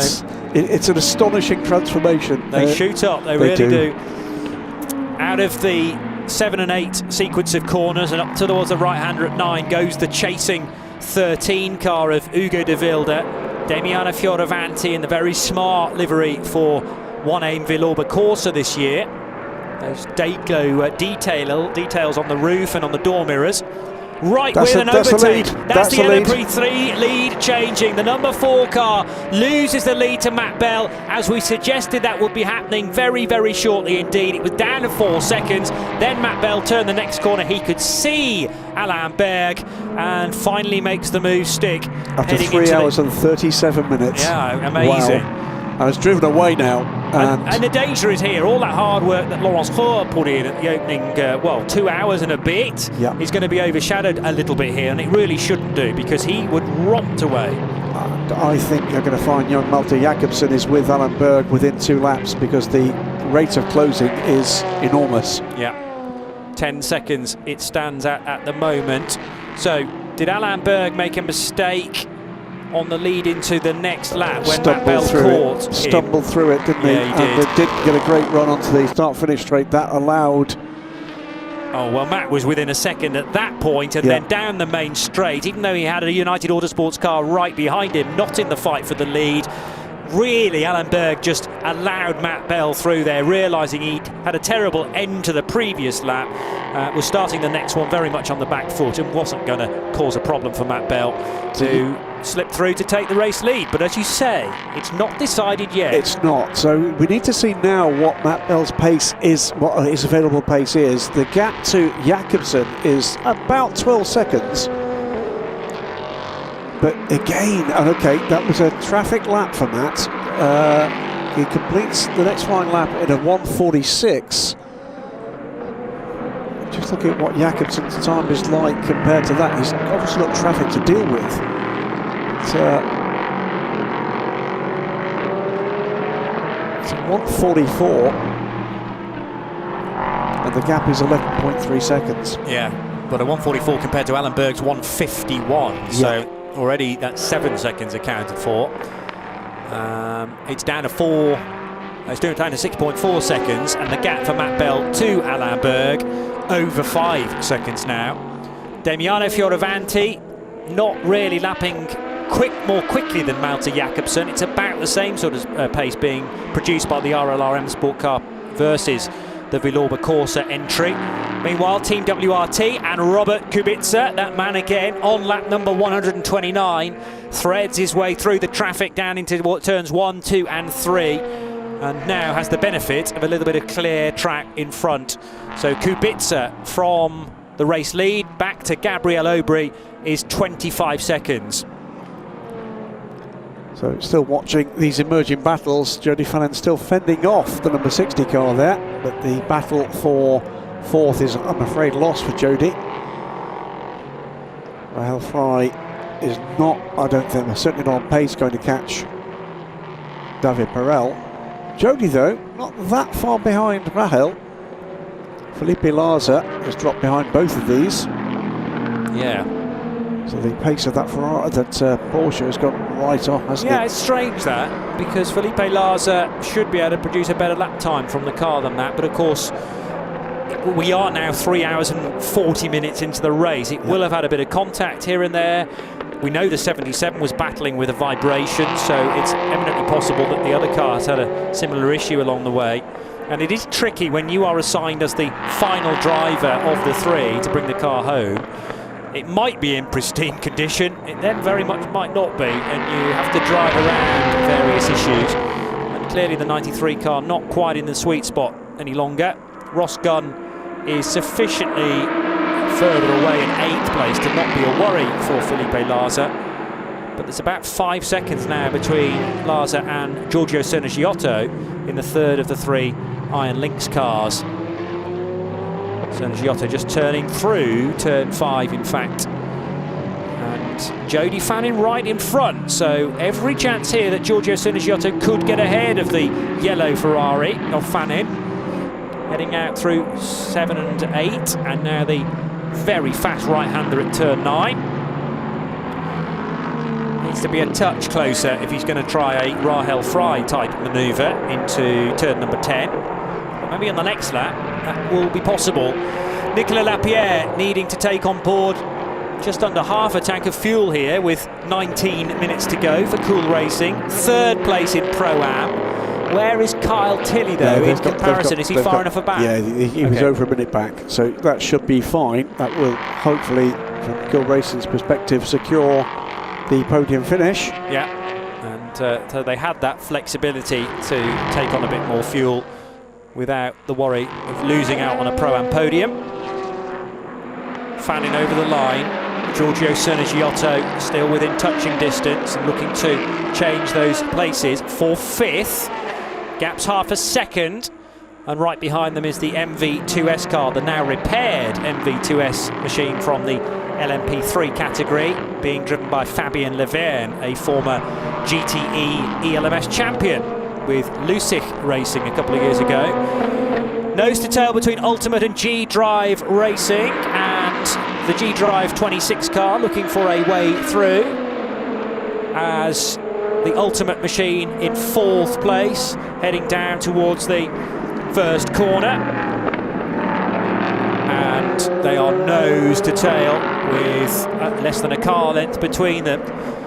So, Ultimate heading towards turn 3, and the AIM-1 Villorba Corsa car trying not to hold these two machines up. The Damiano Fioravanti 4th place runner behind Malte Jakobsen and Alain Berg, but that battle truly on now between Berg and Malte Jakobsen in the RLR M Sport car.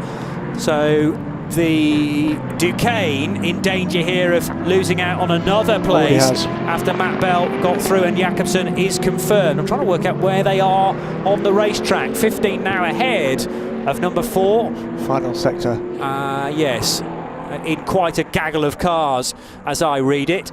But what about the battle between Mathieu Lehay and Nick de Vries? As I say, car length between the two of them as they head into turn 10. And Nick de Vries is going to try a radical manoeuvre around the outside here at turn 12. Can't quite get that to work though. Mathieu Lehay wasn't having any of that and did not allow the Dutchman alongside and over his left shoulder. In this phase of the race, with 16.5 minutes still to go, Nick does seem to be in a slightly better vein of form than the Mathieu Lehay car, which has pitted more recently for that last gulp of fuel. If Nick de Vries is able to get by, it won't be a major concern for Ultimate. Remember, they're entered as a Pro-Am car and their priority is to win that category. They are comfortably ahead of Pietro Fittipaldi at the moment, and there goes Nick de Vries through. So Mathieu Lehay not wanting to force that too readily. Good speed through turn 3 and a new 4th place car in the form of Nick de Vries, Graham Goodwin. Absolutely. So Nick de Vries is around the pace he was lacking about 20-30 minutes ago, Johnny Palmer. 20 seconds now back from Jonathan Aberdeen, and with still possibilities here in the last 15 minutes of seeing significant positions changing. Just keeping an eye on Alan Berg's pace compared to Damiano Fioravanti. It's doable for Fioravanti to put the Villorba Corsa car on the podium, I think, which also means that this battle with Hugo de Wilde still in the wheel tracks of the AIM-1 Villorba Corsa car could be eventually, in about 15 minutes time, the battle for the final podium slots in LMP3. Black and white flag meanwhile for car 60, that is Giorgio Sonego, who's still chasing down Jody Fannin, but he's been abusing track limits in doing so, so he's had the rap on the knuckles, the final one. Rahel Fry has broken the toe, if you like, from Jody Fannin. 7 seconds now to the good. Nico Molina, by the way, in a very comfortable lead, but with 2nd place in GTE, still undecided. David Perel is closing in on Jackson Evans. Yes, And that's not done. Well, that's between two silvers and of a very similar pace, as you make the point. But at the moment, David Perel with a slight edge on the Kiwi.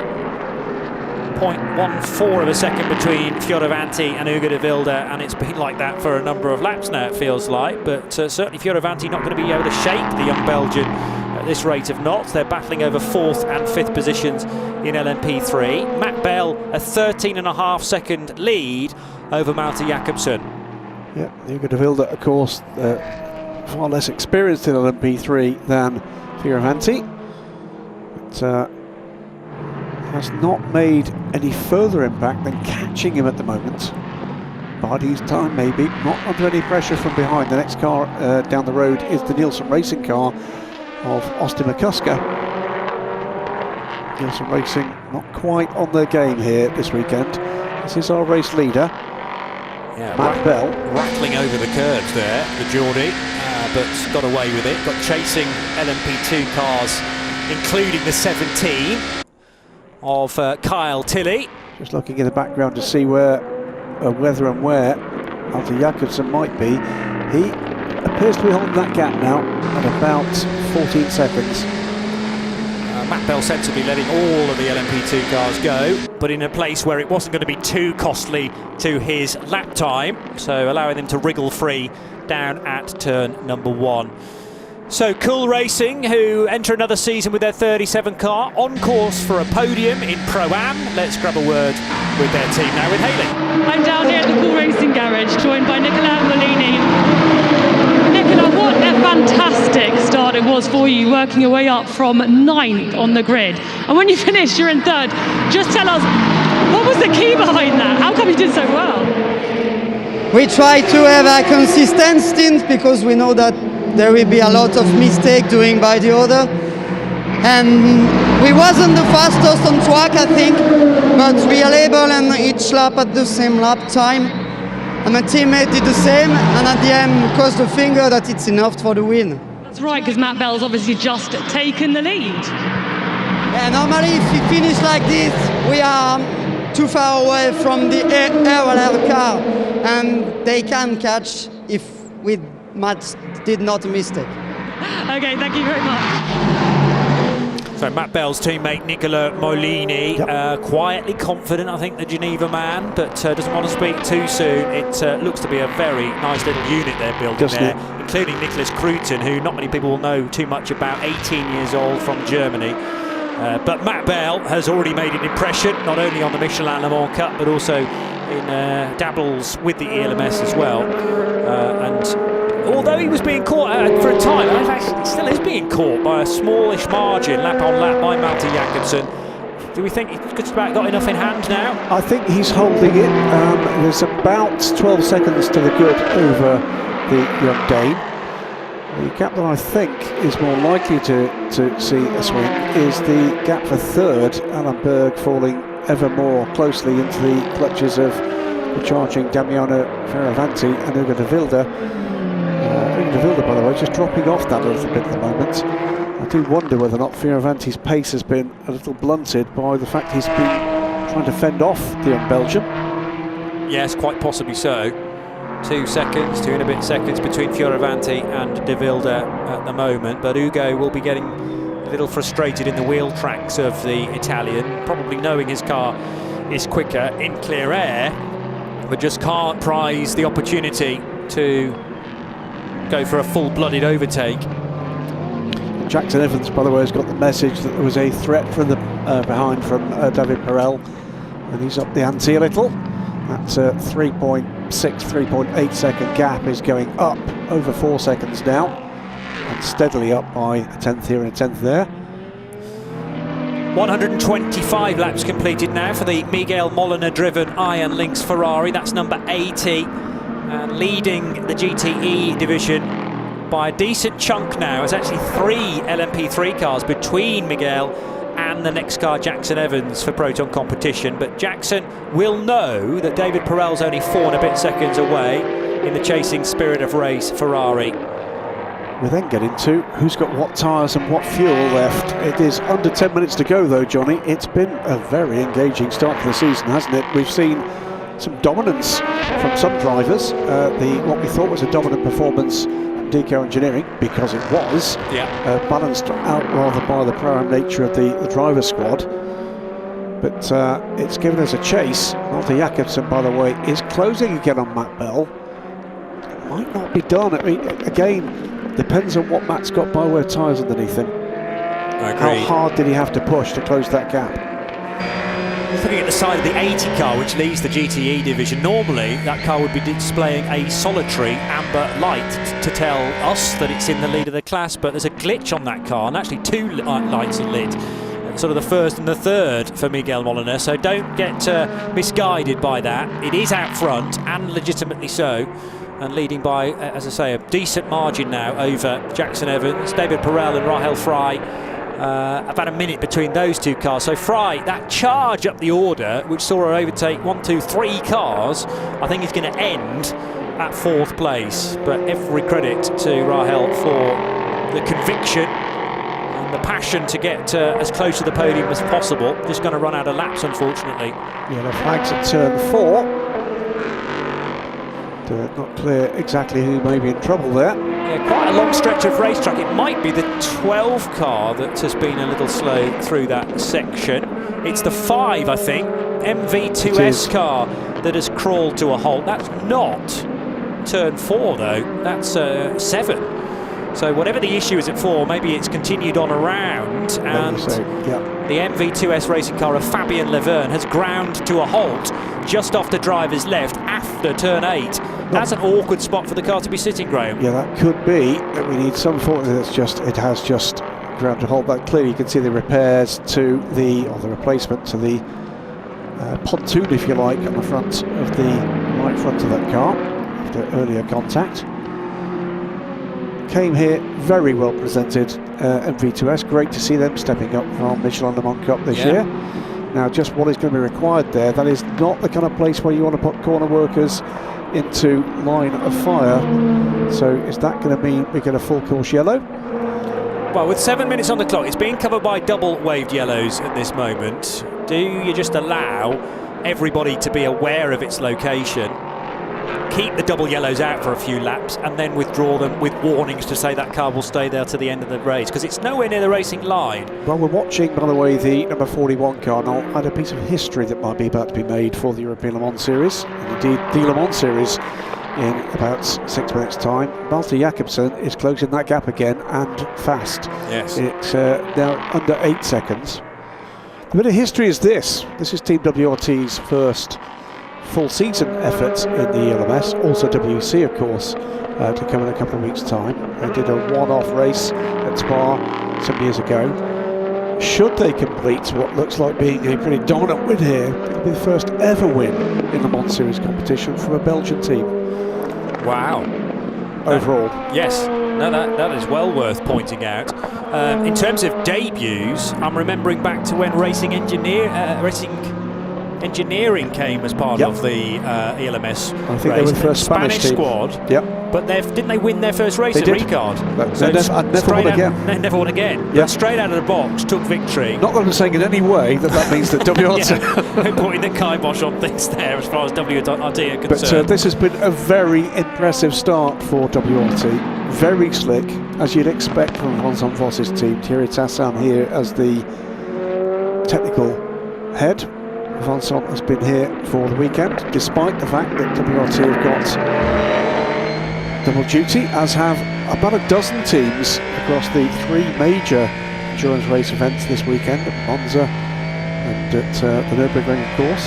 Yeah. But it's impressive new teams to this package that have put in sparkling performances. Here's the 18 car, still with Ugo de Wilde right there. Is the young Belgian.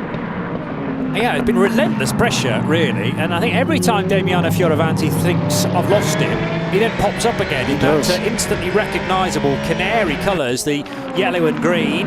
No longer Norwich City colours. No? No, not well, really. because of the green as well. Yeah, true.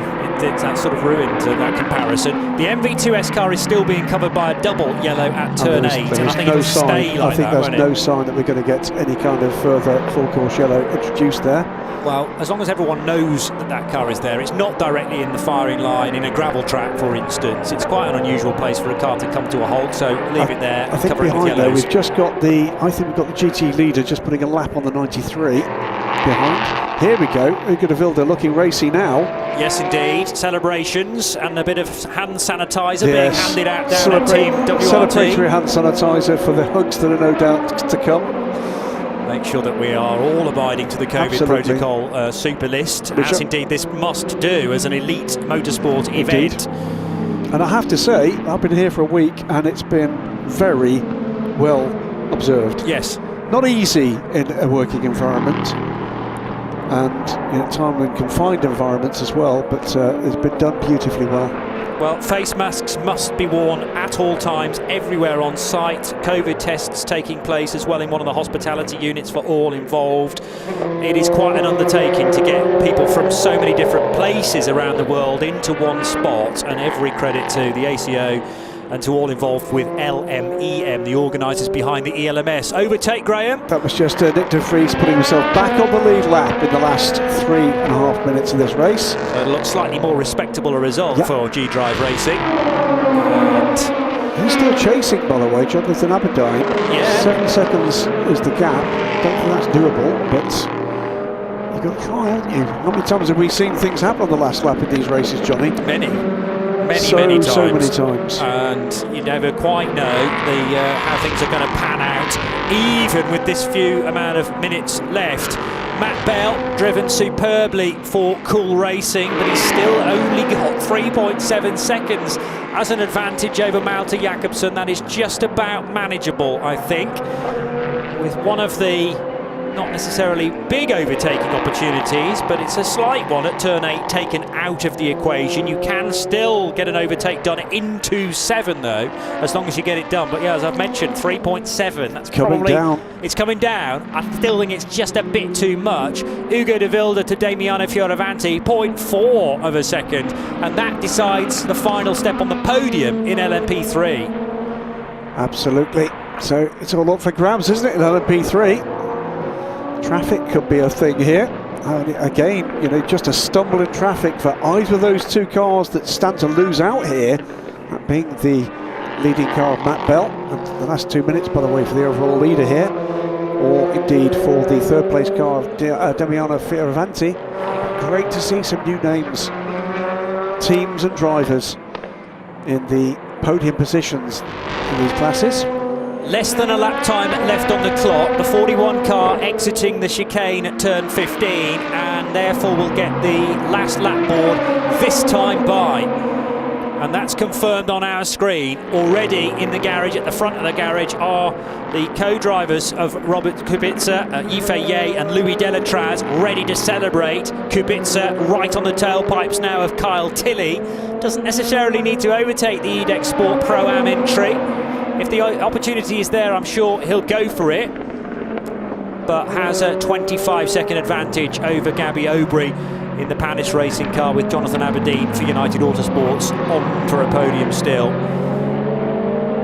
3 seconds is the gap now between Matt Bell and Malte Jakobsen. With 1 lap. So it should be fine. Jakobsen might even be able to catch Matt Bell, but Bell can be so defensive when it's required. So it'll be a right old challenge for the young Dane to actually be able to get past the Brit. So this could be an interesting message. Potential overtaking of car 13 under yellow, under investigation. Yes, for the Ugo de Wilde car from Inter-Europol competition. Who is right with Fioravanti now.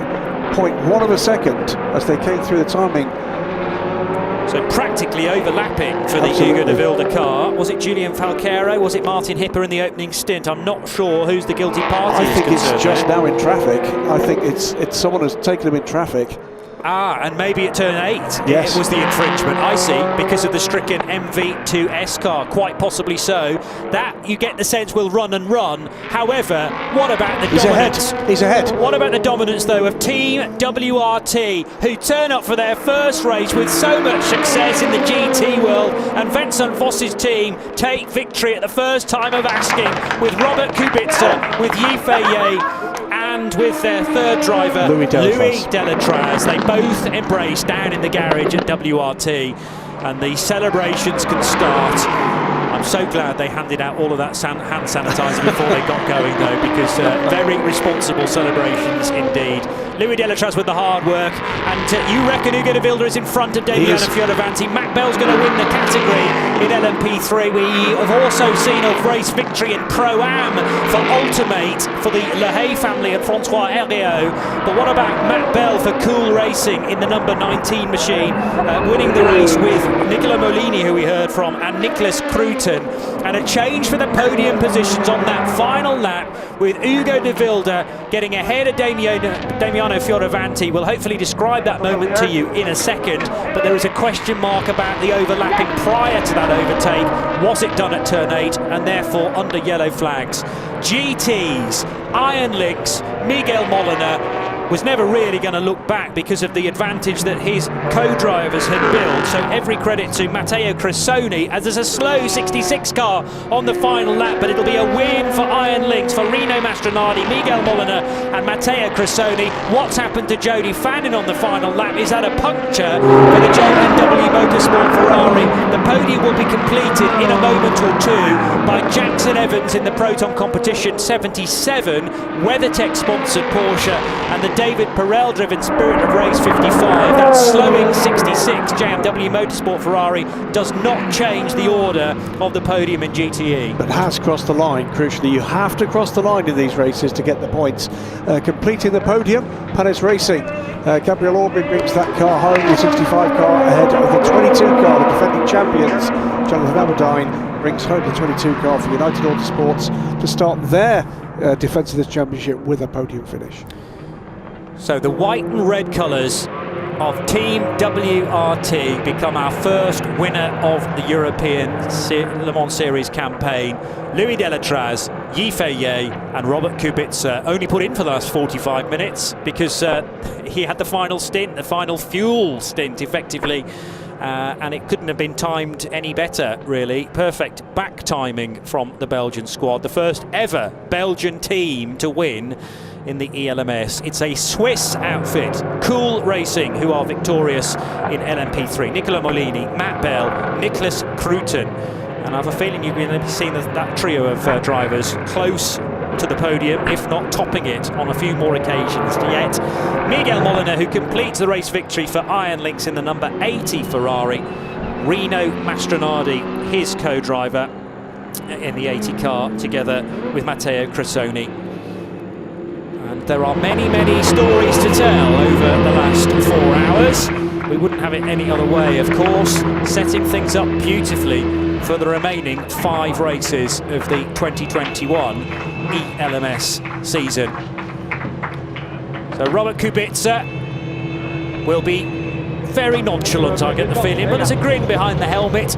He'll feel like he's just done his small part, and Louis Delatraz set that up perfectly from the off, really. By the way, pretty certain that's our first ever Polish overall race winner and our first ever Chinese overall race winner in the European Le Mans Series. I'll have to double check, make sure that we've not had that. But it's a good shout, nevertheless. And Polish driver Robert Kubica from Krakow originally, but a massive name in world motorsport and brilliant business as far as WRT are concerned and the ELMS for getting such a personality to sign up to this awesome championship. So the regular winners like G-Drive, like United Autosports in recent years, have definitely got some competition on their hands this year. Mathieu Le Hay clambering out of his ultimate car with a clenched fist because he is victorious along with Jean-Baptiste Le Hay, brother, and Francois Herriot, the bronze in their combination. They are the Pro-Am winners and managed to get a top 5 finishing position overall as well. Nicola Molini leaping on Matt Bell. They are absolutely chuffed with that race victory in LMP3. Nicholas Cruton just to their left too, the 18-year-old from Trier in Germany. So adding to the flags, the national flags that will be seen on the podium in a moment or two. Because of the various testing, the mask wearing, the checks, it means that we can go back to a more traditional podium as well, whereas last year it was kind of one team member from every team represented on a very wide podium. The conventional one is in use this weekend at Barcelona, which is lovely to see as well. Great to see Ultimates after missing out on last year, where they were supposed to make their LMP2 debut, coming in and winning LMP2 Pro-Am. Fine effort from that squad as well, with a very good looking car. And as we wait for the Rati car to come into the winners area. So without further ado, we really must head down to the Team WRT camp to get some reaction after their first win in the ELMS. Here's Hayley Edmonds. I was joined here. I think he's gone to find his teammate. Well, that's Louis Delatraz. Louis and Robert Kubica. And yeah, can you bring them over here? I don't know if I can do this live. But anyway, we will wait. They are obviously the winners of this first round here in Catalunya, Barcelona, the ELMS. Team WRT.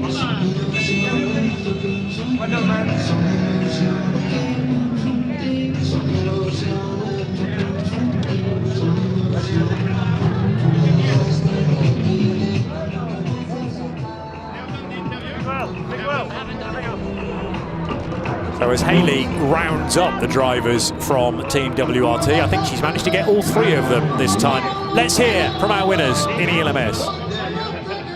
That's right, I'm down here, joined by the winners in LMP2, Yefelier, Louis Delatraz and Robert Kubica. What a fantastic team effort it was there. Of course, it was a seamless start by you, Louis. Just take us through that and what this victory, the first round here, means to you. Yeah, thank you very much. It means a lot to us, to the team as well. I think everyone did a really good job.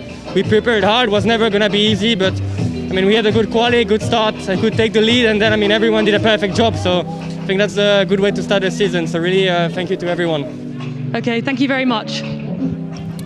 So standing in the middle, Yefelier, to the left, Robert Kubica, and those two, along with Louis Delatraz, will head straight to the podium now for the trophy presentation. What a very busy last 4 hours this has been, started by a crazy beginning with Roman Rusinov, the Russian driver, backing the whole of the field up. How on earth we didn't get more damaged race cars from this, I've no idea. There's certainly bits of bodywork and bullets from the LMP3s being removed, plucked out of the rear tail sections of these cars. Finally we did get up and running, and Roman Rusinov will have to soak up a drive-through penalty because of his part in all of that.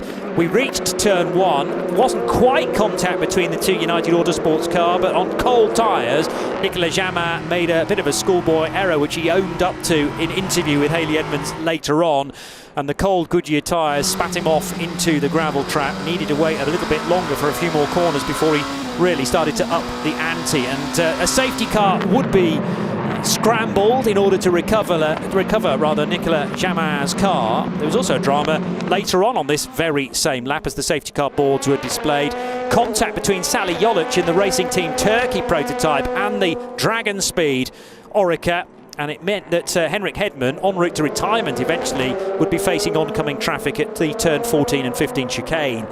Early leader in LMP3 was Laurence Roux. He really did scamper away from the rest of the baby prototypes, and this a great moment for Team WRT, our eventual winners. Louis Delatraz slithering his way up the inside, a gap that wasn't really there. He had to, well, Roman Rusinov rather defensive on the run down to turn 1, but that wasn't going to hold back the young Swiss, and that was the point where he took the race lead. Pit stops for the GTs took place about an hour into the race. And it was at this point that the 80 car from Iron Lynx would start to stamp its authority on the race. stops as well, including this one for G-Drive Racing. Their team cars double stacked in the pits. Well, there should normally be enough room for 2 cars, but as one was released, it cleaned out the wheel of the other. There was contact between Jean-Maria Bruni and Claudia Schiavoni. Schiavoni in the yellow and black Ferrari gave Bruni a bit back on the exit as well, and Bruni, you'll notice, has managed to pluck out a fair old section of the Ferrari's rear diffuser. Left Proton Competition scratching their heads a little bit. What was that bodywork? Well, it was a bit of Ferrari that they'd never seen before. Rahel Frey, what a drive from her, from 7th place up to 4th ultimately for Iron Lynx, and that pink and black car really did take some holding back, overtaking Felipe Laza and Jody Fannin amongst others. The 80 car takes victory then for Miguel Molina, together with his teammates Matteo Cressoni and Rino Mastronardi. It's a win in LMP3 for Cool Racing, and a first ever victory for Team WRT. Robert Kubica, Louis Delatraz and Yi Fei Ye are the round 1 winners in the ELMS. Fantastic stuff. And first, as we said earlier in the broadcast, first Belgian winner of the European Le Mans Series, all Le Mans Series race as a team. First Chinese driver to win, first Polish driver to win, and I believe the first Swiss driver to win since 2017 in Delatraz. Yeah. So quite a number of firsts. Yeah, really was. Excellent stuff, and great race in LMP3 at the end there. That chase down of the DKR engineering car. I'm sure they'll be disappointed with finishing off the podium. Finally, I think 5th it was for DKR Engineering's Alan Berg and Lawrence Herr. But in GTE, well, yeah, the usual spectacular action, both in terms of pace and in terms of some of the physicality involved as well there. So the LMP3 podium will wait. Is this the... This is P2. This is LMP2, yes, thank you. So this is the 22 car. So we'll be hearing in a moment or two from the winners in LMP3, hence my slight confusion. But first of all, to the bottom step of the podium, the crew from car 22, Phil Hansen, Jonathan Aberdeen and Tom Gamble. Second place for Panis Racing with their 65 car, their lineup, Julien Canal, Will Stevens and Gabriel Aubry. Great race from them, great race. It really was, and risking being overshadowed, but it really shouldn't be because they challenged throughout. But the win goes to Robert Kubica, to Yi Fei Ye and to Louis Delatraz, who take their rightful position on the top step of the podium. Let's hear the national anthem of the winning team.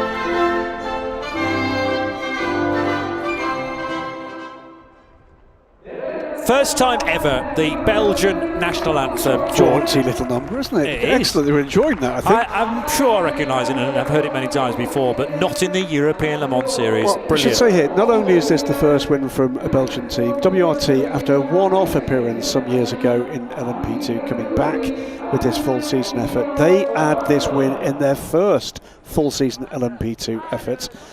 While they're doing double duty at the moment with GT Racing at Monza. Yesterday, United Autosports, defending champions, their first GT4 European Championship race took the win.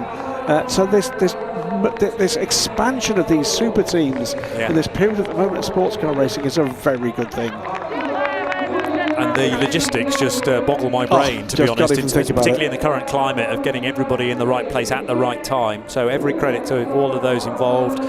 And a wonderful sight the 9 drivers make, lifting trophies above their heads. Robert Kubica, Louis Delatraz, Yi Fei Ye about to crack open bottles of champagne after a first win. Yeah, just spotted, I'm sure that's Vincent Voss on the bottom left there, spiriting away a bottle of champagne, I'm sure for the crew later. But well-deserved win for this crew. Drove away at the start of the race and controlled it from there on in.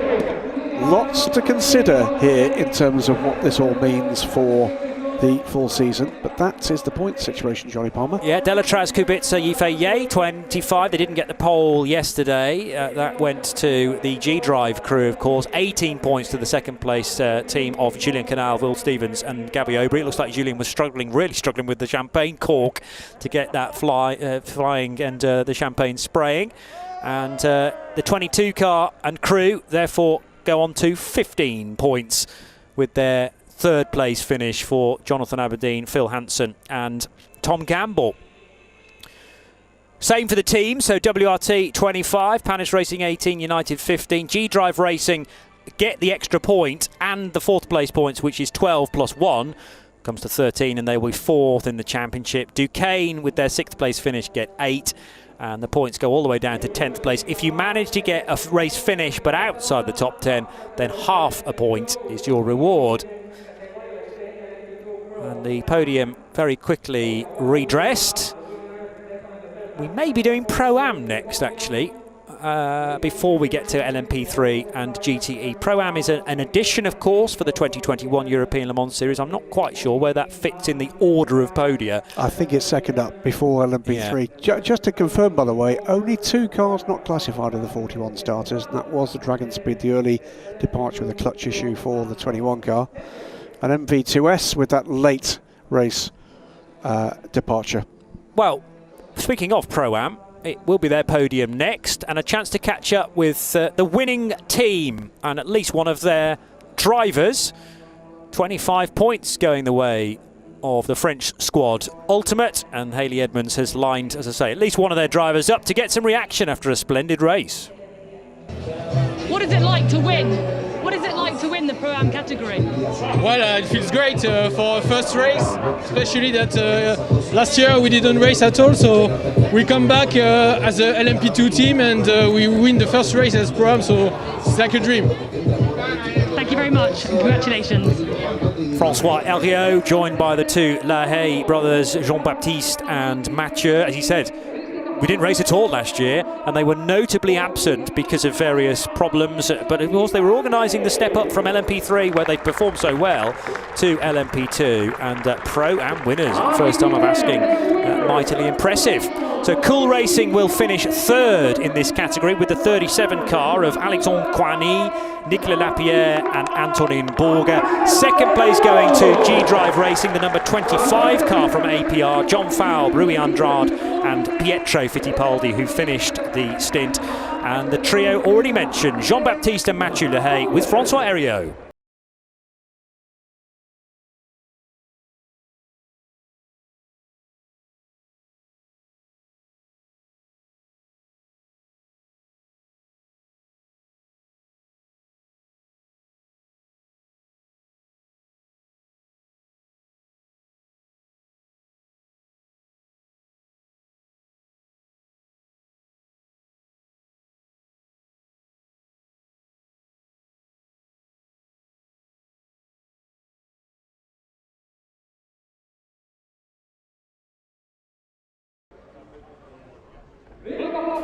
The French national anthem for the Ultimate team, and a round of applause for everyone involved with the team downstairs, from Mathieu and Jean-Baptiste Le Haye.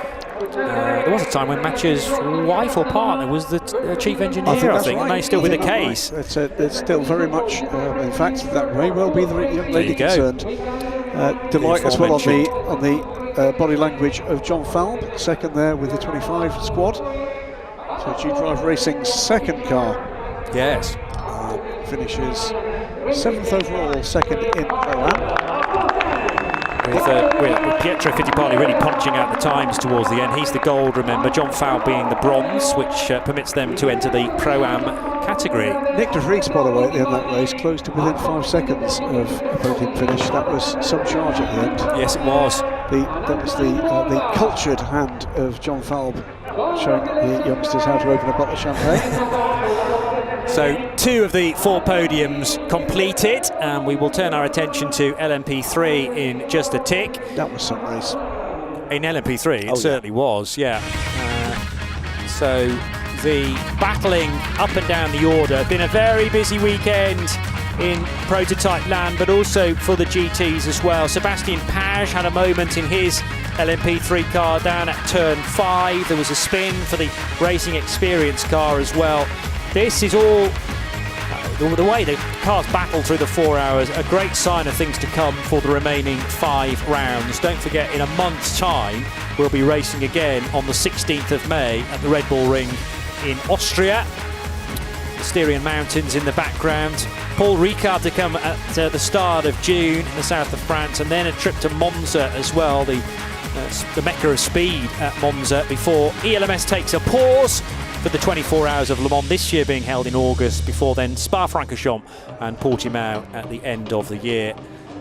LMP3 won by Matt Bell, but let's take a look at the standings in the GTE Drivers' Trophy. For Matteo Cressoni, Miguel Molina, Rino Mastronardi, it's maximum points. Christian Reed, Gian-Maria Bruni and Jackson Evans back up their pole position from yesterday with a second place finish in the points as well. So 19 will be their points haul from the opening weekend. Third position going to the slightly rearranged driver lineup at Spirit of Race. David Perel added in to join Matt Griffin and Duncan Cameron. So GT podium is next, and to the third step of the podium, Duncan Cameron, Matt Griffin, David Perel, the guys I've just mentioned in the green and white Ferrari. They've slightly changed the look of their racing overalls as well to match the livery of the car. Second place going to the WeatherTech-backed Proton Competition Porsche of Jackson Evans, Christian Reed and Jimmy Bruni. But to the top step, it is the Iron Lynx trio. Miguel Molina, Rino Mastronardi, Matteo Cressoni. Let's hear the national anthem for Iron Lynx.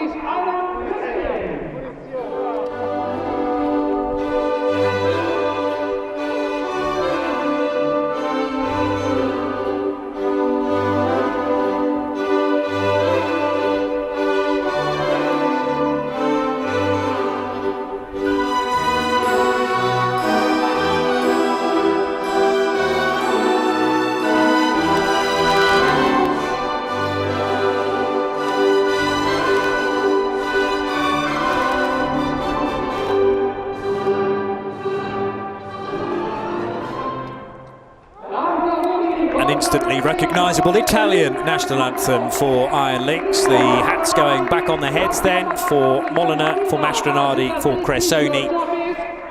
And without the trophies being handed out for obvious reasons, they are already placed on the very edge of each of the podium steps. Very smart trophies indeed for the opening race here in Barcelona of the European Le Mans Series. There's an extra trophy as well for a team representative from Iron Lynx. Photographs being taken, and then the champagne can fly once again. We'll take a look at the points in the LMP3 category in just a moment. If you're wondering about the innovative car, by the way, that's not eligible, if you, in a sense, for finishing on the podium, but they did get home in 34th position. And it was Takuma Aoki getting that car to the finish after 127 laps completed. So Iron Lynx victorious in the LM GTE category. Let's hear from one of their drivers now with Hayley. I'm joined here by the winners in the GTE category, Iron Lynx. So Matteo, I'm going to ask you the question, what it's like to win the first round of the year in ELMS here in Barcelona? For me it's amazing job from the team since at the beginning, from the prologue. We work a lot on the winter, and then how I can say, with two teammates like this, Rino super fast, Miguel even more, and we struggling a little bit because we had a puncture. Honestly, we are a little bit lucky, but anyway, it's the result that we deserve. And just one word, you're winning here at home in Spain. What is that like? That's the best feeling that you can have, because I grew up here, 40 minutes from my home. I've been part of this track, of the driver program for 6 or 7 years when I started my career in Motorsport. So I'm really happy to win here. Extremely fast teammates. The team did an amazing job during this winter to build up everything from scratch, and we arrived here and we won the first race. we couldn't start the championship in a better position. Thank you very much, and well done, guys.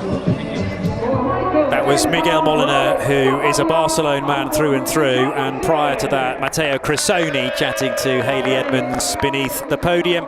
LMP3 celebrations about to kick off then on the final of the 4 podiums. Third place going the way of Inter-Europol competition, and their driving lineup of Martin Hipper, Ugo de Wilde and Julien Falquero. Second place to RLR M Sport, Alex Capalia, Mikey Benham and Malte Jakobsen, who brought the car home.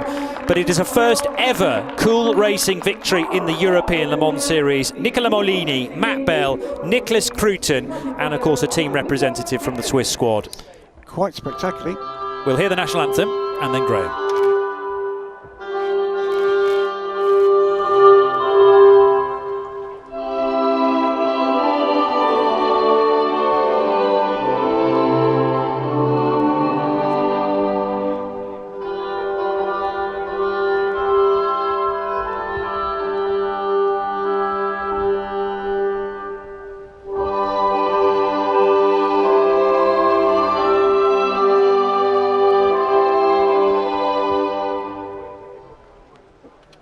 The Swiss national anthem for Cool Racing, so they're first-time winners, and not alone, Graham. No, well, just looking back through the results, that's why we've been a little quiet over the last few minutes. So WRT, a first win.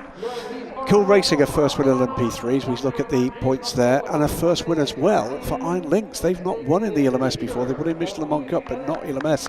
The only one of our winners that has won before is Ultimate in LMP3. They take the LMP2 Pro-Am. But they win in their new category, so they're all first-time winners in a sense. The points for LMP3 and the Drivers' Trophy. For the teams, 25 go to Cool Racing. RLRM Sport for second place get 18, and the Inter-Europol competition, the Polish squad, for 15 points.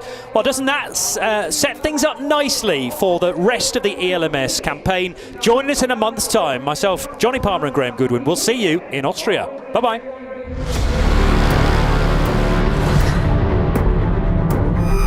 The European Le Mans Series bursts back into life here in Spielberg in the Styrian Mountain.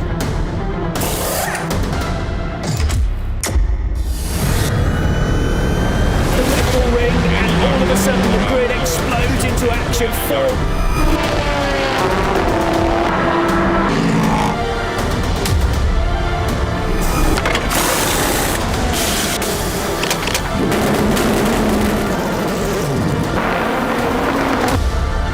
Oh dear me, no, that was all very unnecessary.